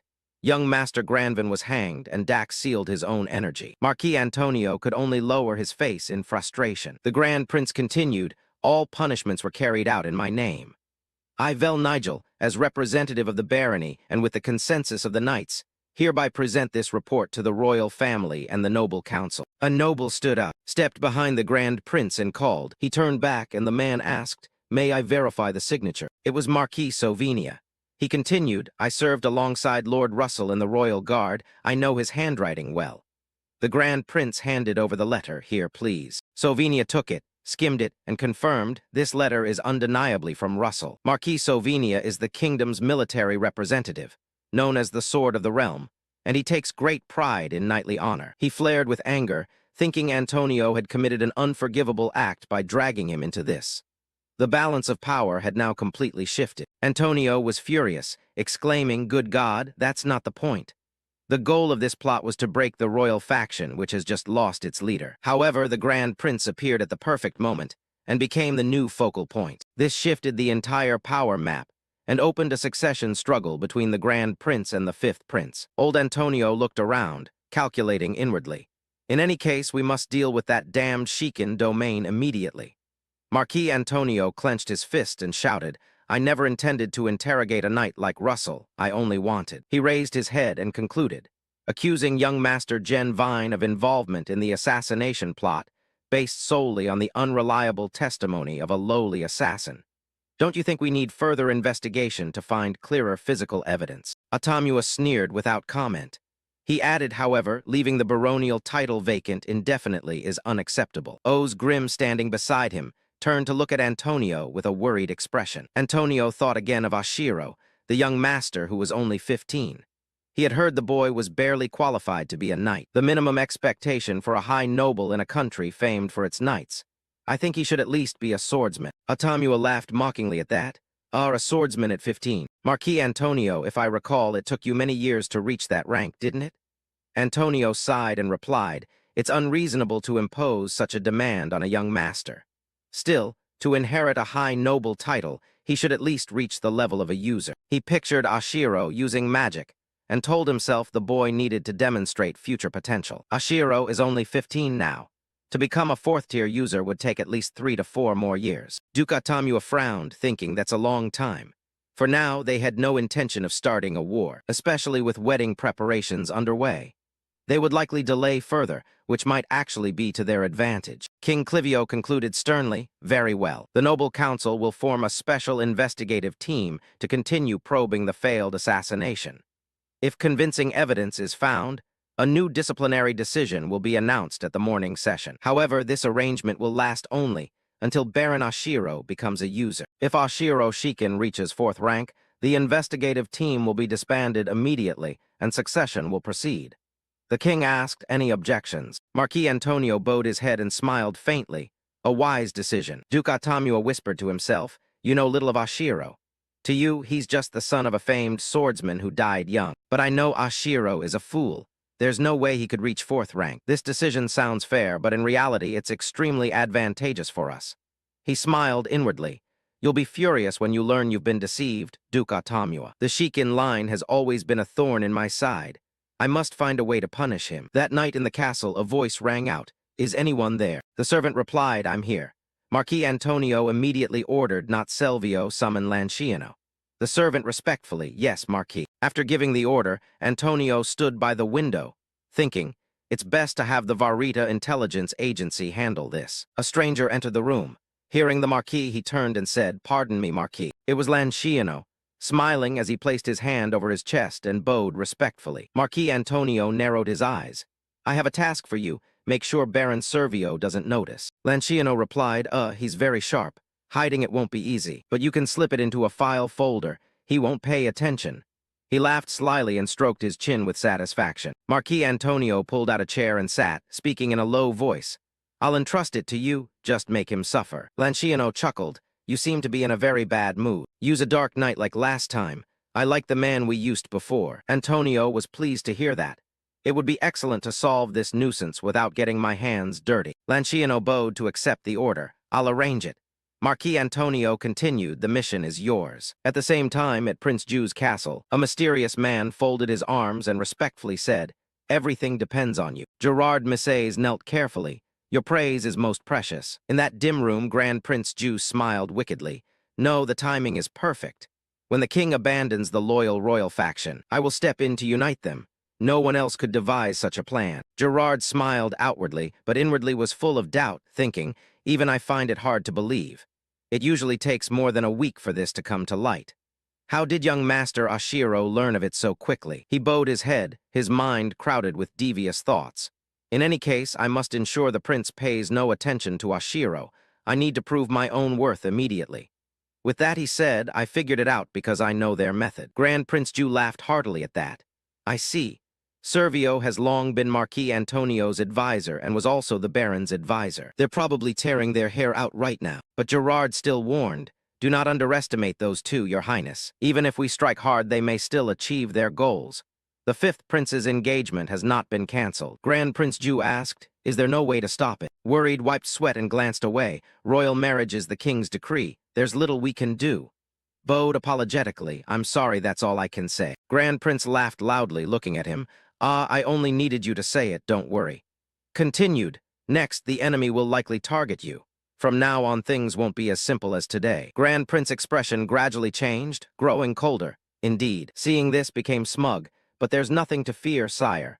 Your Highness, you've emerged from the shadows and become the sun. From now on, you must strengthen ties with nobles who support the crown and inspire their trust, so they will follow you. Hearing that, Ju ground his teeth, and his smile grew stranger. The Grand Prince then asked, by the way, I want to bring the domain into our fold. What do you think? Missays looked up at Ju. I don't think it's a bad idea. Lord Russell is a figurehead, and you personally delivered his letter to the nobles backing the crown. But we shouldn't give them too many rewards. There's no need to feed a fish that's already in the net. Ju found that reasonable. Ju said, you delivered Baron R letter 1EAFT, S letter 1ED5's letter. I suspect you have a deeper relationship with him. Gerard shook his head. That's just a misunderstanding. I only helped deliver the letter in exchange for debt relief, purely a transaction. The Grand Prince's gaze suddenly grew icy. Missays was terrified when he saw it, feeling a powerful pressure that seemed to pierce his soul. The Grand Prince said, is that so? Good. Rose and stared at. The man grew increasingly anxious, as if all his secrets were being exposed. As Ju passed by, he said, I'll go to the Shikin domain. I need you to prepare a statement of support for me. Gerard worriedly asked, you will go in person, Your Highness. Ju turned back, smiled brightly, and gave a thumbs up. I don't mind if they reject me. My mere presence there will give the supporters pause. Gerard was displeased the plan wasn't as he wanted. He intended to expand his influence to draw the prince to him, but outwardly he feigned support. As you wish, Your Highness. He smugly left the room. A few days later in the castle, a voice rang out. Have you heard the news? Was writing something, propping his chin with his hand, and asked, heard about what? Stood solemnly before him and announced, the word is you must become a fourth-rank user as soon as possible. Oshiro feigned nonchalance. Don't worry, I have an idea, though inwardly he thought he was searching the map for a suitable dungeon or ruin. Russell was displeased to hear that, his eyes flashing. You don't need wild schemes to grow stronger, take it step by step. I guarantee you'll reach fourth rank as soon as possible. Oshiro, a bit bewildered, stared at Russell, and was then grabbed by the armpit and lifted. No, wait. Oshiro struggled and protested, but Russell soothed him gently. Come on, let's go. Young master, won't you train? Meanwhile, over at Kraut, everyone around urged too slow, move faster. Faces went pale. Oshiro likewise stared wide-eyed at the rod about to strike his head. Someone loudly warned, above you. Another person instructed, breathe deeply. From now on, no talking. Oshiro lay sullen on the ground, tears streaming, his mind full of grievance. At this rate, I'll die. I can't die like this in this world, no, give me a reason. Early the next morning in the castle, the birds chirping in the branches was suddenly shaken by a scream that echoed through the halls. The flock of birds flinched and flew away. The young master angrily threw back the covers. Time to wake up, please hurry up. Sprang up, his face swollen from fear. Wait, I'm not skilled enough yet, I'm serious. I will die if this continues. In a solemn, steel-toned voice he said, what do you mean not skilled enough? You don't need talent to master the sword. He reminded him anyone can reach rank 5 with hard training. I'm living proof, trust me. Oshiro sat on the bed, reluctant. Do you think training too much will ruin my body? He lifted his shirt to reveal bruises all over, panicked. Look, my body can't take this crazy training. He remained calm, These wounds only need low-level healing potions to recover. Ashiro reluctantly replied, I need to save money. He added, the domain's finances are improving thanks to you, young master. Ashiro felt indignant but couldn't say more. The atmosphere turned ominous, making him break out in a cold sweat. You've rested enough now. It's time to train. His hand extended. Ashiro, frightened, I hate this, but there's nothing I can do. He had no choice but to train, gripping the wooden sword with both hands. In a defensive stance, Russell swung the sword. Ashiro's reflexes were quick. He thought to himself, I can see it. Unbelievable. But in the end, the wooden sword still struck him, knocking Ashiro unconscious. After a few hours, he slowly came to. He lay sprawled on the ground, battered with a lump on his head, yet Ashiro seemed not overly concerned. The sky looked so beautiful today, he thought to himself, then snapped back to attention. No, this is no time for daydreaming. I have to get out of this situation immediately. Ashiro squeezed his eyes shut and focused his thoughts. There must be some way, think. Suddenly, an image of a girl flashed into his mind, Celestina Urin. As soon as he thought of her, Ashiro jolted awake, exclaiming, right, her, the Grand Prince's strongest ally. Celestina was the game's top money expert, but currently she and the Grand Prince had not yet met, so I still have a chance to approach her first. As he was mulling this over, Russell appeared reproachful. You lazy again, young master. He hauled Ashiro to his feet. Now then, let's do it again. Ashiro hurriedly responded. Wait, I have something important to say. Russell said sternly. If this is another excuse to be lazy, training time will increase by 10 minutes. Ashiro explained. You know we have 100,000 gold worth of silver ingots, but we can't use them yet. Russell replied, they're practically stolen goods, and there are so many we don't know what to do with them. He continued, we can't launder them openly without drawing attention, so we need an accomplice to launder the money. Hearing this, Russell's face showed thought and suspicion. He thought the young master was making excuses to be lazy, but he also admitted the silver needed handling. So we need an accomplice to launder it. Hearing that, his face was thoughtful and suspicious. He suspected the young master of shirking, yet he conceded the silver had to be dealt with. Asked again, do we really have to do this right now? Ashiro replied, if we lend the ingots to others, the interest could grow to 200,000 gold. Every day wasted is a loss. Don't you know the magic of compound interest? Put his hand to his chin, pondering. Is there a spell called? It's the first time I've heard of it. Annoyed, said, be serious. We need to fix the domain's finances. Russell replied seriously, I understand. So how long will it take? He hesitated, not short, not long. Because we have to go to the capital, it takes 3 months. It certainly can't be done in less than a day. Russell inwardly thought he'd be dragged all over. But in the end, he agreed. I'll tell Kraut you have daily duties to perform. Ashiro was startled. No need to go that far. But he was adamant, it must be done. The next day a call rang out. Young master, Ashiro turned in surprise. Kraut reported, it seems the Grand Prince is about to arrive. Ashiro startled, why is he coming so suddenly? Kraut replied honestly, I heard at this morning's meeting that a full succession war between the Grand Prince and the 5th Prince has begun. He seems to be coming to seize our domain. Ashiro's face tightened. He hurriedly stuffed his things into a suitcase, while Kraut looked on in confusion. What's going on? Packed as he spoke, Kraut, we didn't hear any prior notice that the Grand Prince would come here. Get the horses ready, no carriages. We're leaving in 2 hours. Kraut panicked, but you don't even know how to ride a horse. Ashiro replied firmly, I'll learn myself, prepare to go. I'll lead, everyone follow. Kraut was still surprised. You don't want to meet the Grand Prince? You've never even met him before. Ashiro didn't answer. He hauled his luggage, thinking, of course I've never met him in the flesh, but anyone who's played Heroic Fate would know the Grand Prince. Gios Laklevio Grakov, one of the game's few hero-tier characters. An info panel popped up. Gail Roch Laklevid Krakow, age 29, royal family, Grand Prince. Conqueror-type personality, power level 6, high renown, 39% support, administration skill E, finance C, military SSS, diplomacy A, development A. Ashiro thought, the Grand Prince is famous for recruiting talent. He'll force me to become his subordinate. 2 options, submit or die in an accident, be assassinated or work myself to death. But I'm not going to die.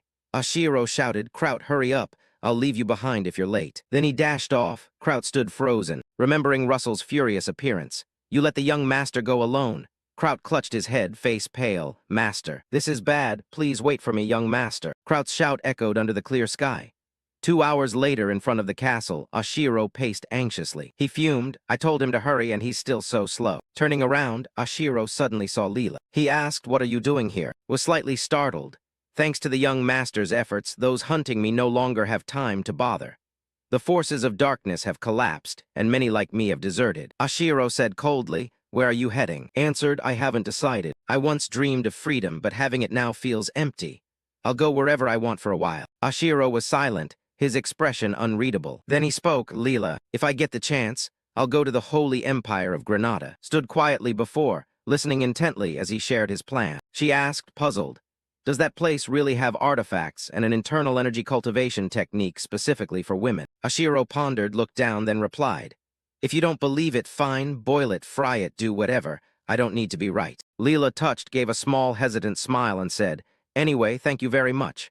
If there's a chance, let's meet again." Her eyes showed a hint of sadness as she looked at Ashiro. A light breeze blew. Ashiro smiled back, "All right." Inside, he felt regret but knew there was nothing more he could do and no reason to hold on. Leela mounted her horse and rode off in the opposite direction. Ashiro watched and judged silently. Leela wasn't the most talented nor outstanding. Leela adjusted her hooded cloak, turned back and smiled brightly.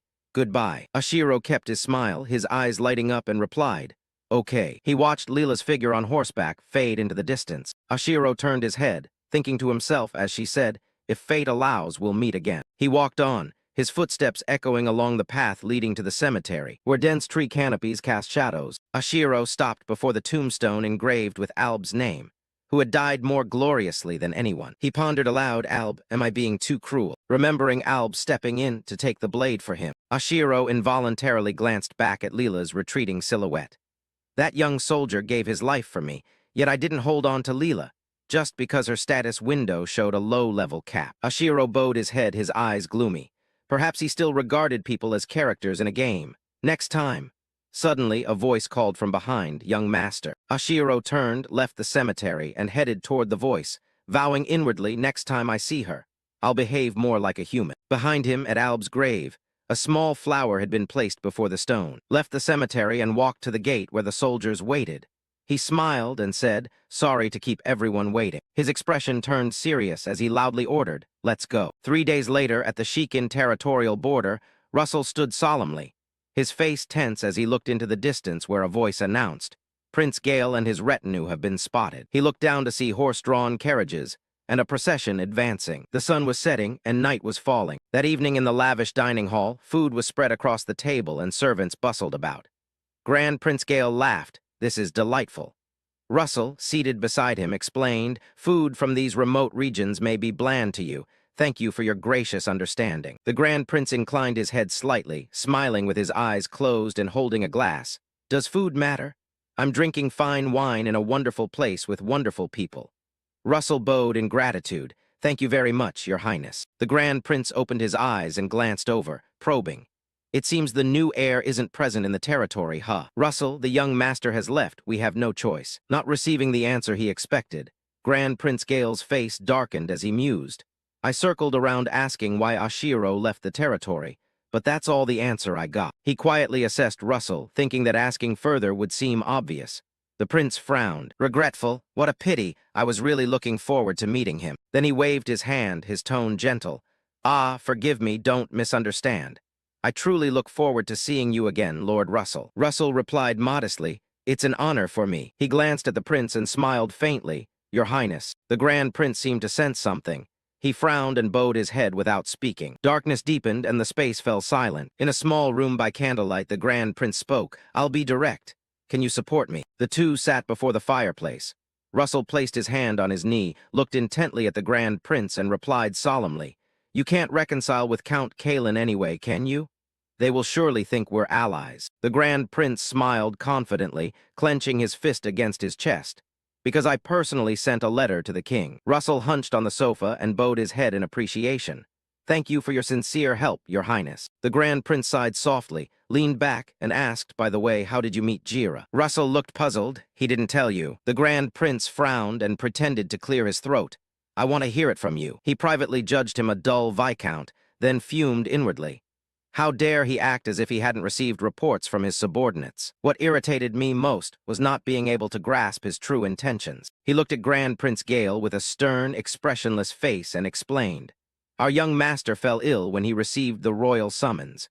I sent a reply requesting a postponement, but that letter wasn't handled properly." Grand Prince Gale's gaze darkened. He said coldly, "Isn't that strange? Does that mean something happened to the messenger riding along the main road?" Russell closed his eyes and replied calmly, "I discovered the messenger had mounted his horse, but then the horse stumbled over a rock, breaking his ankle. The image of the messenger and the horse collapsing to the ground remained vivid in his mind." Grand Prince Gale closed his eyes, interlaced his fingers on his lap, and said softly, "Continue." Continued, "I was at a loss for how to explain when, at that moment, came to me with a proposal." The scene shifted to the past. Jas Milsers knelt before Russell, pleading, "Please help me escape from Servio. If you help, I will erase all of House debts. I will also deal with the issue of the message failing to reach the capital." Was silent then, merely staring at the man kneeling before him. Back in the present, he closed his eyes and continued thoughtfully. "At that time, Jira asked me to write a letter. I didn't think things would go this far." Grand Prince Gale only sighed at that, his expression darkening. After finished recounting, he fell silent and the room went quiet. Grand Prince Gale thought to himself that so far there was nothing suspicious, and he felt disappointed. He looked at Russell with an appraising gaze. "I know you are a respected knight, but otherwise nothing remarkable." He also recalled Gerard Milsers's panicked face, then silently considered Ashiro.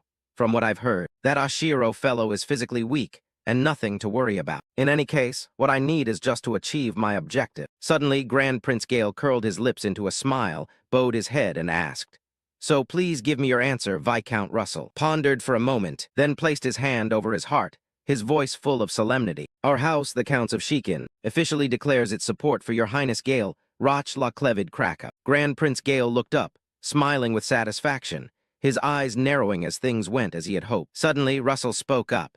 "However, if we may be so bold, we have one request to make of the prince." Gale bowed his head slightly and repeated, "A request," remembered 3 days earlier when had summoned him.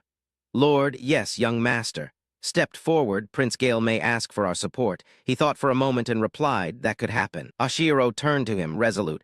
"We cannot support the prince, I mean the 5th prince, you understand." Russell understood, since Marquis Antonio is the stepfather and guardian of the 5th prince, and he nodded in confirmation. Ashiro stepped up to the desk, sat down, and said, "Even if we back the Grand Prince, we won't gain much, but we have no other choice." Russell thought it over carefully and asked, "Do you have any specific requests?" Ashiro frowned and clarified, "I want you to propose waiving transit taxes for the Royal Merchants' Guilds operating in the territory." Russell questioned, "But currently our territory doesn't have any Royal Merchants' Guilds, does it?" Ashiro replied calmly, "I know.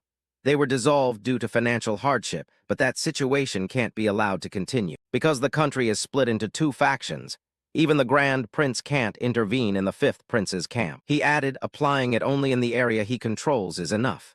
If it's limited to 1 magical artifact per year, he can boast about it, but he'll certainly agree." Russell hesitated. "Isn't that a bit little?" He was still unsure, since each territory still pays its own customs taxes, and the effect was unclear.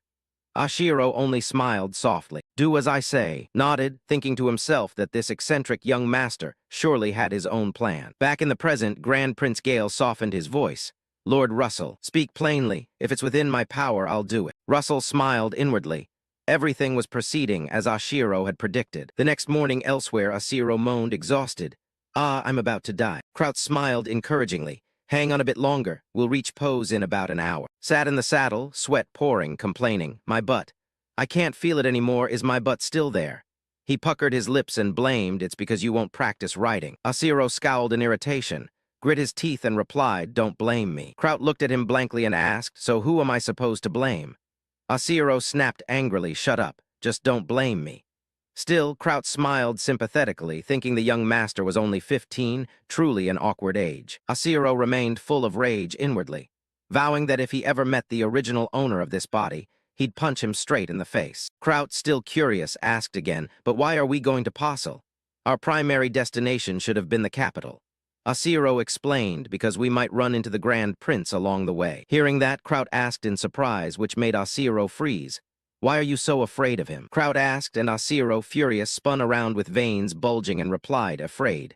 Do you avoid dung because you're afraid of it?" Kraut was flustered, "Huh? No. But comparing a prince to dung is a bit." Ashiro closed his eyes and frowned as he explained, "Actually, we originally planned to stop at Posny on the way back from the capital. It's just the order that changed." He forced an angry smile. "Run away? Of course not. Even if he wanted to, he couldn't deny it.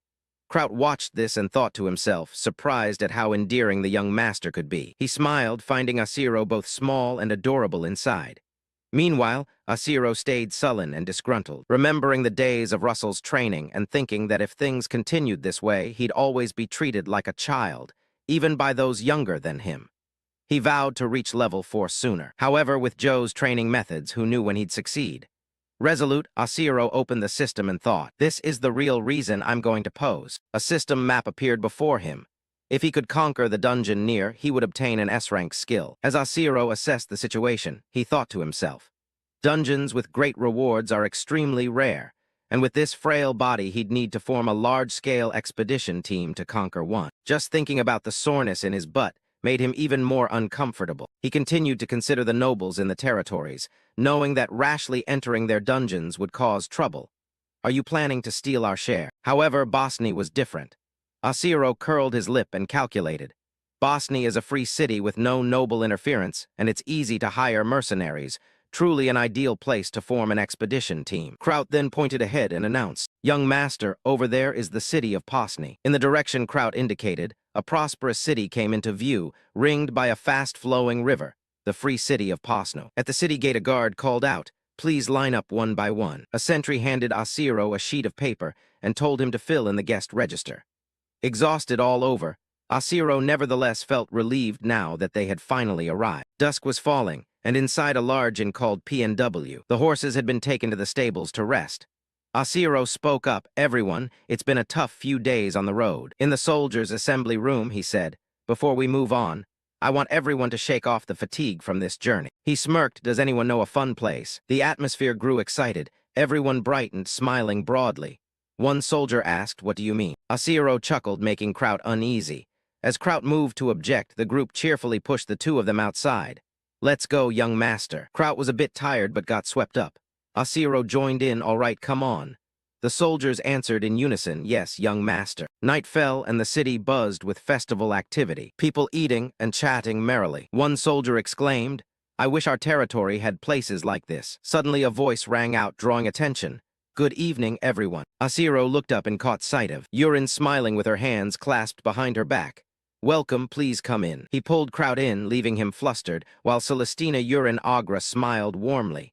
If you want a drink, this is the best place. Kraut remained a little embarrassed. Ashiro stepped in comfortably. It's fine, let's go in. Everyone was surprised by his action, and Yurin clapped in delight. Inside the lively tavern, crowded and festive, bring us some wine. Thomas sat next to Kraut, cheeks flushed, putting an arm around him. Lord Kraut, aren't you drinking? Another man laughed. The young master said it, drink today just this once. Kraut smiled and replied solemnly, if anything happens to the young master, that's not acceptable. I must stay alert. The man beside him shook his head, you're too serious. Ashiro gazed toward Yurin and suddenly called out to someone.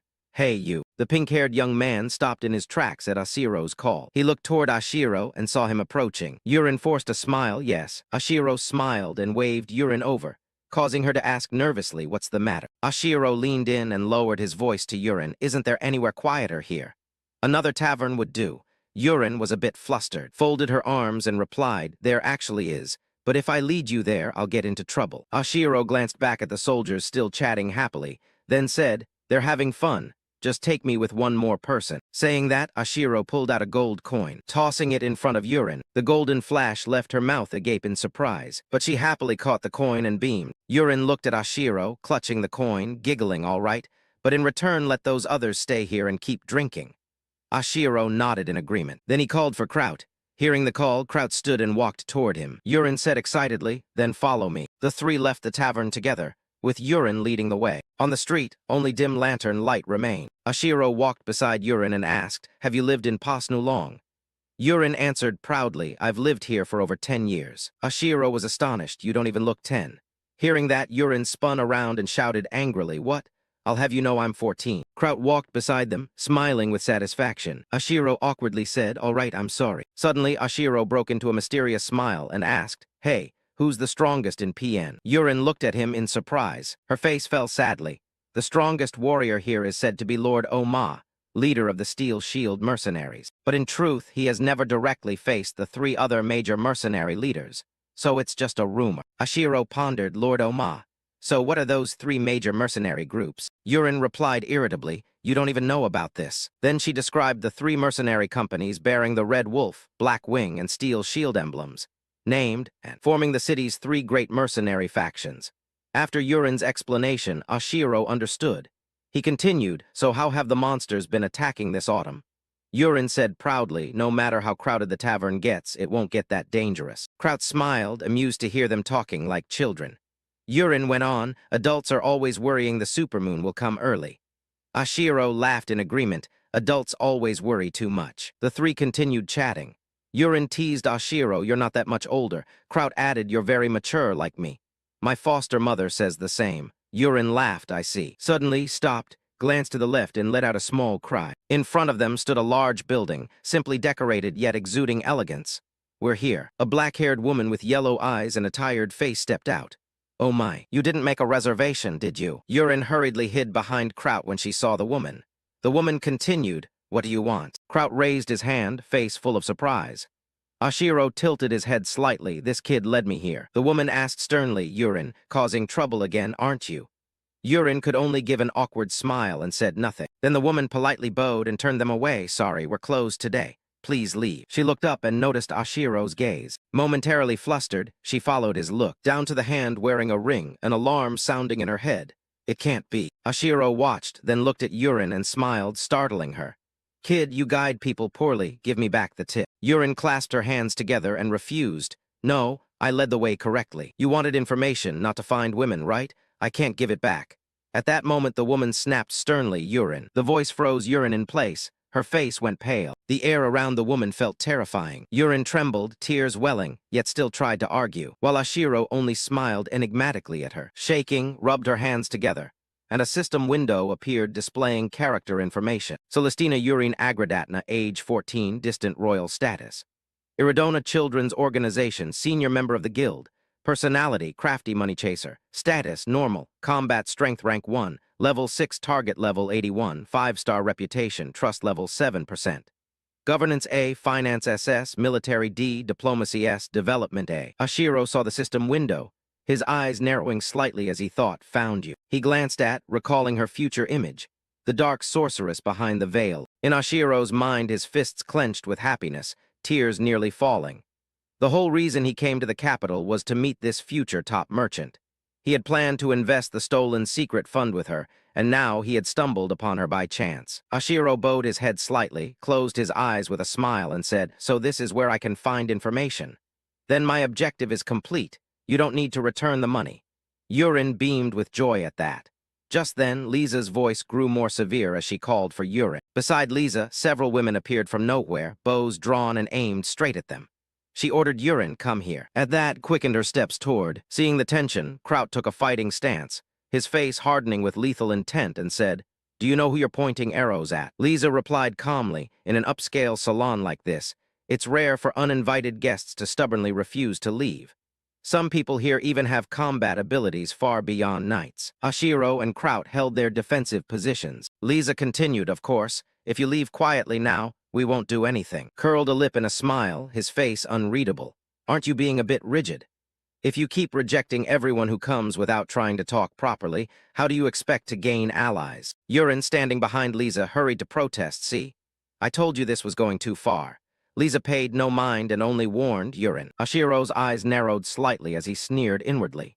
She may possess ageless beauty, but she isn't necessarily wiser than this young master. Lisa merely frowned silently, though inwardly she recognized that Ashiro was no ordinary person. She glanced at the small Yurin standing behind her, sadness in her eyes.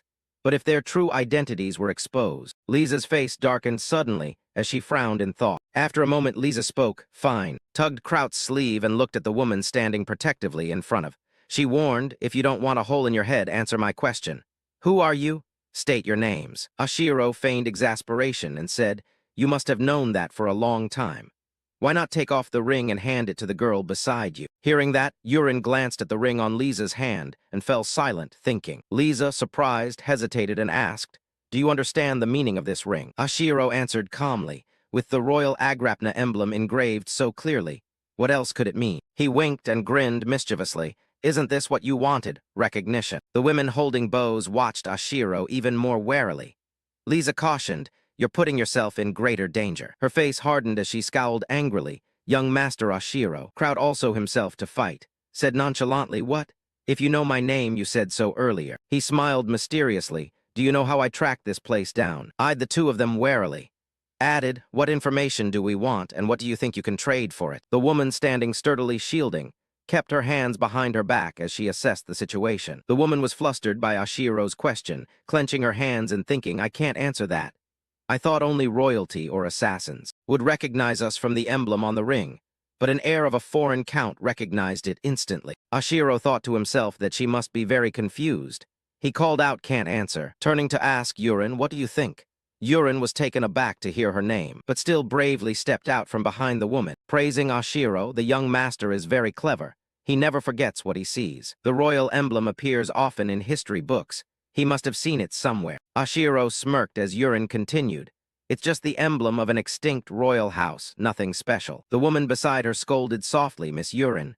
She turned away without paying attention, which made Oshiro chuckle. Oshiro exclaimed, "You're really clever." Yurin replied, "The young master isn't ordinary either." Lisa, exasperated, put a hand to her forehead. "Miss Yurin, really?" Then she ordered the two women with bows, "You two, that's enough." She turned toward the house. "This place is too conspicuous." The woman stepped to the door, looked back and signaled, "Go inside and talk." Oshiro looked at Lisa seriously.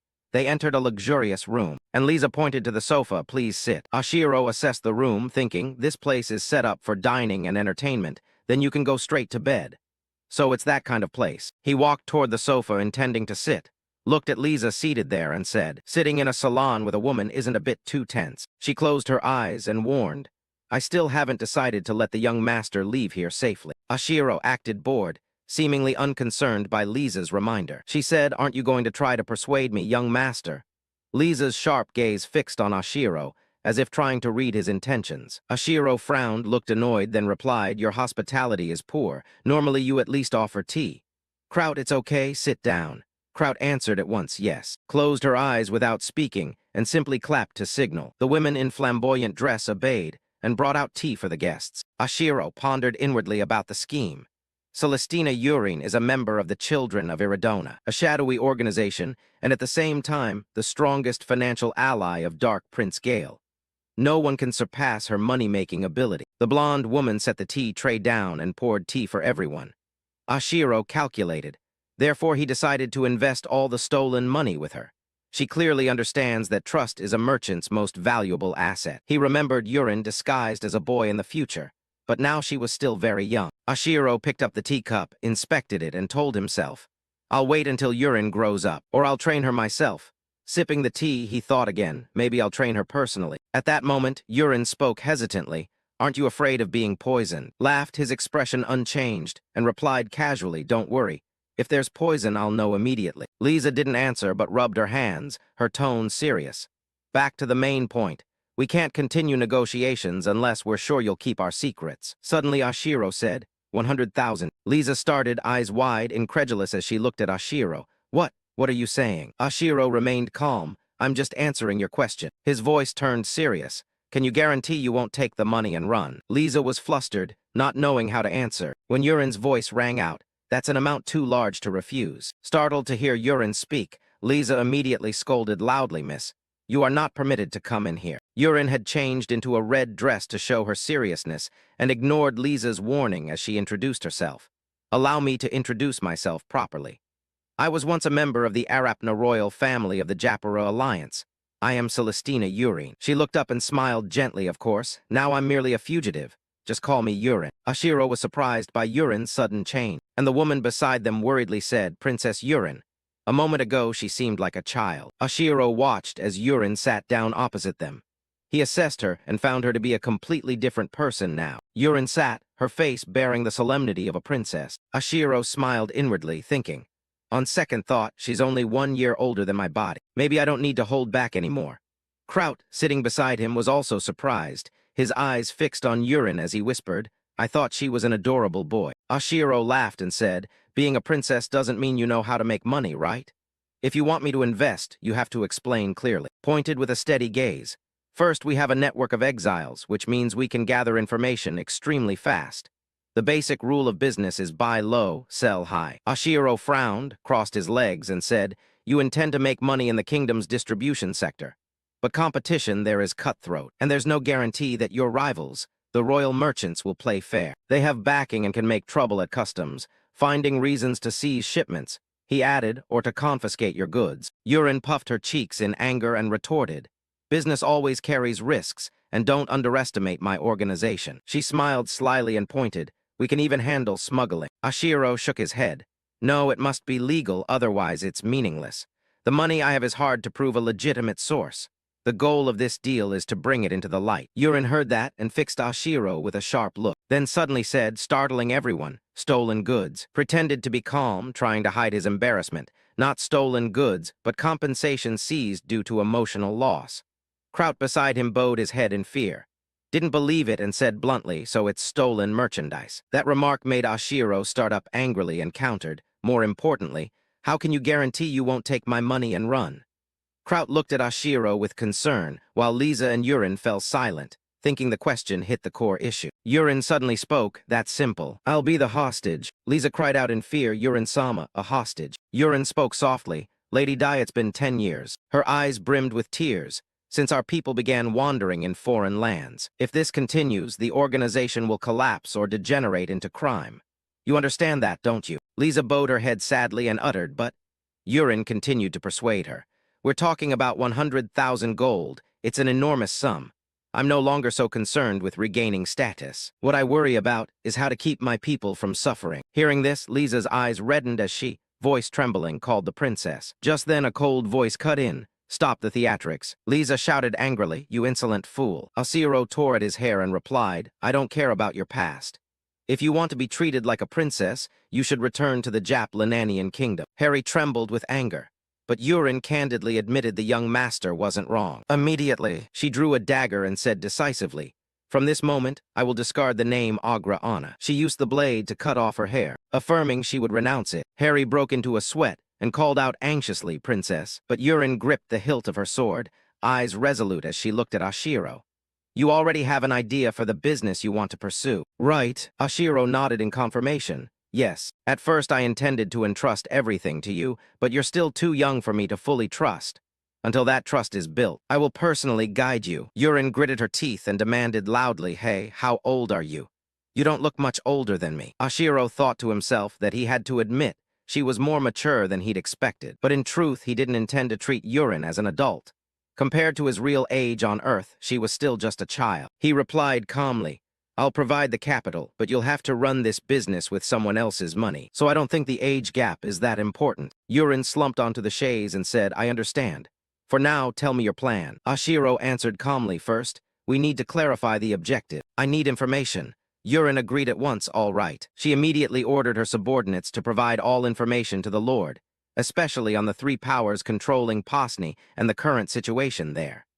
Harry stood, bowed, and said, "Understood, Princess." Ashiro was briefly surprised to see that just moments earlier Yurin had treated her like a mother. Yet now she immediately returned to business-like seriousness, drawing a clear line between public and private matters. Harry led the way. The door opened with an introduction.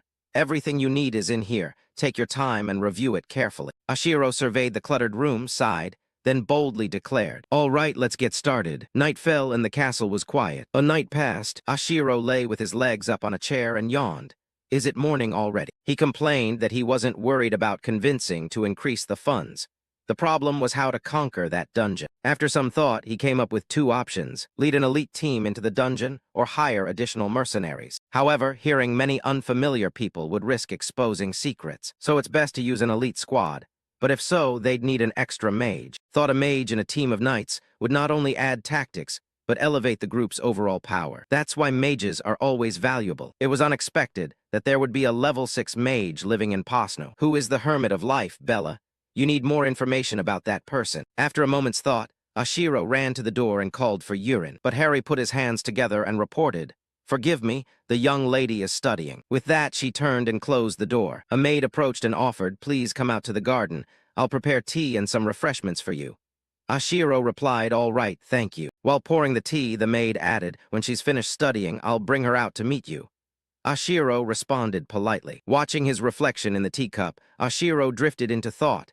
Edelon Bella, a level 6 mage, like Russell of the Shikin domain. In a past life, Count Colin, Cal Colin's father, reached level 7 at a very young age but died soon after, never having time to build a solid foundation for his territory. Ashiro nibbled a cookie, pondering that he wasn't even the official heir to the Shikin family yet. Would a level 6 mage really side with him? He stretched and decided to try his luck. Just then Yurin's voice rang from behind, startling him. Try what exactly? Her eyes lit up as she exclaimed. Why the rush? When do we start, and where will the capital come from? Ashiro hurried to reassure her. Calm down. To get started, you have to prepare thoroughly. It could take at least 6 months, maybe a year. Yurin protested in surprise. No way. He cautioned, hey, don't be so hasty. Ashiro produced a balance certificate from the Mage Tower.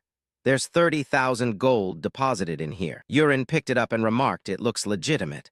But only 30,000 gold. Ashiro asked suspiciously, you're not expecting me to hand over the full 100,000 gold right now, are you? Yurin replied, given the value of the Shikin domain, this amount is enough for the moment, brother. Hearing herself called brother, Ashiro blushed and was about to explain. Yurin asked any objections. Ashiro laughed. Why does it sound like you're saying fools are easily preyed upon?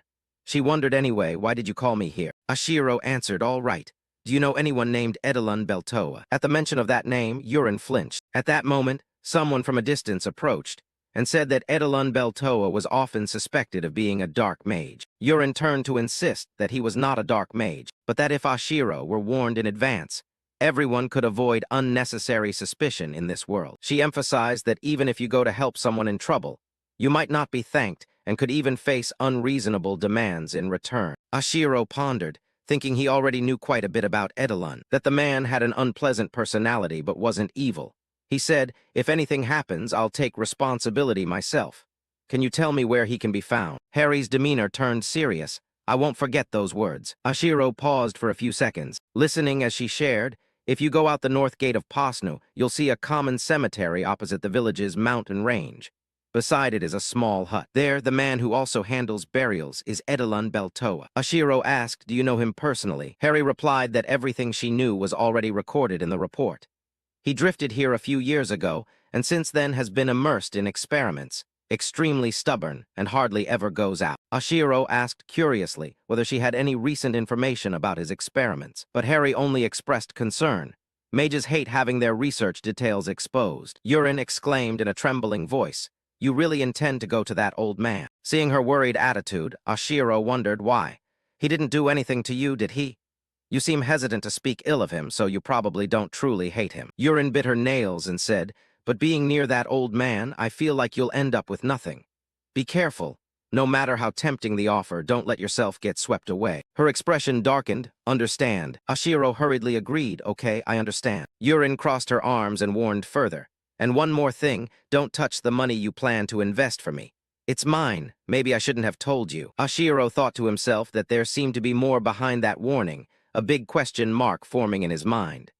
Just then, a voice cut through the conversation. Princess, break time is over. Return to your chamber. Harry grabbed Yurin's hand and hurriedly pulled her away. Ashiro was filled with worry, unsure how to persuade Edelon.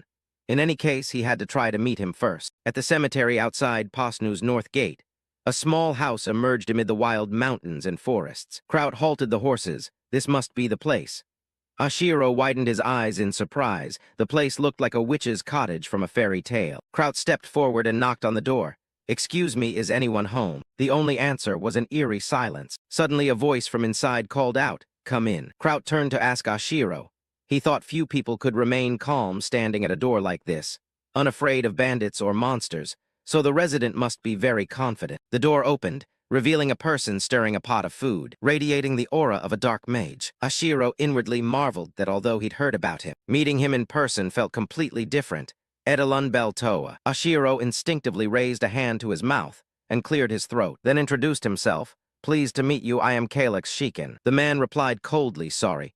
I don't care about worldly affairs, so even if I've heard names, I can't say how great you are. Ashiro smiled lightly. That's all right. I don't come from a prestigious family nor hold any special title. How could I compare to someone who has reached the rank of Archmage? The corner of Edelon's mouth curled up. You do have a way with words. He remained seated with his back turned to them and said, I'm very busy. I have no time for games. If you don't get to the point, I'll throw you out. Ashiro spoke up. I have a request. I plan to conquer a nearby dungeon. Could you lend me your strength? Confirmed, the dungeon in the Impen mountain range. Ashiro smiled, yes, sir. The pot of food fell to the floor. Edelon turned to face them, leaving Ashiro puzzled. He exclaimed, it's been a long time since I've seen such a crazy kid. Kraut's body trembled, so furious he felt like he might burst into flames. But he forced himself to stay calm because this was a level 6 archmage.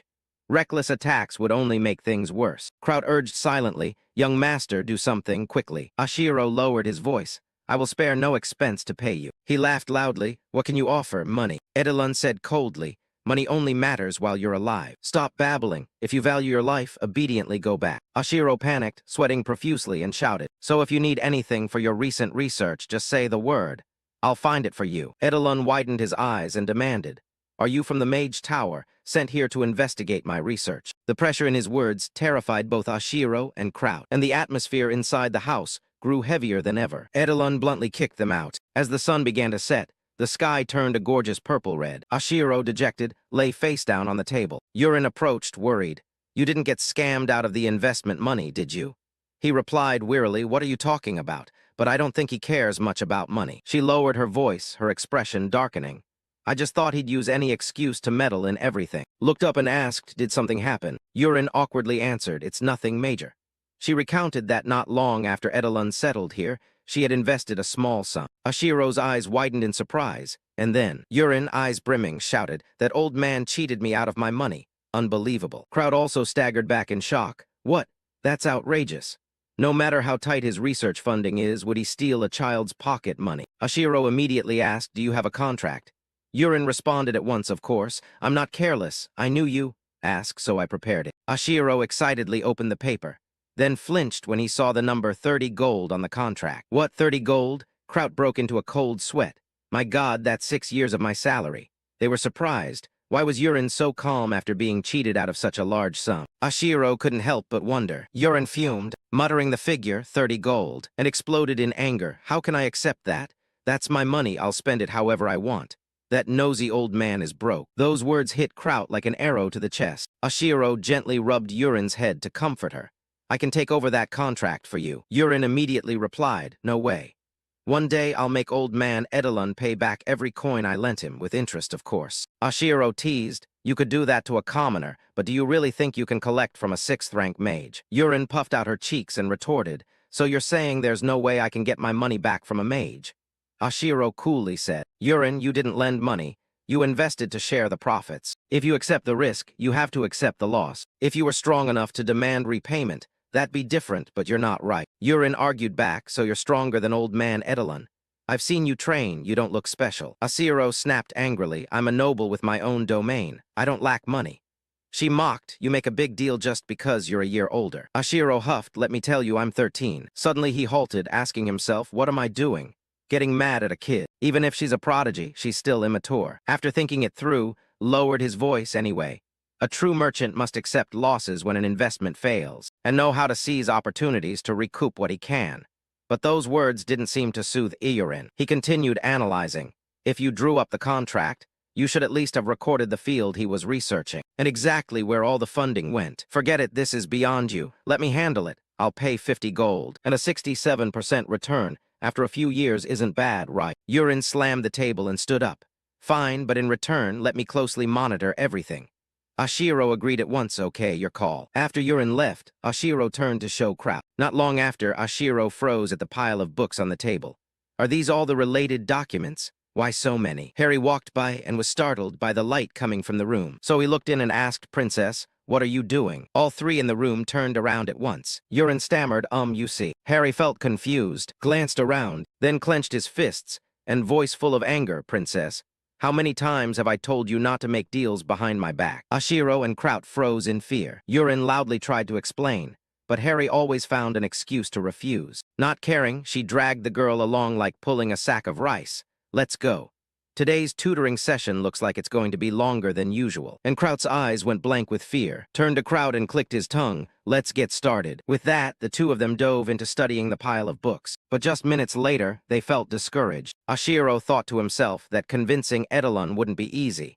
Maybe he should go down to the dungeon first and question him afterwards. Kraut, meanwhile, had fallen into a deep sleep. Ashiro woke him up. Get up, Kraut, let's go. He startled awake and asked, go where? Ashiro grimaced, to hire mercenaries. In the silent space, their footsteps echoed steadily. The two of them flashed past everyone's view and finally stopped in front of the mercenary broker's office. Inside, it was extremely lively, voices and laughter filling the air. Pressed his lips together, his gaze sweeping around as if searching for something. The young man at the counter looked up in surprise, thinking, why would a high-ranking noble come here? Ashiro smiled brightly. I'm here to hire mercenaries. The young man turned inward.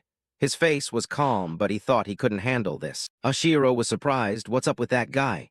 Kraut guessed. Looks like he went to fetch the manager. A moment later, the manager stepped out, walking and saying, welcome, thank you for coming. Ashiro felt a little uneasy and stayed close behind Kraut, thinking to himself, this person is not ordinary. He said politely, please, allow me to take you inside. Followed, his eyes full of vigilance. He asked, I've heard mercenaries at the adept rank and above are quite rare. He chuckled with satisfaction. Once a warrior reaches the adept rank, if they find a suitable domain, they can live like a knight. But some choose the free life and stay. I was really surprised you came in person. You could have just sent a representative. Ashiro replied, if it surprised you, then I apologize. I felt that sending only a representative would make it hard to secure the kind of contract I wanted. The manager privately assessed him. Nodding, he looked as young as his grandson, yet was as shrewd as a fox. After everyone sat down, the manager spoke first. Now could you explain your request in more detail? Ashiro began to present. The danger level is a pay will be 2.5 times the average weekly wage. Based on experience, the standard contract term is 1 month, extendable in 2-week increments up to 3 months. 50% of payment will be paid up front. If an S-rank mercenary commands, they will have full authority to arrange the expedition. Combat personnel cap is 120, logistics personnel cap is 80. The manager frowned, thinking I knew it. Just because the boy is young doesn't mean he can be underestimated. Sweat beaded on the manager's face. He pondered. They concealed all mission details, yet laid out clear conditions. And balanced to perfection. He hesitated. Agreeing too easily would seem careless, but flatly refusing would be a pity. Thinking that, he spoke up. Finding a mercenary group willing to accept these terms will take considerable effort. Can you disclose more details? Ashiro immediately agreed, I can, but only if you accept a lower fee. He thought to himself that no matter how much negotiation experience the man had, it was useless. Everything I'd gone through in the game, hundreds, thousands of times, he was nothing but an amateur. The manager sighed, understood. I'll accept the current terms. He raised his hand slightly and said to Ashiro, I've never met a noble like you before. When Ashiro raised his hand, the man lowered his voice. Please, do your best to bring back as many mercenaries alive as possible. Ashiro nodded, I'll do my best. The manager suggested, if you tell me the inn you're staying at, the mercenary captain who takes the job will come find you. Then you can discuss the details with him. Ashiro politely agreed, I understand, thank you. The three of them bowed to one another in unison. As they left the office, suddenly exhaled in relief. Kraut, seeing that, asked, what's wrong? He rubbed his chest, nothing, I actually thought they'd refuse, so I feel lighter now. Kraut asked curiously, that was an extremely skillful negotiation.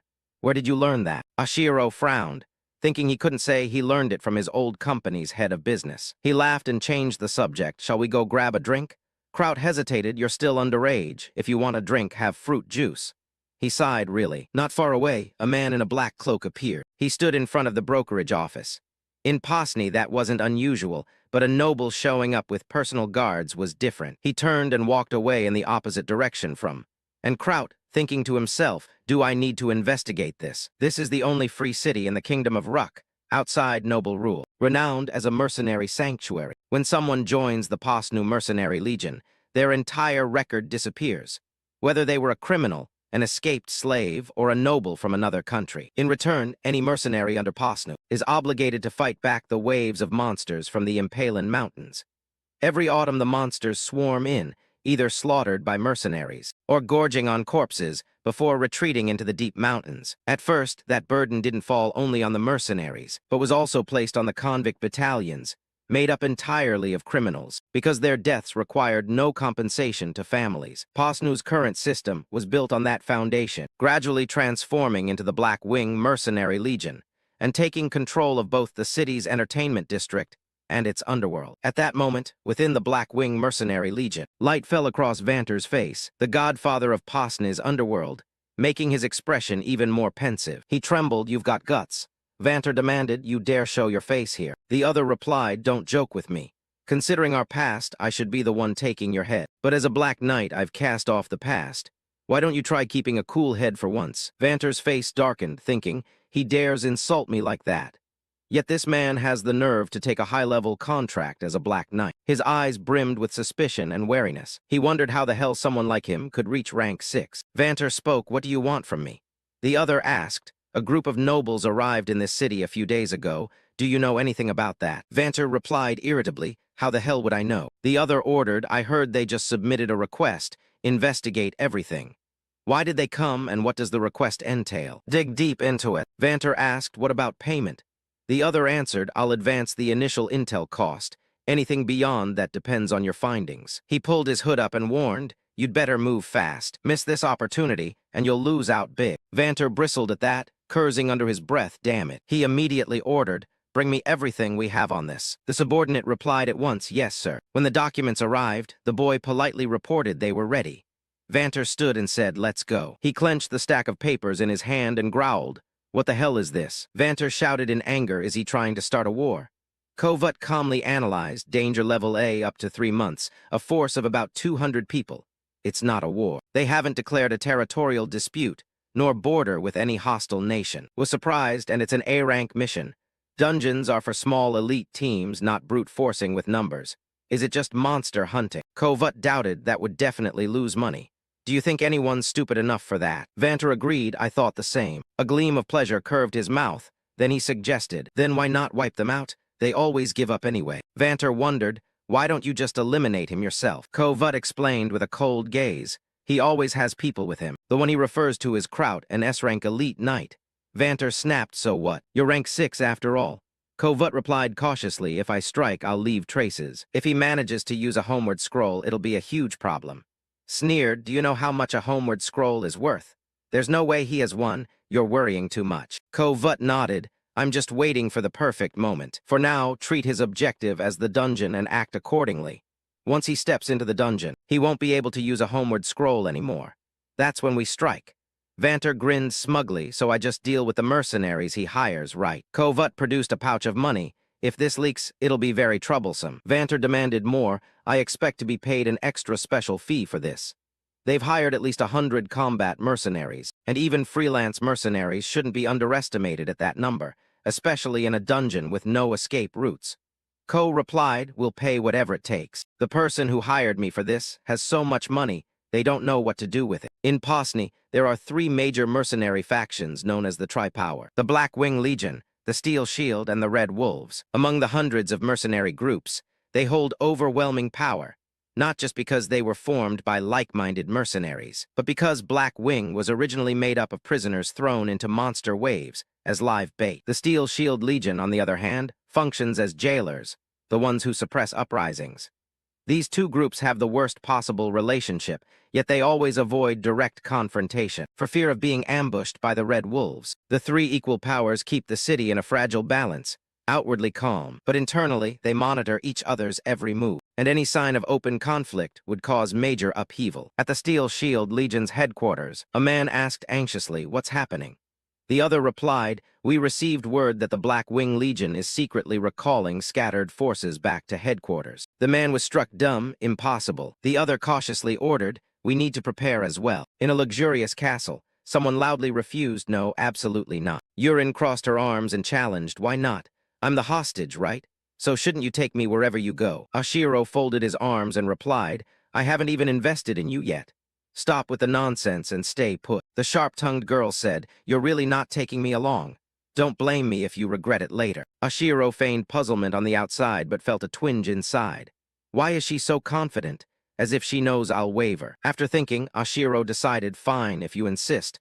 I'll allow you to come with us to the dungeon entrance and wait there, okay? Yurin agreed immediately, all right. Her easy compliance making Ashiro more suspicious. Does she really just want to wait at the dungeon entrance? Or does she already know she'll enter with us? Harry suddenly appeared at the door and asked, really? She was angry. Taking a young girl into a dangerous dungeon, even as a hostage, is reckless. Ashiro denied it immediately. No, she's not even a hostage. She insisted on coming from the start. Harry reproached, even if she's a princess, she's still a child. That doesn't mean you indulge every whim. A responsible adult must set boundaries. Ashiro pleaded helplessly, I'm not old enough either. Harry firmly opposed, in any case, I still strongly object to this. She took Urine by the hand and began to leave against the girl's will. Come on, princess.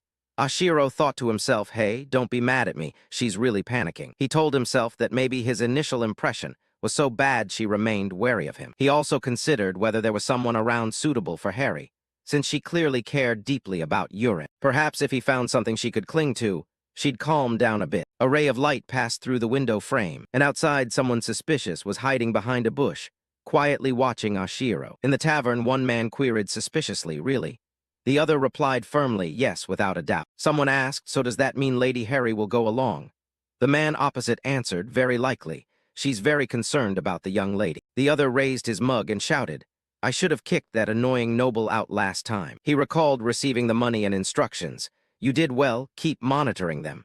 At the time the man had replied, understood, thank you. He seethed, convinced that Bastard had seduced the young lady, no doubt flattering her with sweet talk about making money. I didn't like him at first sight. He cursed inwardly, damn him. The man frowned and asked, what's your directive? The cloaked man barked, a directive? What do you think? If we're not careful, she could be dragged straight into the dungeon. What is he even thinking? You can't handle a dungeon just by having numbers. The man observed, actually, this might not be so bad. He analyzed, tensions have been strangely high lately.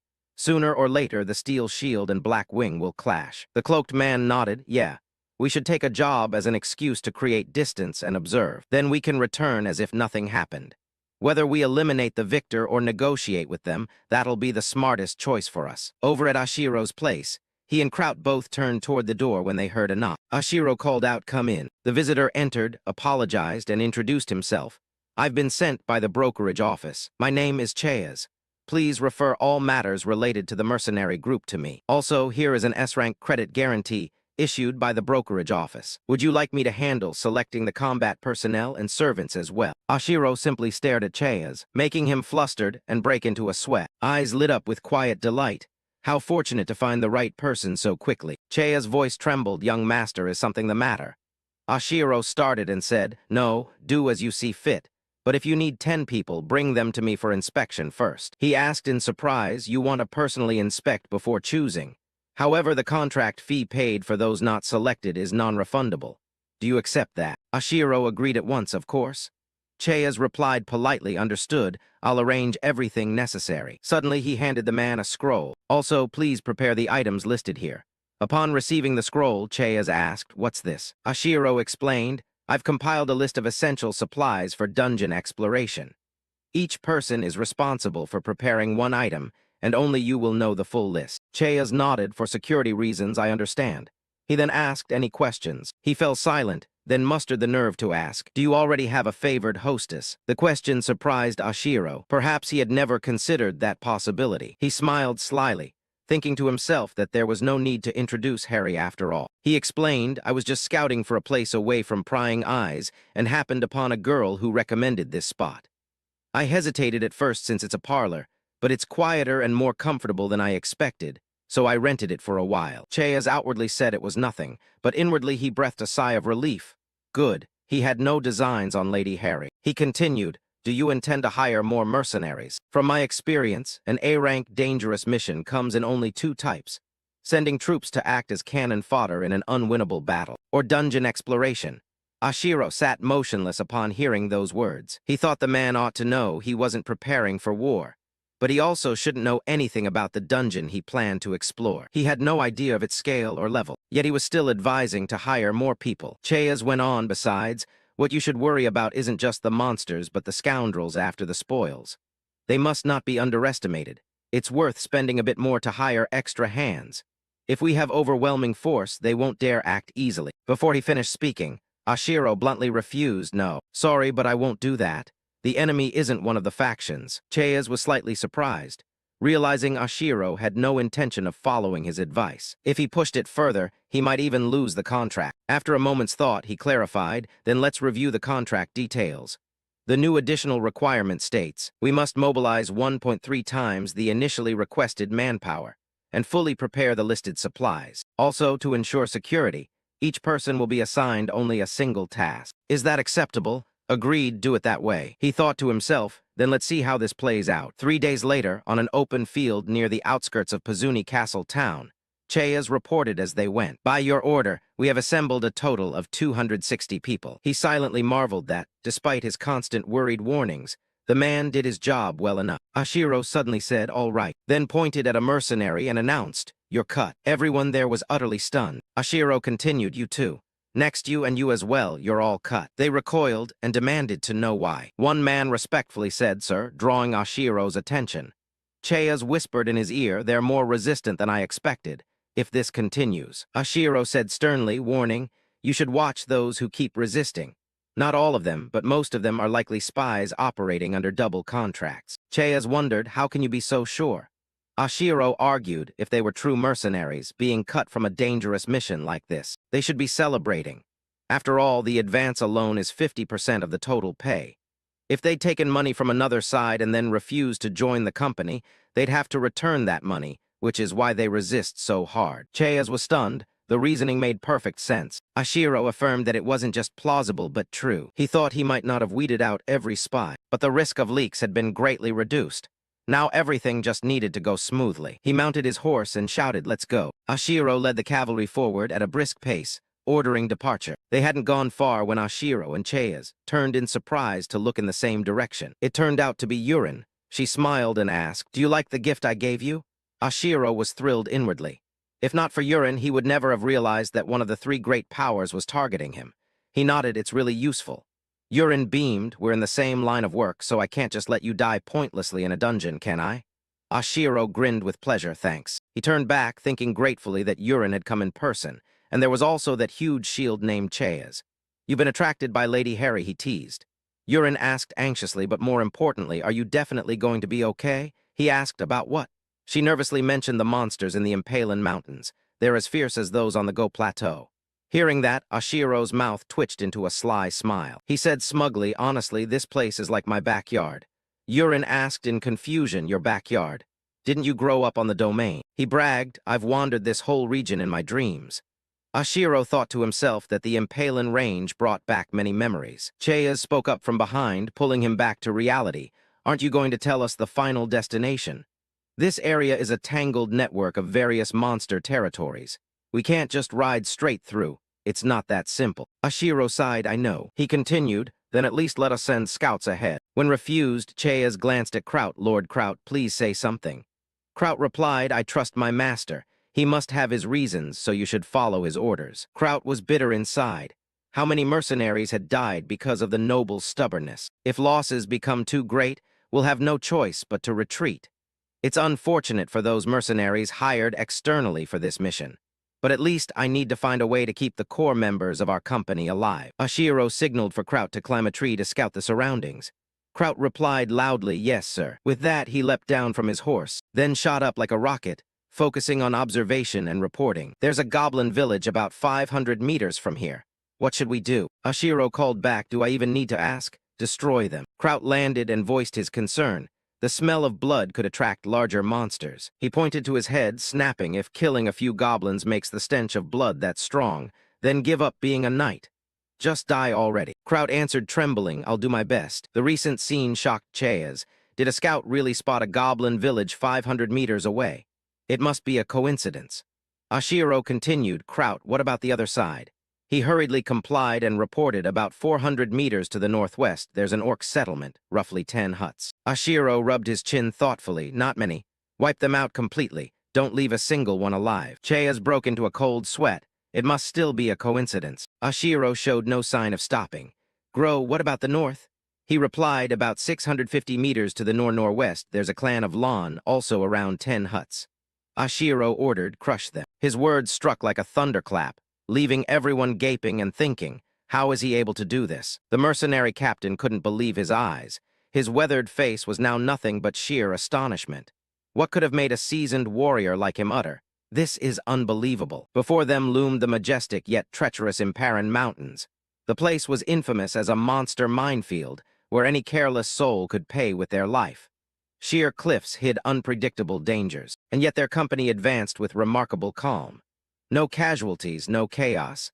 They moved as if strolling through their own garden, dispatching only a few minor monsters in their path, an almost eerie level of safety. Standing behind that safety was Calyx, a young lord with blonde hair and sharp blue eyes. Seeing his composed figure on horseback, one could sense a fearsome capability hidden within. The mercenary captain stepped closer, still puzzled. He reminded Calyx that they hadn't even sent scouts ahead. To a tactician like him, it was tantamount to suicide, yet reality proved otherwise. Calyx only gave a slight smile at the captain's amazement. He addressed him as captain with respectful tone, but his eyes held absolute confidence, as if everything was literally in the palm of his hand. When asked about his uncanny navigation, Calyx replied with a pointed question. "Do you easily share trade secrets with strangers?" The remark stunned the captain, making him feel he'd crossed a boundary not to be breached. But then Calyx revealed an even more shocking truth. He had gained this experience after dying and coming back dozens, even hundreds of times. For 10 relentless years since he was a rookie, he had risked his life to discover the safest routes like these. The mercenary captain pondered. In a monster-infested range like Imparan, the ability to locate zones with only weak monsters was a talent money couldn't buy. It was priceless to any expedition. With a soldier's instinct, the captain suggested mapping the route. He recognized its strategic value and didn't want to waste such a treasure of information. Yet his face showed hesitation as he made the offer. Calyx refused flatly, without hesitation. He explained that mapping it was useless now, because he had deliberately smashed the territorial patterns of the monsters along the way. The path they'd just taken had become an unpredictable mess. The mercenary captain bowed his head in acceptance. He realized Calyx was not only a masterful guide, but also a formidable strategist who always thought several moves ahead to eliminate any chance of pursuit. Inwardly, Calyx thought that even if there were other ways to lead them, he had no reason to teach them. His calm sometimes carried the chill of someone who had endured too much pain in the past. He looked up at the deep blue sky, wondering whether those aiming at his head were obediently following the plan he'd laid out. A knowing smile briefly crossed the young lord's lips. Suddenly, a roar rent the mountain silence, a harbinger of a catastrophic event unfolding behind them. At the Steel Shield Legion's camp, a horrific scene unfolded. A giant troll was wreaking havoc, its sudden attack catching the soldiers off guard. Blood and screams engulfed the camp that had been deemed safe. Commander Black Wing stood amid the wreckage, surrounded by the bodies of his men. His face showed exhaustion and rage as he witnessed the heavy losses suffered just to eliminate a few monsters. Things were slipping out of control. He roared at his subordinates, demanding to know why they still couldn't find Calyx's group when the enemy had been right in front of them. The disparity in military strength had become meaningless as they were completely disoriented in these mountains. Another guide spoke up with a trembling explanation. He realized Calyx had deliberately disrupted the territorial borders of the monsters to set traps. The opposing guide's cleverness had cost them dearly. Commander Black Wing flew into a fury, grabbed his subordinate by the collar, and threatened to feed him to the wolves. His patience had run out as the pursuit had turned into a cruel, ridiculous joke. Angry as he was, he had to admit a bitter truth. As long as they kept chasing Calyx, they would have no choice but to walk into the traps laid out. Every step forward carried the risk of annihilating the whole unit. Turning to another mysterious figure, Commander Black Wing ordered him to do something instead of just standing there. The deadlock forced him to resort to more extreme measures. That figure was Black Wing's guide, a man in a black cloak with weary, hollow eyes. He told the commander to consider him non-existent, a strangely indifferent attitude amid the raging battlefield. The guide's drowsy gaze suddenly flashed with dangerous sharpness. He coldly declared he had no time to waste on these small fry, since a trump card should only be revealed at the most critical moment. Ignoring the commander, who was burning with anger, he turned his back and walked away but left a poisonous hint. Instead of charging headlong into death, why not look at those who are tailing them from behind? Black Wing's guide pointed back with a calculating air. He suggested to the hot-headed commander that instead of diving into trouble themselves, they let the pursuers behind handle it. A Beitan trap plan was taking shape. With a sarcastic half-smile, he revealed the identity of those tailing them, the damn Steel Shield. It turned out that not only they but other mercenary legions were also coveting Calyx as prey. Commander Black Wing erupted in fury. He roared, asking why such important information hadn't been reported sooner. Lacking intelligence in a death mountain like this was tantamount to suicide. In response to his rage came an annoyingly indifferent attitude. The guide coolly retorted, Why should I tell you? He even threatened to leave if Commander Black Wing kept up his uncooperative behavior, a tense undercurrent within the villainous ranks. Not stopping there, the guide tapped his own head, implying the commander should use his brain instead of just brute force. The public insult made the atmosphere even heavier. What do you want me to do? The challenging question rang out. The cruel plan was finally laid bare. Let the Steel Shield Legion go first as cannon fodder. By pushing the medium and large monsters toward them, Black Wing's forces would get a clearer, easier path forward. A cunning plot to kill with someone else's blade. Commander Black Wing folded his arms, considering the plan's feasibility. He worried whether the enemy would fall for the trap so easily. The guide, however, insisted that pursuing while keeping distance was far harder than imagined, and that's when lapses occurred. At that moment, their other guide, the one in a blue cloak, spoke up to analyze Steel Shield's capabilities. He said that in terms of individual combat strength, the Steel Shield mercenaries, former prison guards, were somewhat superior. But raw muscle wasn't everything here. He confidently asserted that when it came to supporting skills like tracking, camouflage, and infiltration, he was the clear superior. The commander, hearing this, asked with expectation, "Hey, can you do it?" A new wager was set. "I'll try," was the short reply from Black Wing's guide. His eyes revealed determination mixed with guile, ready to lead the enemy into a deadly trap. Commander Black Wing was pleased to entrust the entire mission to him. Around them, the bodies of fallen soldiers served as a cold reminder of Imparan's brutality, but that seemed to have no effect on those bloodthirsty pursuers. The scene shifted to the camp of the Steel Shield mercenaries. Commander Steel Shield, with brown hair and his signature purple cloak, sensed something amiss. A suspicious quiet had settled over the woods, prompting him to mutter, "Strange." Although they were closing the gap with their quarry, the tracks left behind were too consistent. By calculation, they should have become much clearer by now. This anomaly made Commander Steel Shield and his men begin to doubt the authenticity of the path they were following. But before they could finish analyzing, a loud sound rang out, making everyone startle in terror. The commander's face drained of color as a bad premonition hit him instantly. What the hell is that? From the underbrush, enormous dark shapes lunged out. Trolls. The entire Steel Shield Legion was stunned to realize they'd been ambushed by a savage pack of monsters right where they thought they had the situation under control. An unlucky soldier was seized by a troll's massive, crushing hand. A piercing scream echoed through the woods. Chaos erupted as the Steel Shield unit faced a brutal, unexpected assault. "Stop, fire!" the soldiers shouted in desperation. They tried to fight back, but the trolls' strength far exceeded their meager preparations. One by one, men fell under the monster's savage blows. A horrific scene unfolded, soldiers thrown like toys. The monster's overwhelming power rendered Steel Shield's defenses futile. Agonized screams rose without end. Commander Steel Shield watched his men fall in droves with a look of horror. He couldn't believe his elite legion was collapsing so quickly. The true nightmare had begun. His eyes burned with utter hatred, fixed on the enemy, whether the trolls or whoever had lured them here. The commander's face was now only shock and fury at his legion's devastation. "You!" Struggling to regain control, he yelled at the remaining soldiers for standing dazed before death. "Why are you frozen? This isn't the first time you've seen a troll." He tried to jolt the wavering troops back to action. "Advance, move!" Commander Steel Shield drew his sword and led a desperate counterattack. Behind him, the surviving men roared, forcing themselves past fear to face the giant beasts. But harsh reality struck again. Casualties were already vast, bodies strewn at the trolls' feet. A subordinate frantically reported the terrible losses suffered in an instant. The commander froze at the sight. Commander Steel Shield gripped his sword hilt so tightly veins stood out on his trembling hand. "Damnable trolls!" The curse carried all the helplessness of a leader watching his legion senselessly slaughtered, pushing him to the edge of despair. The giant troll growled, its red eyes boring into the commander as if mocking Steel Shield's failure. The death trap set by Calyx and Black Wing had completely upended the situation, dragging everyone into an impending frenzy. The battle reached a peak of madness. The giant troll roared with killing intent and swung its massive, crushing fist toward the commander. A cry of "Die!"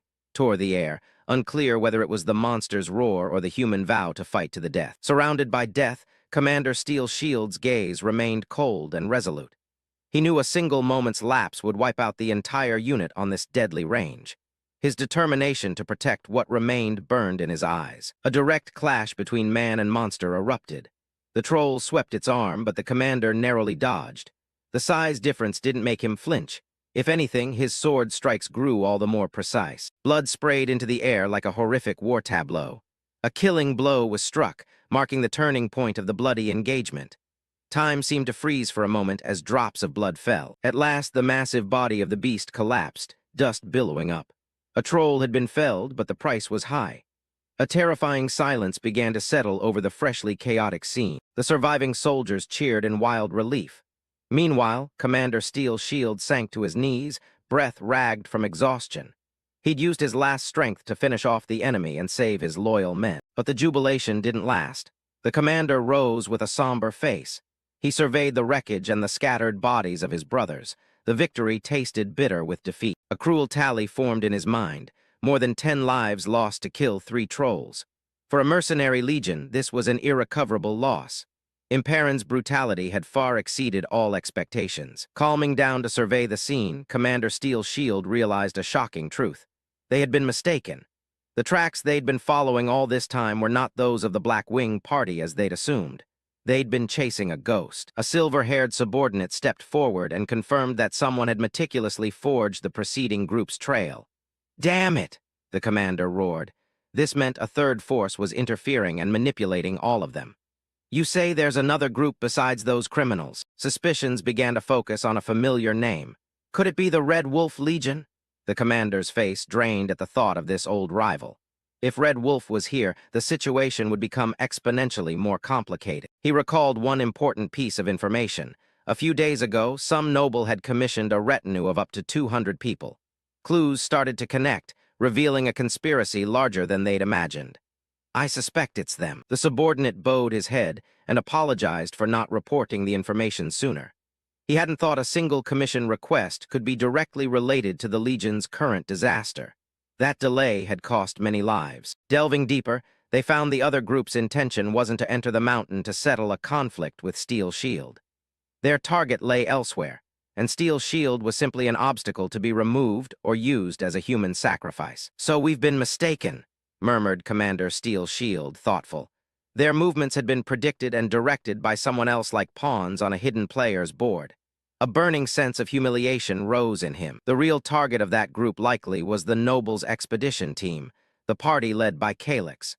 Someone was waiting like a fisherman for a catch, bidding their time to swoop in and loot whatever the expedition wrested from the dungeon. He wondered whether a legion could mobilize its full force just to loot after another party had done the hard work in the dungeon. "Is that plausible?" he asked, doubting how ruthless the enemy might be. If the chance of obtaining something immensely valuable was high, corrupt mercenaries would hesitate at nothing. "No different from criminals," the silver-haired subordinate spat with contempt. Ambition had blinded them all. Facing the Legion's broken state, the subordinate asked for the commander's opinion. "What should we do? Should we turn back?" A life-or-death decision had to be made now. Retreat to preserve forces or press on into the trap. Commander Steel Shield sank into thought. He knew this trap was far deeper than he'd imagined, and the hand behind it, Calyx, was no simple figure. This game was no longer for the faint of heart. A hard decision weighed on his shoulders. The sky burned pink at sunset over the Imperon range, but that beauty couldn't hide the tension gripping the entire force. Amid the stifling atmosphere, the commander of the Steel Shield spoke up, suggesting a retreat when he sensed lurking danger. Yet all eyes turned to the one who truly held the decision. Calyx answered with a single word. "No."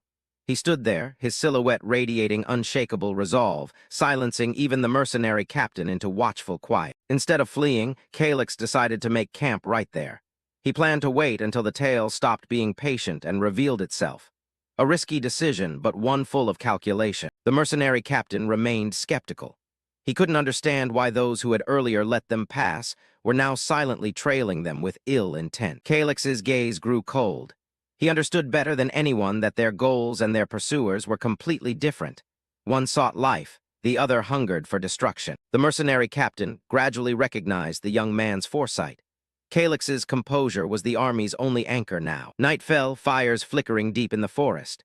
The group clustered around the flames, trying to steal some warmth and a false sense of peace before the coming storm. But in the darkness, the eyes of the Black Wing mercenaries silently tracked Calyx's group's every minor movement. They were like starving wolves, patiently waiting for the right moment to pounce and tear the prey apart. They had no idea Calyx had already detected their presence. Reports from scouts stirred unease within Black Wing. Calyx's group remained motionless with no sign of moving on, which fell outside their expectations. Black Wing's female strategist, with dark circles under her eyes, was plotting a more devious move. She knew that a direct attack now would incur heavy losses. The hot-headed colleague beside her immediately suggested wiping out Calyx's group to resume their journey.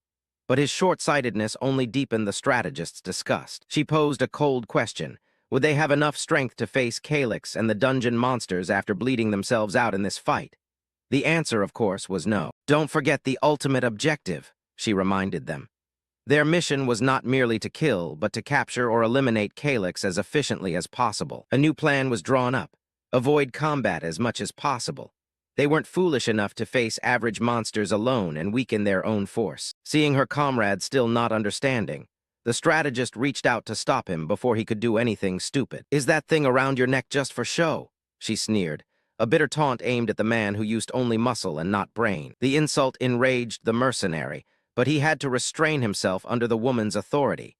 Tension in the Black Wing camp was even tighter than on the battlefield. The strategist explained further. Calyx's group still didn't know Black Wing's true objective, and that ignorance was Black Wing's greatest advantage. A deceptive scheme was sketched out. They would make Calyx's group believe Black Wing's goal was treasure, then offer a fake ceasefire treaty. The mercenary remained annoyed at having to negotiate with those he considered madmen. He still held grudges passed down through generations. But to her, petty past quarrels or losing a few minions weren't worth worrying about compared with the immediate gain. This was a game for the pragmatic. The strategist sighed softly. Her patience with the hot-headed comrade had truly run dry. In this mind game, she had no time to bicker with someone who viewed everything through personal hatred. "You get led around because you fail to communicate," she said with an insinuating tap on his head, ending the argument and turning her cold gaze to the dying fires ahead, where darkness was preparing to swallow everything. Ink-black night enveloped the range, the only sound the wind whistling through dense leaves. It was the perfect moment for schemes hidden in the dark. At Calyx's camp, the fires still crackled. Soldiers took turns keeping watch, trying to stay alert against the forest's terrifying silence. Flames danced over dry logs, popping in steady rhythm. But this peace didn't last long. Suddenly, strange noises came from the underbrush. Two sentries jumped, instantly assuming battle stances, eyes wary toward the darkness. "Who's there?" A shout tore through the still air. Sweat began to run down the soldiers' brows as they realized someone was approaching. A heavy foot crushed dry leaves. The stranger gradually emerged from the shadows, tightening the tension. It was the commander of the Black Wing mercenaries. He appeared with a falsely friendly expression, holding a white cloth high, the symbol of a ceasefire, and greeted them as if reuniting with old friends. The sudden arrival of the rival leader threw the sentries into panic. "Black Wing mercenaries, it's an ambush!" Alarms rang out across the camp. Hearing the commotion, the mercenary captain raced from his tent. His face was full of worry as he realized the situation was worse than he'd thought. Calyx quickly appeared as well. He kept his usual calm when his subordinate reported that the Black Wing had boldly entered the camp. "What did you say?" The enemy's audacity even surprised him. Before them stood the commander of the Black Wing and a group of lieutenants, brazenly positioned amid spear points aimed at them. He wore a triumphant smile as if victory were already his. Each step the enemy commander took made the ground seem to tremble. Everyone held their breath, not knowing what terrible thing would happen next. He nodded with satisfaction, as if applauding Calyx's group's vigilance. A confidence so smug it was infuriating. The two sides faced each other, forming a scene of stark contrast. Calyx with deep calculation, and the Black Wing commander all muscle and guile. A long silence stretched as the rivals stared each other down, trying to read the other's intentions. The mercenary captain clenched his fist, ready to act at the first sign of trouble. Soldiers on both sides still stood with swords half drawn, the air taut as a bowstring. Any small movement now could spark a massacre. But then the campfires slowly died, leaving gray wisps of smoke rising from the ashes. A long, eventful night had passed. The previous night's tension was now just a cold heap of ashes on the ground. A new beginning was emerging after the dark schemes. Dawn broke, sunlight filtering through leaf gaps, signaling a new day. The night's plots had taken shape. Surprisingly, a handshake took place.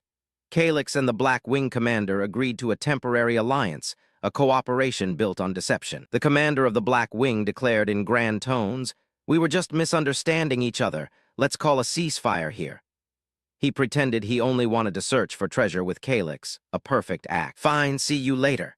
He waved a parting hand with a knowing smile, while Calyx responded with a cold nod. The real game was only beginning. He turned his back to his men and ordered them to move out. Let's go! The black-winged soldiers set off in force, leaving behind an atmosphere thick with suspicion. Two armies that had been enemies now marched side by side, forming a formation rife with distrust and danger. In truth, this ceasefire was just the opening move for Black Wing to use Calyx to clear the path into the dungeon. Hidden beneath the leaves, the guide quietly watched this cooperation of lies. A vicious smile crossed the strategist's lips as she realized the prey had fully taken the bait. It was only a matter of time before she struck. The guide, Black Wing's cunning female strategist, smiled in satisfaction as she saw everything unfolding exactly as the elaborate plan she had crafted. "You miserable fools!" she cursed under her breath as she looked toward the hazy mountains. To her, Calyx's group was nothing more than puppets being led to their deaths. Meanwhile, Calyx sat in his tent, thoughtfully scratching his ear. He felt as if someone were speaking ill of him behind his back, a keen intuition honed by surviving hundreds of deaths. He sat alone in the silent tent, his mind busy calculating the next moves. "We're almost at the dungeon." That was the most important objective right now. Kraut, a close subordinate, entered to report. Seeing Calyx lost in thought, he reminded him of the imminent summit meeting. Calyx sighed, pushing aside his fatigue to prepare for the task ahead. Kraut wondered silently, after watching his lord stare at the wall for hours, why the sudden urgent meeting. He still couldn't fully grasp the calculations running through Calyx's mind. "Gather everyone at the command tent. Prepare yourselves." Kraut received the order and withdrew, leaving Calyx with a determined expression. The real journey was about to begin. Calyx's gaze sharpened, colder than ever. He knew each decision now would determine the lives of everyone in the group. The meeting began. Calyx stood before the map and ordered the entire force to depart for the dungeon at dawn tomorrow, a lightning plan that allowed no delay. "Just before sunrise, we execute a forced march," Calyx declared. He wanted to maximize time to gain the upper hand over their tail. The decision stunned the room. Amid skeptical looks, the mercenary captain asked about the estimated travel time to the dungeon. Everyone weighed the feasibility of this risky march. Calyx replied calmly, "If we strip our gear to the bare minimum, it will take about a day's march." He then issued another shocking order. Only elite warriors would be allowed to go. The mercenary captain frowned, worried about logistics. "How do you intend to handle provisions? We can't bring horses into the dungeon." It was a thorny problem for any army. "We'll use the subspace artifact," Calyx answered nonchalantly. It was a rare family heirloom capable of holding a vast amount of supplies without physical burden. The mercenary captain was silently astonished. An artifact that could store enough rations for 60 people was rare indeed. He realized Calyx carried himself like the heir of a noble house. As for the rest of the troops, send them back. Calyx's command rang out bluntly but pragmatically. He wanted to remove every burden to optimize speed and combat effectiveness of the main unit. He explained further that if the weaker members stayed, they'd only become prime targets for those hunting the group. Splitting the forces was the safest option for both sides. Calyx believed the enemy wouldn't bother chasing a small group descending the mountain. He decided to send Urine and Madame Harry back to base immediately. The mercenary captain admired his decisiveness. "What about me?" Urine asked, her voice trembling with worry. She didn't want to leave Calyx as he prepared to enter such danger. She felt abandoned. "Playtime's over. Join the return group," Calyx replied coldly. Madame Harry stood by silently complying. She knew it was the only choice to ensure their safety. Urine scolded him like a heavy burden. Calyx smiled confidently and tapped his head, as if to remind them his greatest weapon was his mind. He wasn't a liability, but their greatest guide. Urine could only snort in helplessness, but Urine's eyes still held deep sadness. She thought to herself that she couldn't help him now, and next time it would be her turn to prove herself. Her gaze followed Calyx's retreating figure as she prayed, "Please don't die." The girl's sincere worry was the only warmth amid these cold calculations. Calyx returned a rare, gentle smile. At last, dawn arrived the next day, dispelling the thick mist. Calyx drew his sword and resolutely ordered the elite force to depart, ready to conquer the dungeon with blazing momentum. The formation officially split into two routes as planned. Calyx pushed deep into the dangerous zone, while Urine's group quietly began their descent back down the mountain.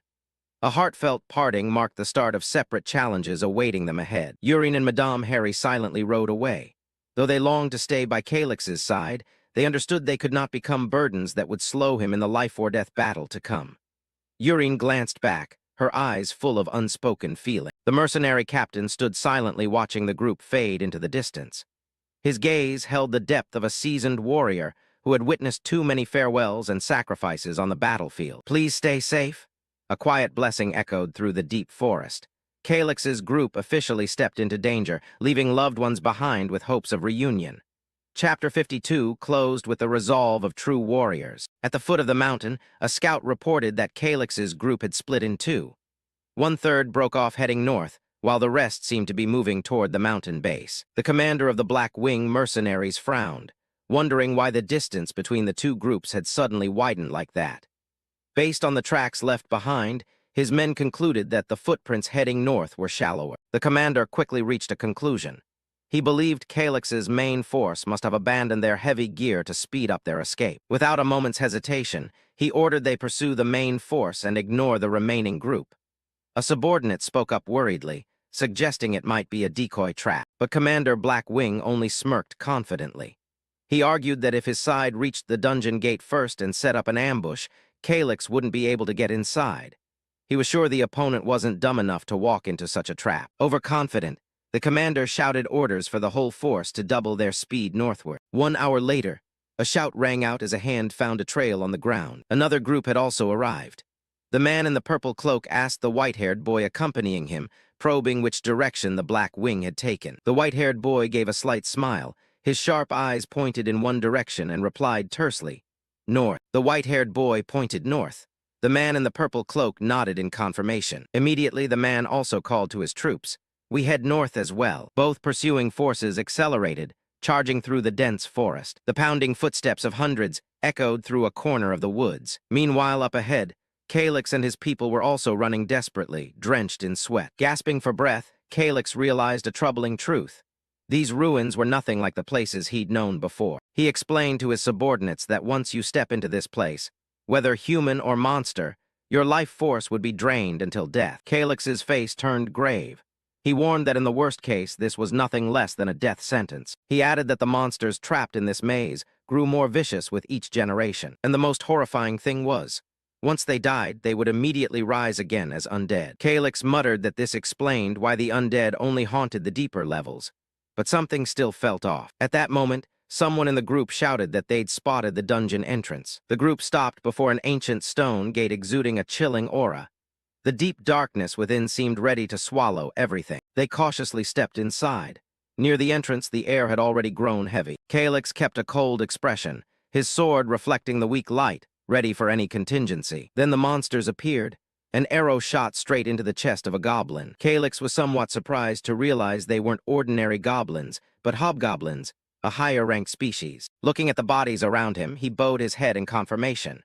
The rumors were true. This dungeon really did consume corpses. Calix's gaze flicked to a torch on the wall, and a horrifying thought sparked. Could it be?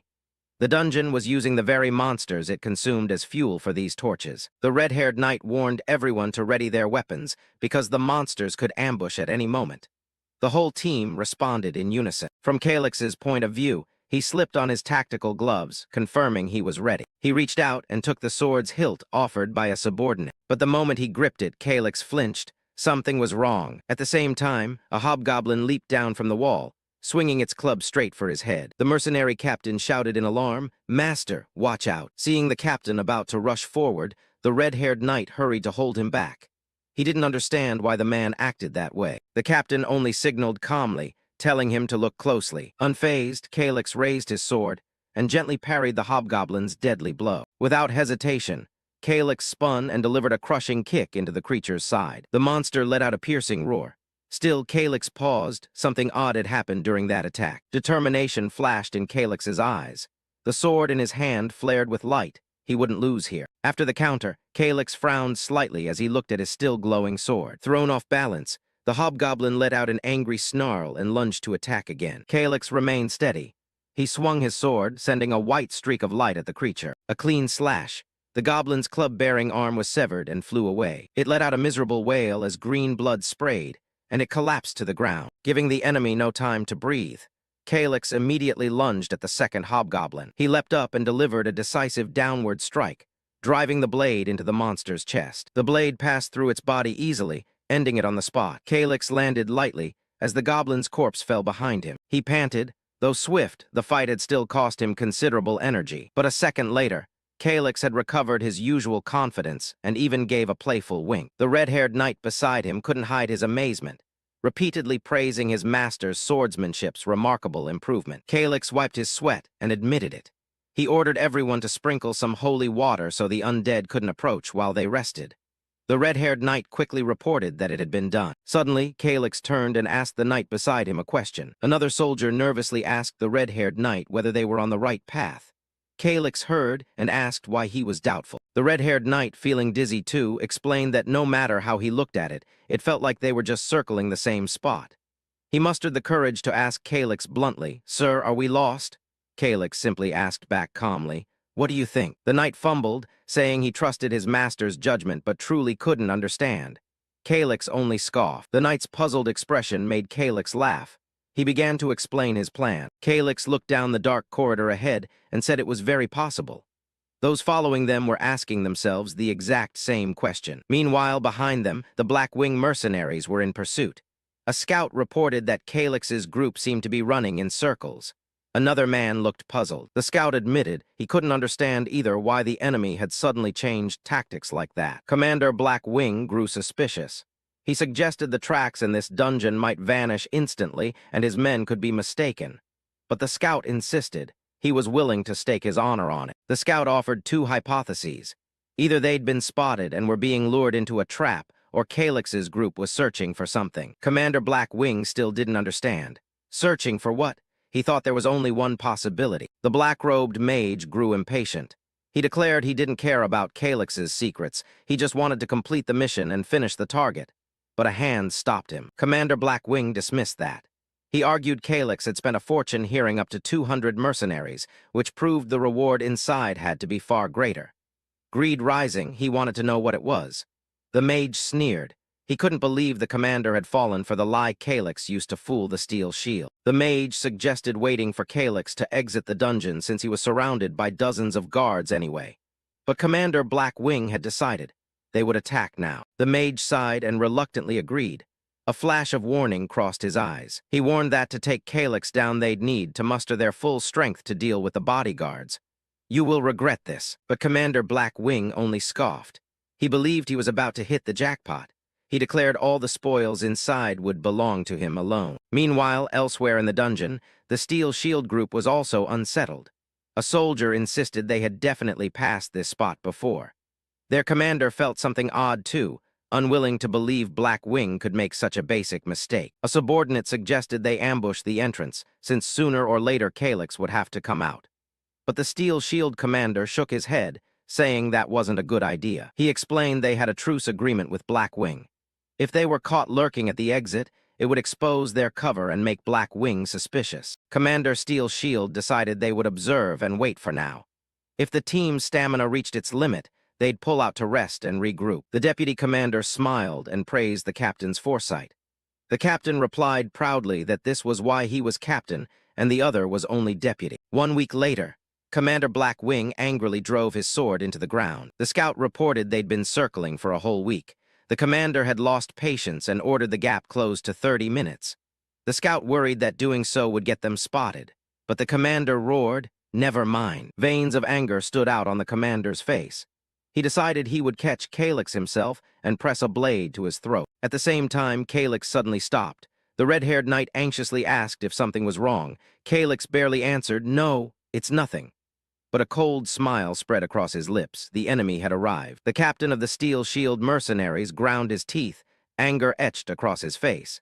He swore he would personally finish off the one who had led him on. He spun around, urging his ragged troops to pick up the pace. He shouted wildly, ordering everyone to move forward without delay. 3 days later, but contrary to their earlier ferocity, the entire force now stood frozen, each face gripped by utter confusion. The captain couldn't believe his eyes, muttering that he had no idea what was happening. At the end of the corridor, another troop was advancing. Strangely, they too carried the Steel Shield mercenary banner. A voice rang out, wondering why they were here. Just then, a soldier came sprinting in with explosive news. They had completely lost the noble's trail. The captain froze and shouted. The soldier, desperate, explained that every trace had vanished, and it seemed they'd been tricked into running in circles for 10 days. He dropped to his knees begging for forgiveness, while the captain fumed, furious that 10 days of effort had been wasted. Suddenly, a voice from the darkness mocked the captain as a fool. The captain whipped around, eyes full of astonishment. The guide for the Black Wing stepped forward, declaring he would act on his own from now on. The captain objected, saying that if he was impatient he could go alone. The two stared at each other tensely. However, the guide also said his target had reached a limit. He wanted to capture and torture the person for information. Eventually, the captain agreed to cooperate. Another soldier timidly called out to the captain. He reported that those who couldn't channel mana were in critical condition, and suggested the whole unit retreat and regroup. The captain brushed it off, calling them weaklings. He raised his sword, shouting at the crowd that none of the noble's mercenaries should quit, and that anyone who fell would pay the price. The Steel Shield mercenaries looked drained and exhausted, dragging each heavy step. Meanwhile, elsewhere in the dungeon, a voice called out, "My lord." Calyx appeared with his team, looking completely fresh. The scarred mercenary captain asked if Calyx had prior knowledge of the gatekeeper here. Calyx replied casually, "Of course." The captain wondered why Calyx had hired them if he already had his own troops ready. Calyx smiled and explained, asking how his soldiers could endure 10 days in the dungeon without mages or healers. Calyx's question stunned the captain. A flash of realization crossed his face. He looked around, and as Calyx had said, even the men who couldn't use mana in the crew appeared perfectly fine. The mercenary captain still couldn't understand, and Calyx responded simply. Calyx explained that he divided his forces into 4 shifts. While one team fought, the other 3 rested, rotating in turn. By conserving their stamina so thoroughly, they could hold out easily. That's why he needed a large number of soldiers. Only then did the captain realize. He understood why Calyx had hired them. With this tactic, they didn't even need a mage. Suddenly, he noticed a strange blue light emanating from ahead. The group approached and were astonished to find a vast underground pool glowing with an eerie blue light. One of the men curiously asked about the identity of the gatekeeper of this place. Calyx calmly revealed that it was the primordial water spirit. Both the captain and Kraut, the young orange-haired lad, screamed in terror. The captain couldn't believe it. It was an entity of terrifying power, even among water spirits. In other words, the entire pool was the monster's true form. Just touching the surface could crush every bone in your body. Calyx confirmed it, likening it to falling from the sky onto water. Only then did the captain understand why the rumored level 7 experts who could supposedly conquer such beings were thought to be reckless. Calyx added that even those experts couldn't defeat this thing. The captain asked in surprise whether Calyx had ever met them.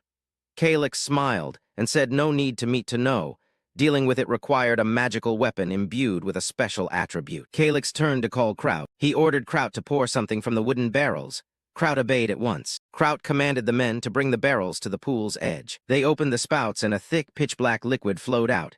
It was black oil. The black oil from the barrels spread across the ground around the pool. Calyx explained that this was the thing Shekloids hated most, and he'd stored it in a spatial artifact. The captain was astonished again, surprised that Calyx could carry so many barrels in a single artifact. Then Calyx ordered Kraut to bring something else. Kraut produced a small handful of seeds. The captain recognized them as Shekloid seeds, and Calyx confirmed with a mysterious smile. Calyx asked whether the captain knew that the wood attribute counters water.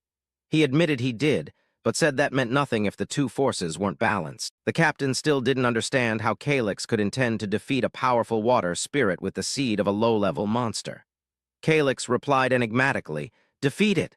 Who said I'm going to defeat it?" The captain stared, bewildered. Calyx explained that most people only think of killing. They lack imagination. He added that this was also typical of hot-headed types. The captain still didn't get it, and asked what Calyx meant. Calyx smiled confidently and declared, "From now on, we're going to trick this dungeon." He only told them to wait and watch. Then the miracle began to happen. A small sprout pushed up from the ground. Everyone gasped in amazement. Calyx began to explain. First, plants need water to grow, and almost immediately, the tiny sprout exploded into crazily rapid growth, turning into giant thorny vines. The captain shouted in shock. The massive vines stretched out, covering and taking over the entire surface of the pool. Calyx continued, saying the next thing they needed was. Kraut guessed it was sunlight. Calyx confirmed and asked everyone to close their eyes. He tore open a scroll of magic paper. A brilliant orb of light burst forth, illuminating the dark cavern. The captain realized it was a sunlight magic scroll. Blinding light flooded everywhere. Under the light's influence, the Shekloid vines grew even more vigorously. Calyx's soldiers cried out in astonishment, unable to believe the vine's incredible growth rate. Calyx hadn't been joking. Calyx stood there, quietly watching the vines swell and fill the space. His plan succeeded perfectly. A satisfied smile spread across his face. Please like, subscribe, and ring the bell for more awesome content.